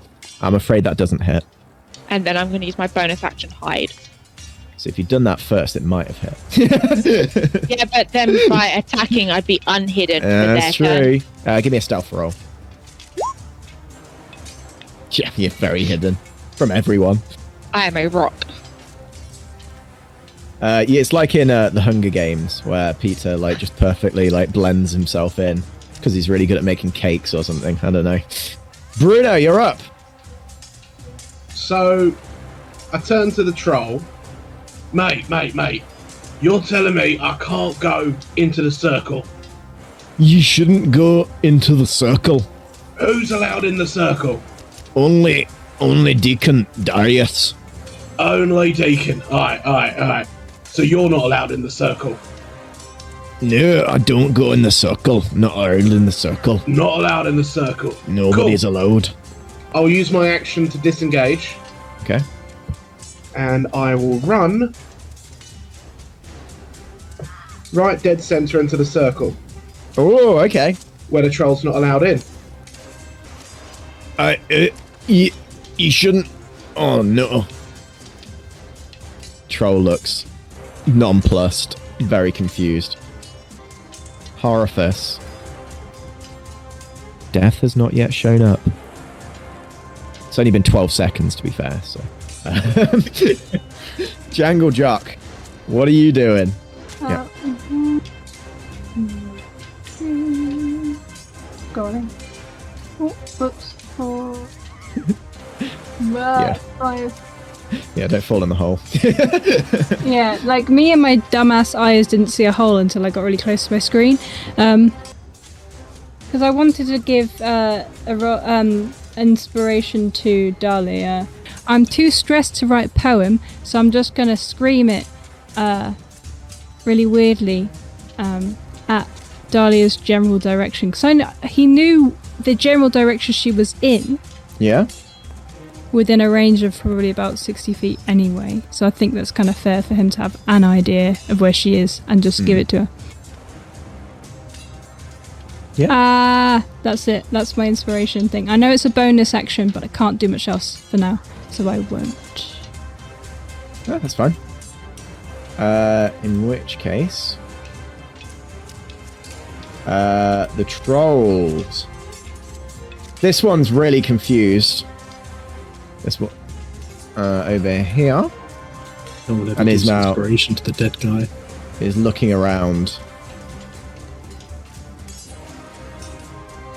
but has not yet found Dahlia. The other troll is looking over at Bruno Bear Stomper and takes a step towards, and then furrows its brow in confusion. I don't know, sir. What can I... He's gone in the circle. I can't go in the circle. Deacon Darius looks at him and smiles. It hardly matters, he says, his hands lighting with a sparkling energy. It won't matter at all in a moment. Darius raises his fingers towards Bruno. Thanks to the sacrifice of our very unfortunate young men over there, I've been imbued with new power. And he's going to attack 3 times. Oh, what have I done?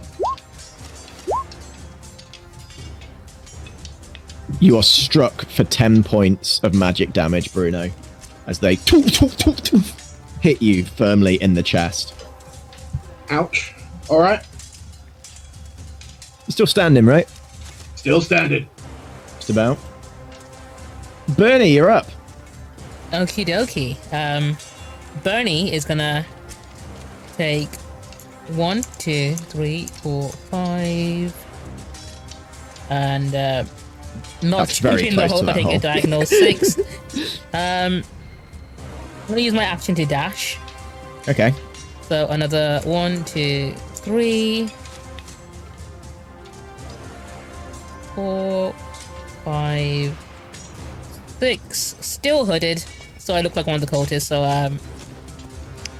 gonna hang out near the circle, I guess. Okay. Dahlia, you're up. I'm gonna hit the troll in the face with a crossbow with luck. Okay, Well, you're at bolt, at advantage least. at the moment because you're stealth I was still. So, hold on. With the bolt or the actual With the bolt. crossbow? Not that it freaking matters. Oh my god, I'm garbage today. You're using garbage weapons, remember? That is true. 11, does it hit? That doesn't hit, I'm afraid. Didn't think so. I'm gonna go 1, 2, and then climb the rock a little bit if I can, Oh, yeah, I'd say that. and then try and hide again. Bonus action hide. Yeah, if you want to roll your stealth on that. Out of sight from the troll. Hopefully disappears into the rock. Wait, no, I saw it. It was a person with a boat. What's happened?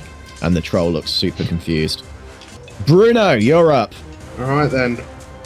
If there's one thing I know about wizards, is that they don't like being killed. So I'm gonna charge forward towards Darius. Yep. I'm gonna do a cheeky rage, as Okay. you do. And I'm gonna go for a wabam with my Dibbler's Greatsword. Okay, yeah, go for a strike. That's a hit. Okay, so normal damage. And adding on the rage damage. What's your rage damage? It's literally just 2. Just 2 extra, so that is 14 damage. Okay, how's he looking? I mean, he is imbued with the power of a god. So all things considered, he looks alright considering you just struck him with a sword. If things don't work once, do it again.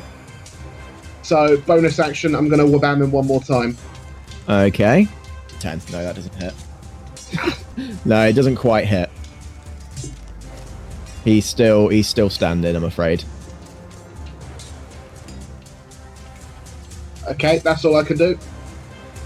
Okay. Orifice. Yep.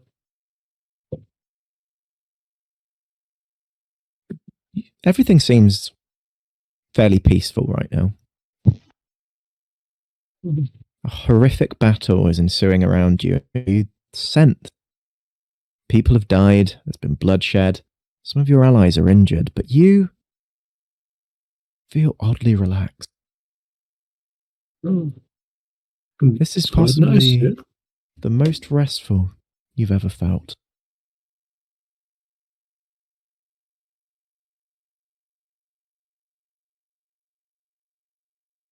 What the hell are you doing? Hello, Susan. Susan comes over and she kicks you in the spectral groin. Oh, Why didn't you tell me that you were going to be involved in some elaborate, monstrous activity with a demonic creature from another realm? What is this? What actually is this? On the subject of what this is, I might require a bit of your assistance. What? Look, my grandfather doesn't get involved in these sorts of things, as he is not a member of our world. But I am. I live on this disc, and that thing looks like it is about to absolutely annihilate it. What have you done?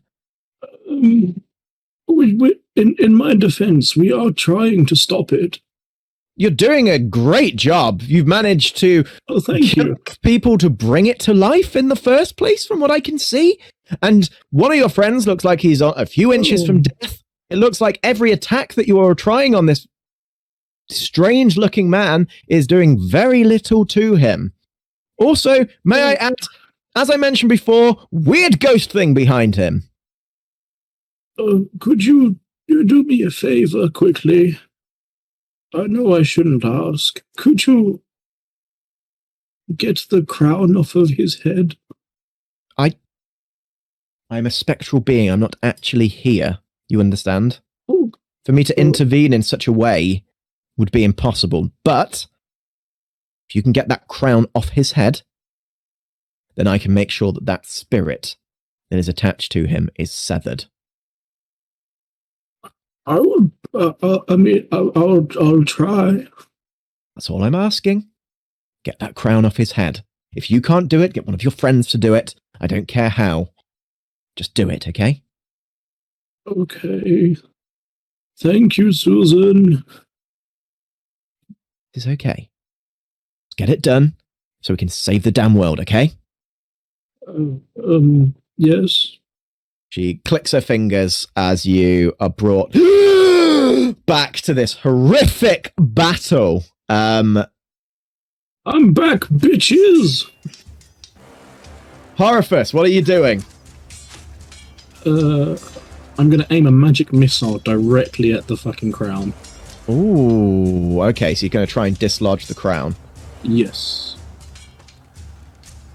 Give me an Arcana check, because you are trying to get it so precise in a way that it does this. Okay, yeah. Roll for damage.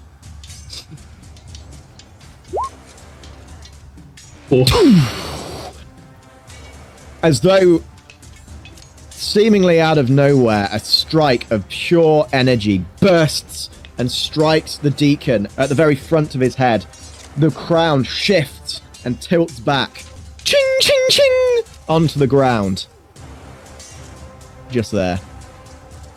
Susan, do your thing! At that moment, Susan takes a step over towards him. And she swings the scythe along, striking him firmly. Ugh! Arch back, his face contort. As drawn from him, a spectral image is pulled away. She looks over to you, Horifus. He'll be weakened now, but I'm not certain that this being will disappear until he is slain. She steps back into the shadows. Thank you. And disappears. I do like an awkward thumbs up. Janglejock, you're up. I will run closer. Ooh, 3. Sorry. 4, 5, 6.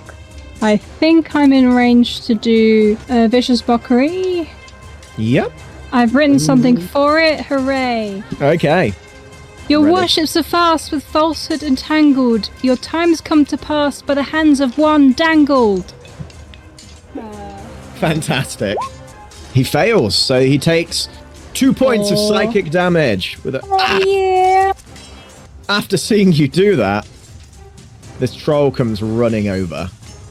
No. And he's going to come and try and smoosh you into the ground. No.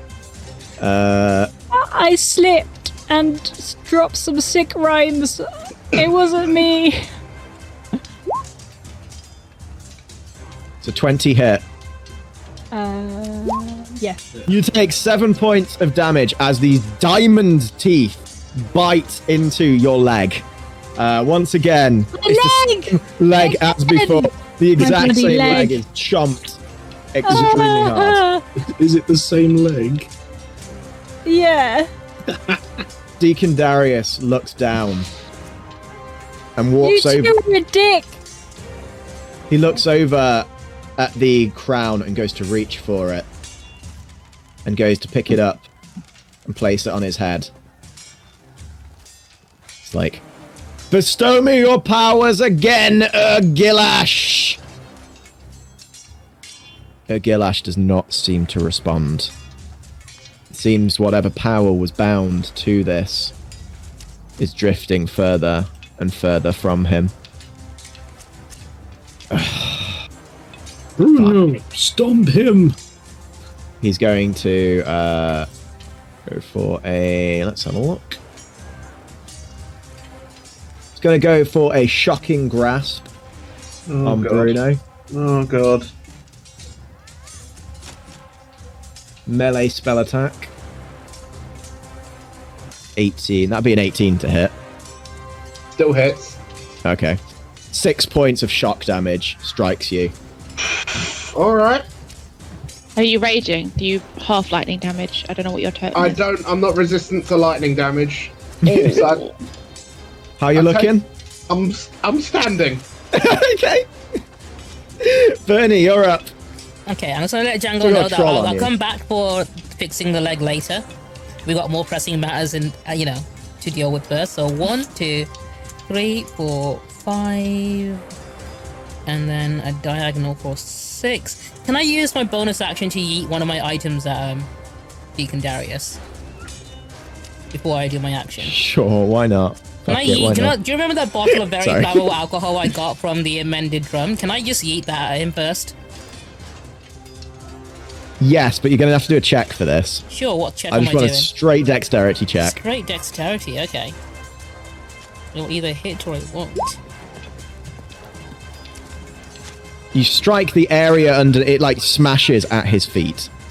Oh, that's fine. That's more or less what I was aiming to do, because for my action, I am gonna Scorching Ray. And I hope the fact that he's now surrounded by flammable, questionable alcohol would I'm going to boost say that it does double damage. Why not? Okay, sure, let's go. 14. Can you tell I hate doing combat? Absolutely. I'll take down my hood and say, in the name of get wrecked. I believe that's a Ankh-Morporkian saying. Yeah. The fire like ignites around him and you can see it like blister his legs. And he lets out a ah! And he looks at you with absolute scorn. That's for Django's leg. So that's your bonus action and your action. So we're over to Dahlia. Okay, cool. I come out. I see my crossbow is being absolutely freaking useless. I have flanking with Jangle Jock. You do? I'm technically still hidden, but Yeah. also not. Either way, it's fine.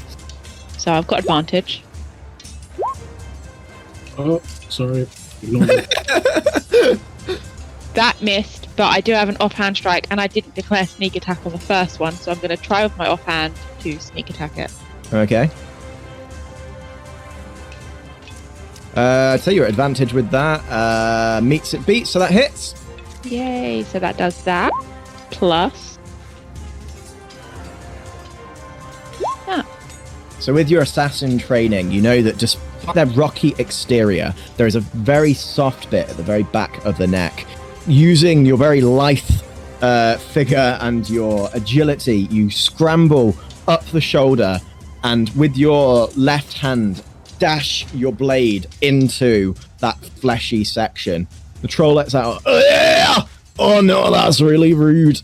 And he throws you back off himself. But yeah, the damage hit. Difficult to gauge how much damage that does to a troll, as they are just a walking mound of rocks. But yeah, he definitely didn't like that. And he Cool. definitely knows you're there now. Oh yeah, but the thing is, bonus action, disengage. I moved 10 feet. 5, 10, 15, 20. There you go. Excellent. And I can't hide because okay. I bonus action disengage, and that's my turn over. Okay. Bruno, how are you doing? I'm on my feet. That's what I'm doing. Also, So- are you all followers of On, by the way? Has anyone been... No? Okay. So, Bernie, you will see from this that all your friends have been lying to you about being converted as followers Bernie of takes On. some emotional damage from that. Emotional damage. I take 2d6 of emotional damage. You don't, otherwise you will die. Head inside, that's all. Anyway, Bruno, what are you doing? So I'm on my feet. I'm not looking too good, but I'm on my feet. Gonna raise my greatsword one last time and wabam it down with all my might. Okie dokie, go ahead. Fudge. Fudge. You definitely fudged that one up. Yeah, that's. Yeah, your strike. Yeah, is just shy of him. Even in his nerfed state. Oh, I'm gonna die. So I'll shake my head a bit, spit out a wad of blood on the floor, and raise my greatsword one last time. One of your teeth comes out as well.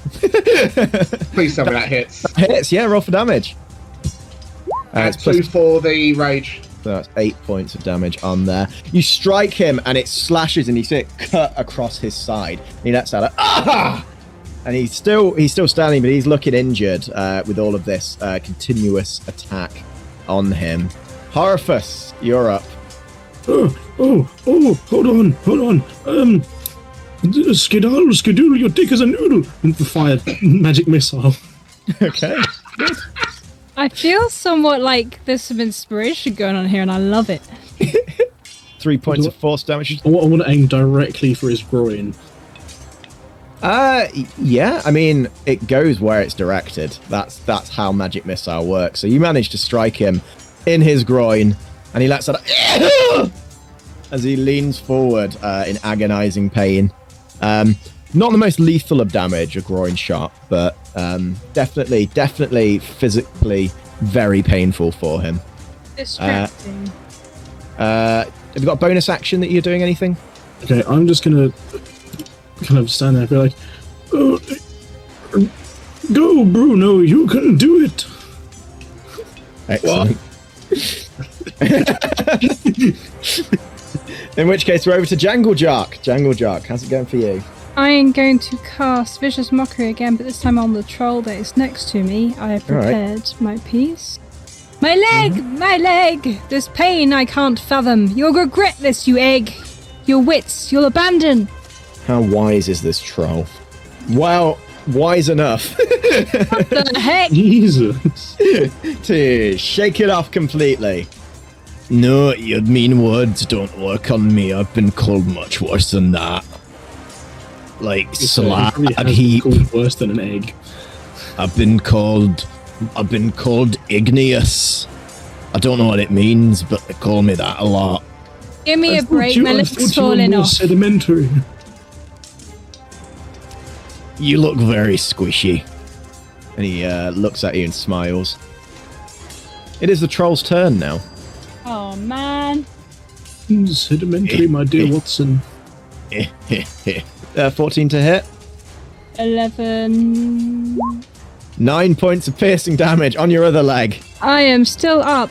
Ah! Arr! Urga! Oh, you taste awful. You smell awful. No, that's my feelings. Why would you say that? You've hurt my legs. I don't give a poo. That's valid.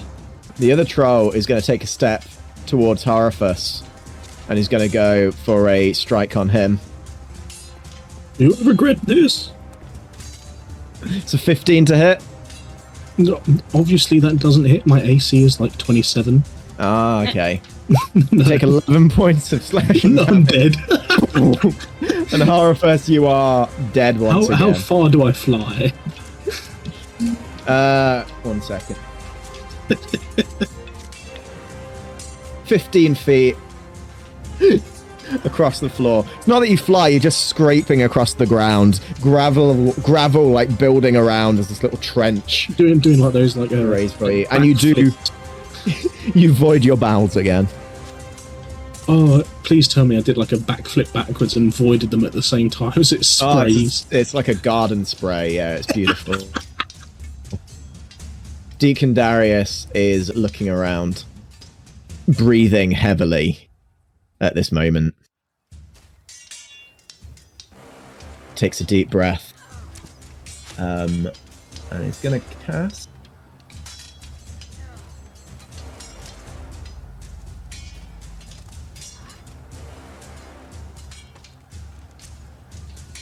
Misty Step. He's going to move 1. Oh, that's the crown. 1, 2, 3, 4, 5, 6. Gonna fire a magic missile at Bernie. Why not? Very Probably rude. many reasons why not. But just 2 points of damage just strikes Bernie sort of in the shoulder as he teleports over. And he's going to use his remaining speed to go...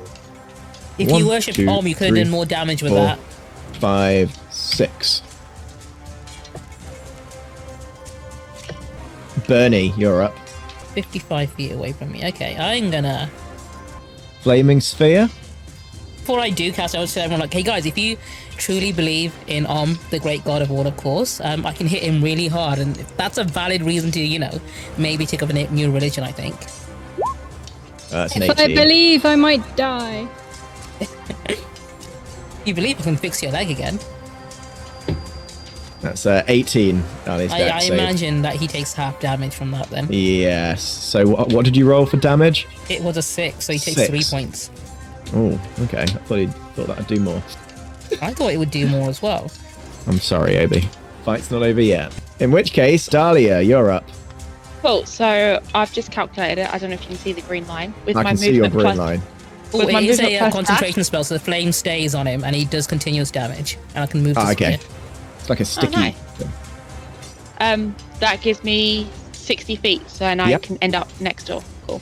Yep. Like hell, I'm letting you run away. Dagger attack. Okay, make your strike on him.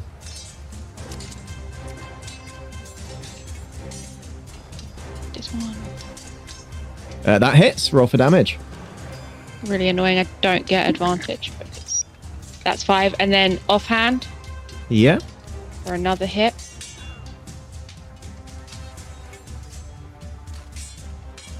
That hits as well. Really?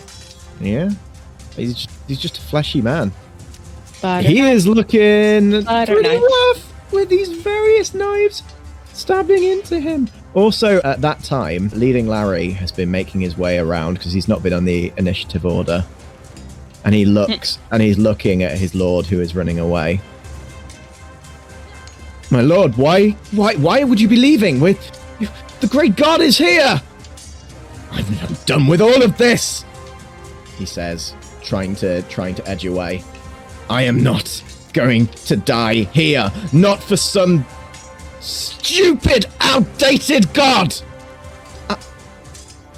Outdated, sir? We've literally given our lives for this. You fool. You're all just fools. Sir. As Leading Larry steps forward, he draws his scimitar.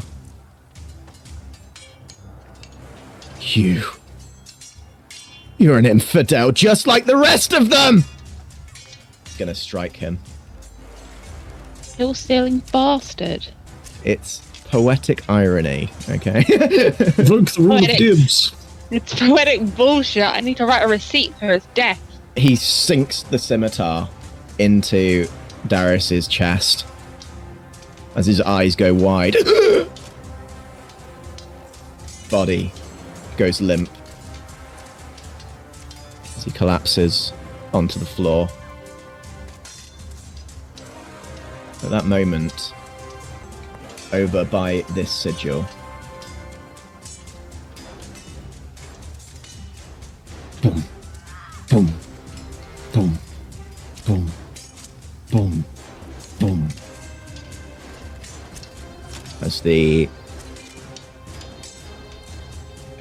As the ghostly spirit of this ungodly creature disappears.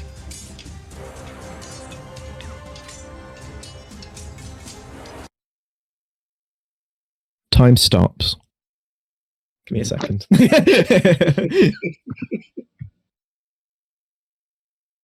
I almost forgot the Horophis was dead again.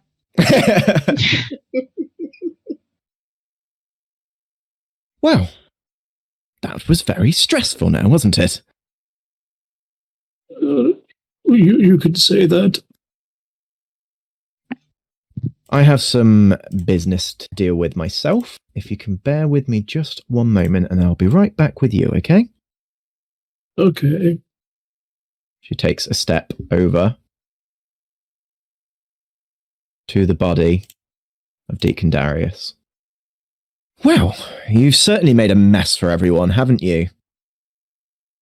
Who the hell are you? I will be the one escorting you to this glorious afterlife that you've created for yourself.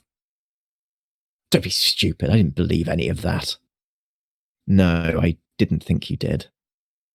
You just thought that you could lead a whole group of people in this hokey religion so that you could gain, what? Power, money, influence. All three doesn't sound so bad. No, I imagine it doesn't. The reality of it, though, is that you truly didn't believe any of this. So these promises you made for yourself, this glorious afterlife, your 20 virgins, you'll get none of them. Where you're going, there will only be pain and suffering, I imagine. She clicks her fingers as his ghostly image etches away and disappears into nothingness. Takes a step back over to Horophis. I don't actually know that that will be what's happening to him, but I just thought I'd give him a bit of a spook before he goes with all the trouble he's caused us, you know? That's very true, but it's nice to think that that is what would happen. Yes, I'd like to think so as well. Also, there is another ghost, but I think that one might be being dealt with. Oh. Oh, your grandfather's here. Oh, goody. The ghost of Khaled the Kind stands before death, looking at the chaos that has ensued around him. I don't understand how all of this could have happened. Just because you were present did not mean you were there. That ideology he was spreading, the murder, the torture, the virgins, that wasn't anything like what I had preached. Humans find a way of interpreting things in a way that suits them. That man, Darius, he took the teachings of Ur-Gilash and bastardized them. And for what? Profit, power, attention. Humans are fond of those things, I hear. If someone else, if a better man had found my crown, I see past, present, and future, not what could have been. No, I suppose it doesn't help speculate. There is no harm in it. So that's the end for Ur-Gilash. His legacy ends in bloodshed and violence. Most things do. Ur-Gilash dies today. All things must come to an end. Khaled looks up at death. Even you? Even I. He holds out a hand, Khaled. You are a true believer. The afterlife you envisioned will come to you. Yeah. Me staying here has caused so much of a mess. Perhaps through this, some people will remember. In a good way, right? Some people might remember. Perhaps. Who's to say? Moment.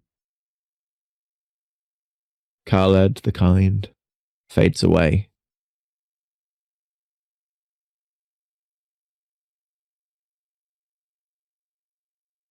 Hello, Susan.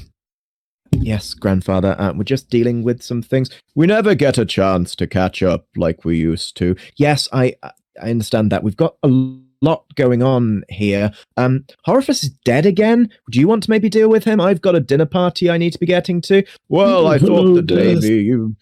Well, hello. I thought that maybe, Susan, you've got a hold on things. Maybe you'd be able to clean up here. I've got quite a lot to be getting on with. Well, I actually had a dinner arrangement with a young man. Oh, when do I get to meet him? You don't just, it's fine, okay? Just you go, I'll sort this out, okay? Do make sure you come home. Yes, I will at some point. I left your room entirely as you left it. Well, that's good to know. An absolute state. Goodbye. He walks off and disappears into the ether. Susan rubs her temple slowly. Right, let's get you back in your body. She clicks her fingers. Okay.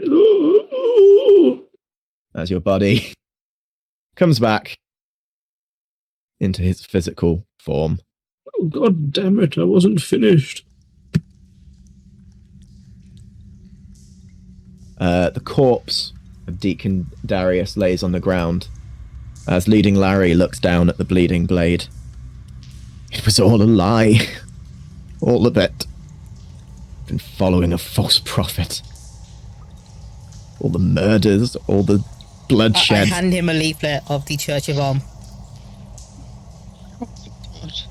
You know what isn't At it. a fake idol, or an actual church that you can follow that would reward you for your belief? May now not be the best time. Give me a persuasion roll, please. Well, while he's doing that, I'm going to kind of scooch on over and just take out the little staff I've got and just bonk the guy on the head. And my stats are still nerfed, so... This is what happens when you get ahead of yourself, boy. Yeah, you are still super nerfed at the moment. You haven't yet recovered. Yeah, I thought as much. Hey, Jangle, you doing okay? Oh, Jangle. Are the trolls still fighting us, by the way? The trolls are looking a little confused as the man that paid them has now died. I would like So to I'd cast say- a heal on my boy Jangle here with some cure wounds. Do you know Boss what? is At dead. level 2. Go on, I've got a spell slot. I don't think we have to fight anymore if the boss is dead. Gentlemen, how this much works. was he paying you? About 200 gold. Oh, well, I don't have that. I'll give you 1 gold coin each to just leave, and you can loot the place upstairs if you want. Oh, that sounds good, actually. Is that There might be 5 some- or 6? There might be some tasty cultist up there as well. Enjoy. I give them 1 gold coin each and send them on their way. The trolls both walk off and disappear. In the distance, you hear some very quiet screaming. Yes. Question: Yes. Is the crown still there? Yep. Can I pick it up? Yeah. Can I put it on my head? Yes. I do just that. It does nothing. There's no spiritual power connected to it anymore. It's just I a didn't very expect nice, there to be. I just think looking Bruno would crown. like it. Yeah. But Yeah. money. That isn't the most barbarian thing, though. Gonna move you over for a second because I need to get. I am king now. I pull out my receipt book and start writing a receipt for Darius. Jangle apparently has some feeling in his leg now, giving him 5 hit points. I am up to 7. Yay! I'm sorry, Lovely. I'm still very weak after the the whole other god trying to kill us situation that just happened. No, it's understandable. Anyway, let's bring you guys back to the Patrician's Palace. Just as a note, as we walk back through the chaos that is the trolls murdering people, I write a receipt for everybody. Compliments of the Visor. Yeah, there's a lot of murder happening. Everyone but the named characters that you like gets killed. Take every stub from that receipt, and I'm just going to put him in a little pile. I would like to firstly start by saying a big congratulations to each one of you. You managed to vanquish whatever blight fell upon this city. As a reward, I will be looking to donate 300 gold to each one of you for your hard work today. Donation accepted. I start staring at the gold at the table right in front of me. Yeah, also, just so you know, this whole situation could have been averted if everyone was just a follower of Om to begin with. I have looked through the notes of the events that occurred. It appears that much of this came from conflict with the god Om in the first place, and a lack of religious tolerance, as it were. Exactly. If they all just converted to Omnianism, this wouldn't I have believe happened. you may not have learned a moral message from this, not that I ever expected you to, or would require you to. Life isn't always about learning lessons. Sometimes people just die. He smiles and starts counting up the money. Now, if any of you are looking for work, the work you've carried out today would definitely put you on the top spot for a position in the watch. He looks thoughtfully over to Vimes, and Vimes shakes his head firmly. Just a suggestion. Sir? Actually, Vetinari, I have a question for you, mate.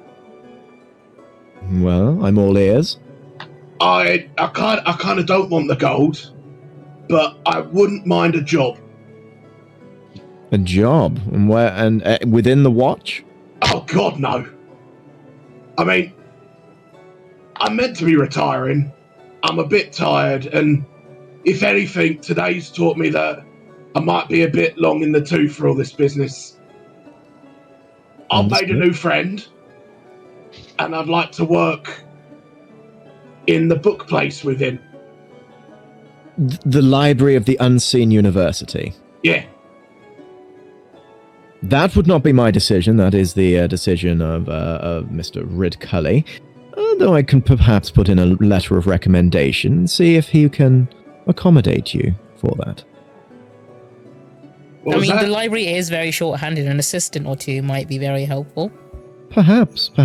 As I said, not my decision. I mean, he did also say he's willing to work for free. Well, wizards do like people to work for free. They don't like to pay anything for anything. Anyway, I appreciate the service you have committed to the city. The money will be donated to you on the way out, but please, for now, don't let me detain you. I just slide him that little book of receipts and go, you need to sign these and return them to the Assassin's Guild. And it's like, however many cultists plus a few others that I've tried to slip in there. The corners of his mouth turns up for a moment as he takes the receipts over. And he nods. Yeah, that's it. I leave. We are now going to do a time skip. God, thank you. We'll see you later. Approximately 12 months pass.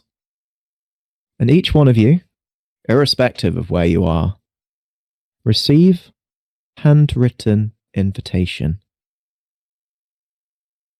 An invitation to an event at the Unseen University that only a wizard could ever invite someone to.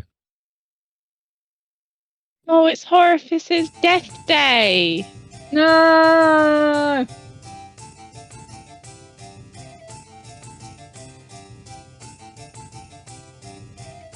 At the head table, Rid-Cully is sat next to Susan, who has been invited as a guest of honor at the request of Horifis. Along with them at the main table, we have, obviously, each one of you is there. Jangle Jock, Dahlia, Bernie, Bruno, the librarian, Even Gaspode the dog has shown up today. Carrot, Angua, Ponder Stibbons, who was there anyway, and somehow Dibbler managed to sneak his way in. In celebration, Horophus is awaiting the countdown to his death, which is going to come in approximately maybe 2-3 minutes. We're not sure yet on the exact timing. Only really you know. Now, Horophus, I believe you've prepared a speech for this occasion. Is that correct? I kind of pink on the glass to try and get the attention of people. Walk! Walk! Hello. Can I have your attention? Well, does he? Do you think I sounded well in the first place? Oh no, I've always thought you sounded pretty crap, honestly. Yes. He smells like death. Well, that might just be Dibbler, I don't know. It's probably Dibbler. But I would like to say a few words. It's been a strange few months. At that exact moment, there is a loud on the table next to you as a scraggly wizard lands. Oh dear God, Rincewind, what are you doing? Oh gods! Oh gods! What's happening? Why am I covered in creme brulee? Oh god! Oh god! Sorry, don't mind me. He hobbles over and collapses in the corner. Now, luggage, behave. No, no. Luggage is watching you expectantly. Anyway, it's been a strange few months. I've lived, I've died, more than I should have. Let's be honest. But the next will most likely be my last. I don't fear death. Not really. He's more of an old friend now. So I welcome him with open arms, or at least I would if he wouldn't find the thought of that repulsive. But that's all right. I'd like to thank you all, even if you are all self-serving assholes like me. For the last of my time, at least, I think I had friends. Before you go, would you like me to cremate your body? Or do you want to be buried? No, thank you. But I would like to say goodbye. And he just kind of finishes it there. As he says that, his chest breathes in and out as his body flops back in the conveniently placed coffin. The lifeless body of Horophus lies before you. Sorry, go ahead. I put my hand up. If you remember, I did call dibs on his stuff. Look! Bruno certainly did call dibs, and that's on time on the tradition, so have at it. I have the party first. Jesus Christ. Something in the currently unattended seat at the head table. Sorry, am I late? Ridcully jumps in his seat. Oh, I didn't think that you'd actually attend. I thought we'd have to do the rite of Ash Kenty just to get him here. No, I am here for every wizard. I come for all of you personally, he says, his eyes flashing at Ridcully. Ridcully gives him a very stern look back. I feel very whole of health at the moment. I am certain of it, Death says, looking down at the very greasy food that Ridcully is ingesting. But today I am not here for you. Glides over and stands before the open casket.